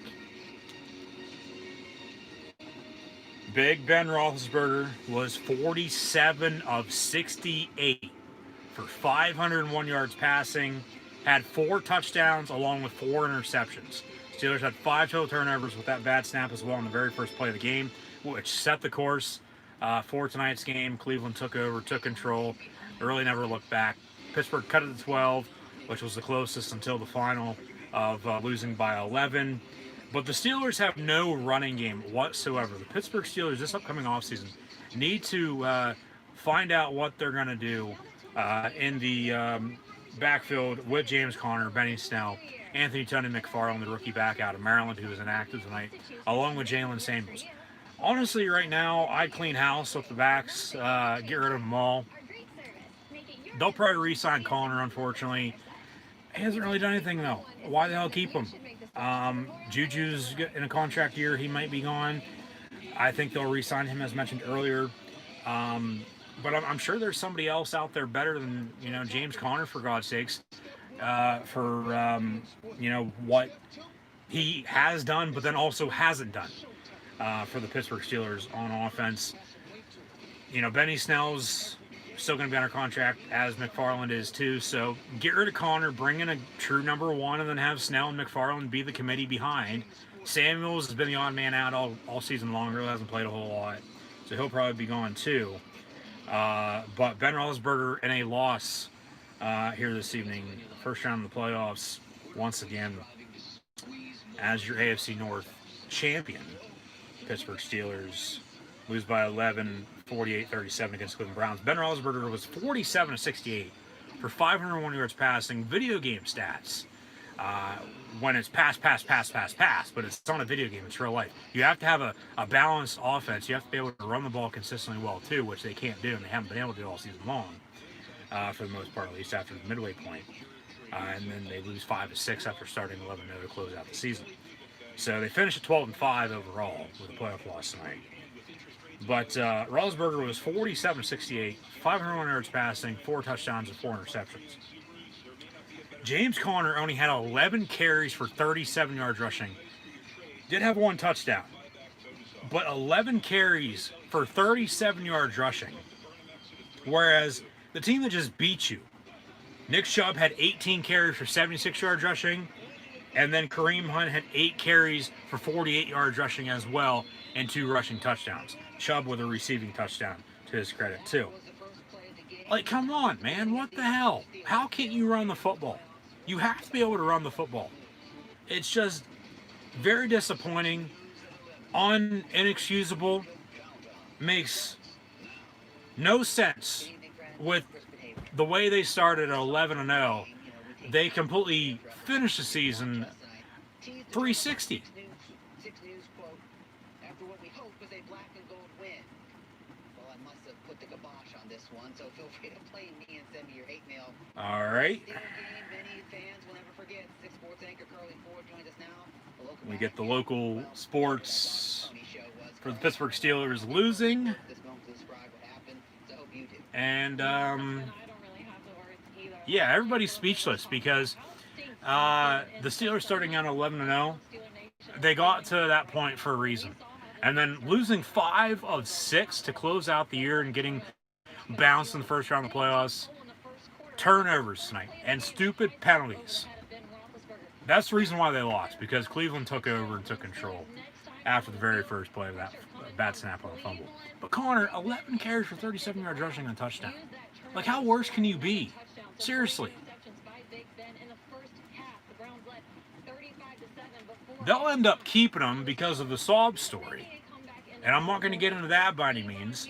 But they'll end up re-signing him to a one-year deal. They'll keep the running backs. They'll keep everybody on offense that they have and worry about the defense that they're going to think or say needs fixed. In aspect to a point, yes, it does. They just, could have played 10 times better down the stretch here. The defense really doesn't need fixed. Yeah, Bud Dupree might be elsewhere next year coming off his ACL injury. He very well could have played his final game a month ago at home, that Wednesday matchup against the Ravens, rescheduled from the previous Thursday on Thanksgiving. No, they didn't. They have lost 5 of 6. It's pathetic. It is. So we'll see, of course, what happens moving forward. But like, seriously, how the hell do you get to an 11-0 record? Okay, and then completely fall off the face of the earth and lose 5 of 6.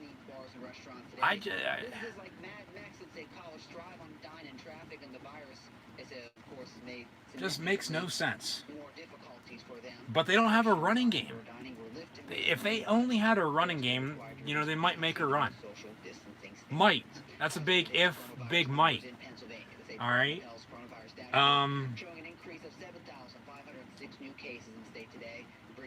Just trying to wrap it up and understand what has happened here as of late.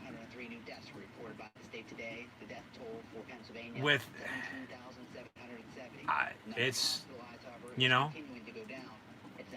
like I said, speechless. Like, it's all hard to put together. Like, it makes no sense.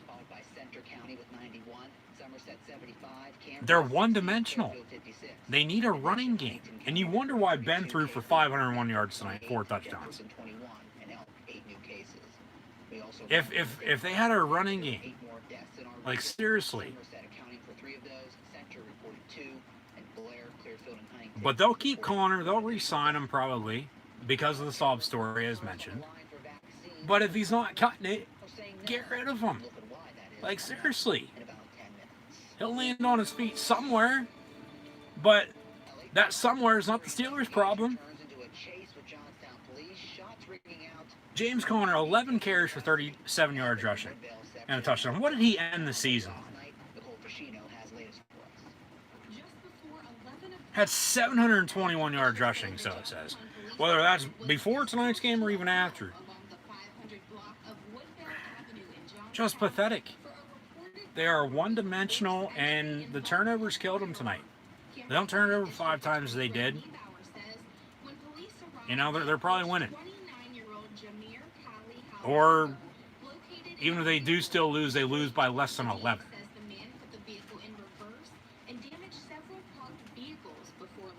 So, yeah, Ben Roethlisberger, 47 of 68 for 501, 4 touchdowns and 4 interceptions. And then James Conner had 11 carries for 37 yards rushing and a touchdown. Benny Snell, only 2 carries for 13 yards on the ground. Randy Fichtner fires ass. Keith Butler, after tonight, questionable. They'll probably keep Butler, but get rid of Randy Fichtner at the offensive coordinator position. They need a running back, and we'll get more into who they could potentially sign or draft in free agency or the draft at a later date. There's got to be somebody else out there better than James Conner, for God's sakes. Like, give me a goddamn break. Juju Smith-Schuster finished tonight on the season in this wildcard playoff loss and potentially in this final game of the Steelers as well. He'll be a free agent. 13 catches for $157 and a touchdown. Deontay Johnson also had 11 catches for $117. James Washington sort of died off in the second half there. 5 catches, 72 yards receiving. Eric Ebron, 7 catches, 62 yards, and a touchdown. Whereas Chase Claypool had 5 catches for 59 yards receiving and 2 touchdowns. Future bright for him, as he was only a rookie out of Notre Dame this year. James Conner had 5 catches for 30 yards as well out of the backfield.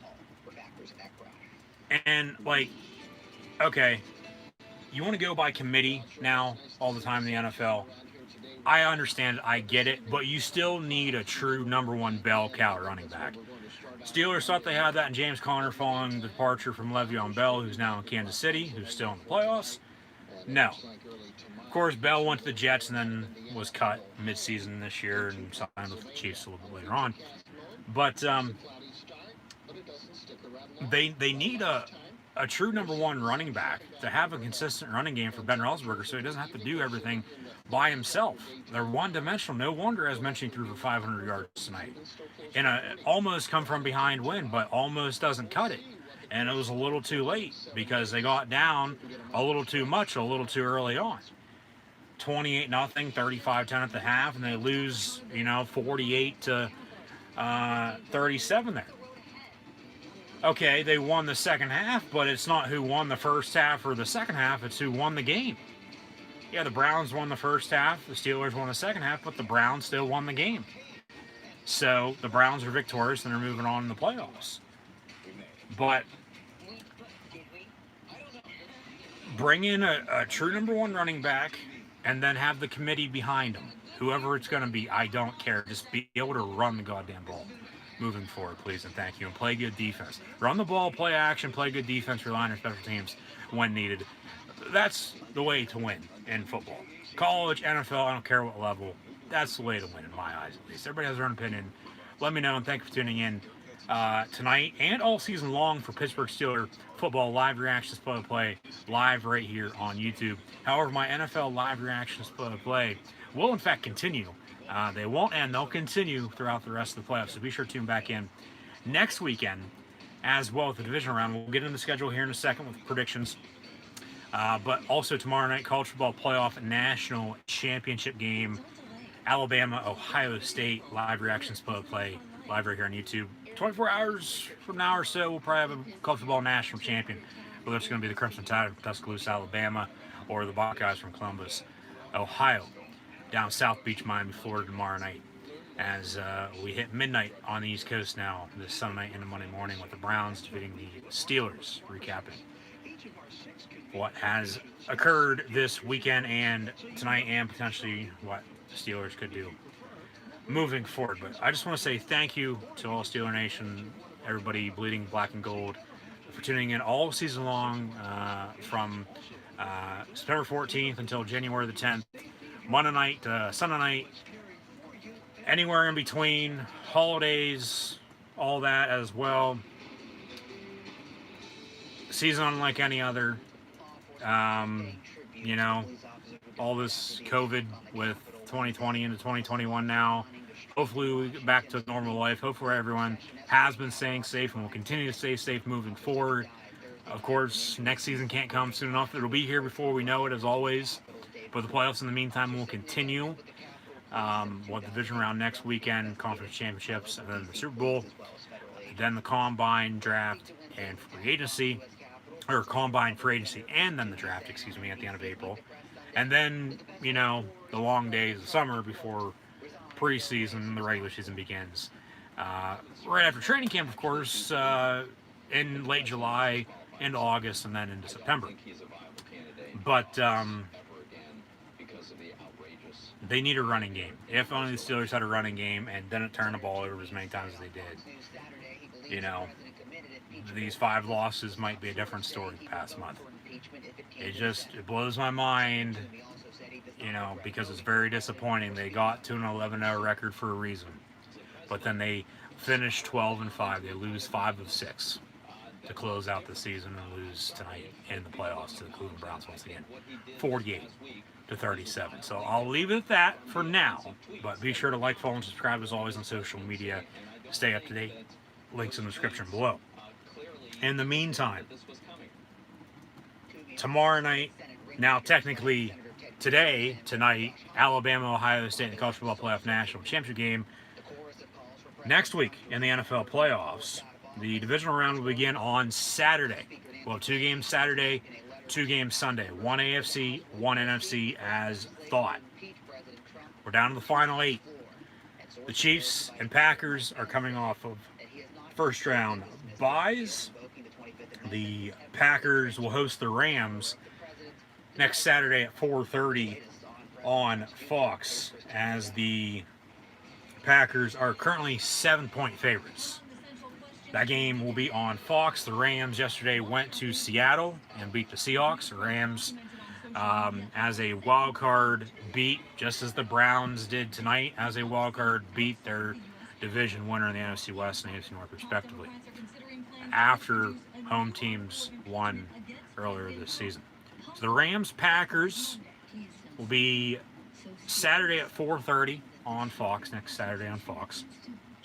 Packers coming off a bye, so that's Jared Goff, Aaron Rodgers, and then next Saturday night, Ravens-Bills from upstate Western New York in Orchard Park. No betting line on that as of yet. That'll be next Saturday night, though, on NBC. Ravens and Bills, Lamar Jackson and Josh Allen. Browns, Chiefs, along with Buccaneers, Saints then next Sunday, with the Saints as a 3-point favorite. New Orleans sweeping the Tampa Bay Buccaneers already this season. Give me the Packers, give me the Bills on Saturday to win, just as I have them advancing into my NFL playoff predictions already. Be sure to go check out that video, though, still. I have the Packers, along with the Bills, in their respective title games. And then, with the Seahawks losing yesterday, Seattle and Pittsburgh, my only losses during Wild Card Weekend, went 4-2, which is above 500. But with Seattle, my pick to advance to take on the Packers in the NFC title game, it's now either going to be the Rams, Packers, Buccaneers, or Saints meeting in the NFC Championship game 2 weeks from tonight. Browns, Chiefs, Kansas City going to have their hands full if the Browns play like they played today next week. Kansas City, as mentioned, though, until they lose to, somebody else other than just the few teams they've lost to over the past year and a half, 2 years almost, after winning last year's Super Bowl, the Chiefs at home are going to be tough to beat. So give me the Kansas City Chiefs to advance, and then hosting the Buffalo Bills, as I already have in the AFC title game. Packers winning over the Rams. The Bucks, the way they played last night, and the Saints, the way they played today, that game's a toss-up. Now, New Orleans won at home by about a dozen, I believe, week 1, if I'm not mistaken, but then New Orleans went to Tampa Bay on a Sunday night, midway through the year, and blew out Brady and the Bucks.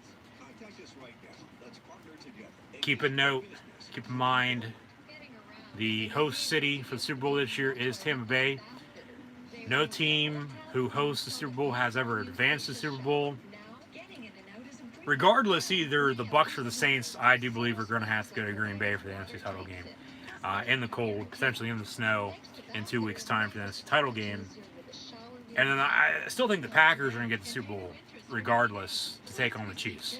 So, I mean, you can give me the Bucks, you can give me the Saints next week. I don't think it's going to matter a week later, as the Bills are now 3-point favorites at home against the Ravens, as that has just updated. So Packers at 7, Bills at 3. I'd assume the Chiefs are going to be favorites, and then the Saints are also favored at home as well. So for the time being, the home teams are your favorites. And I picked, for the most part, favorites this weekend, if I'm not mistaken. All of them, yes. I went 4-2. Give me the Packers and give me the Bills on Saturday. Give me the Chiefs. And then, like I said, Bucks, Saints, a toss-up, the way those two teams have been playing. But with the Saints sweeping, Tampa Bay this season, this is tough. Because like I said, either we're going to get Breeze and Rodgers or Brady and Rodgers, I think, in the NFC title game from Green Bay in 2 weeks. Now, I did have Brady and the Bucks in Green Bay next week in the divisional round because I thought Seattle was going to beat the Rams, the Saints over the Bears, and the Seahawks would go to New Orleans, and the Bucks would go to the Packers. But that's not how it turned out. It's Rams, Packers, Bucks, Saints in the NFC, Ravens, Bills, Browns, Chiefs in the AFC for the divisional round. Packers, Bills, I do believe will win Saturday. Chiefs, and then I'm stuck with, it's a toss-up with Bucks and Saints. So be sure to tune back in next weekend for more live reactions, play live right here on YouTube of the NFL playoffs. Of course, to find out my pick, my winner, I'll have until next Sunday night as the Rams and Packers next Saturday afternoon, next Saturday night, Ravens, Bills, next Sunday afternoon, Browns, Chiefs, next Sunday night is Bucks, Saints for the third time this season. However, this weekend, just as the Rams and Seahawks, along with the Browns and Steelers, split this season, with the home teams winning, the road teams won tonight, or this weekend. So that would mean, even with the Saints winning at home already this year against the Bucks, and then also winning on the road, the Bucks, you would think, would win on the road as well against the Saints. Because it's been a long time since week 1. You know, we're entering week 19 technically. So give me the Bucks over the Saints right now, okay? That's right now, but I could change my pick. And I know I just left you on a cliffhanger, but I'm going to take the Packers and Bills on Saturday, followed by the Chiefs and Bucks on Sunday, giving us a Bills-Chiefs AFC title game and Bucks-Packs NFC title game. Both rematches from earlier this season. The Buffalo-Kansas City game would be a rematch from a Thursday night, rescheduled game to Monday. And then the Packers hosting the Bucks, having already lost on the road in Tampa Bay earlier this season. So, only rematch for next weekend is, in fact, Bucks-Saints. Right now, I'm going to take the Bucks, but I could change my pick, of course. Let me know in the comments below. Of course, who you have winning moving forward, the AFC Championship games, and then the Super Bowl. But I think the Packers and Bills will win next Saturday, followed right now by the Chiefs and Buccaneers. But I'm not going to be shocked if the Saints pick up the win. They just had some trouble today with the Bears, a little too much more trouble than what Tampa had last night with Washington. You know, it's a coin flip game. It's toss-up. But Packers, Bills, Chiefs, Bucks advance to the championship round in 2 weeks' time. But the division round will come, of course, before then, beginning next weekend with the Rams and Packers, Ravens and Bills, Browns and Chiefs, and the Buccaneers and Saints, following the Super NFL wildcard round weekend that just concluded with the Cleveland Browns defeating the Pittsburgh Steelers on the road by a final score of 48-37. The Browns winning their first road playoff game since 1969, their first overall playoff win since 1994. But, yeah, that should do it. So, thank you for tuning in all season long for NFL Live Reactions play of Pittsburgh Steelers football. Here we go on to 2021. But be sure, as always, to like, follow, and subscribe on social media. Links in the description below. Thank you once again for tuning in and watching. Hopefully tune back in tomorrow night for Alabama-Ohio State College Football Playoff National Championship game, followed by the NFL playoffs continuing next weekend with the divisional round with those 4 matchups that I just named off, with the Rams and Packers, Ravens and Bills, Browns and Chiefs, Buccaneers and Saints. 2 Saturday, 2 next Sunday. Hope to see everybody then. Browns tonight on the road, and the Pittsburgh Steelers season winning by 11, 48-37, picking up their first win in Pittsburgh since 2003.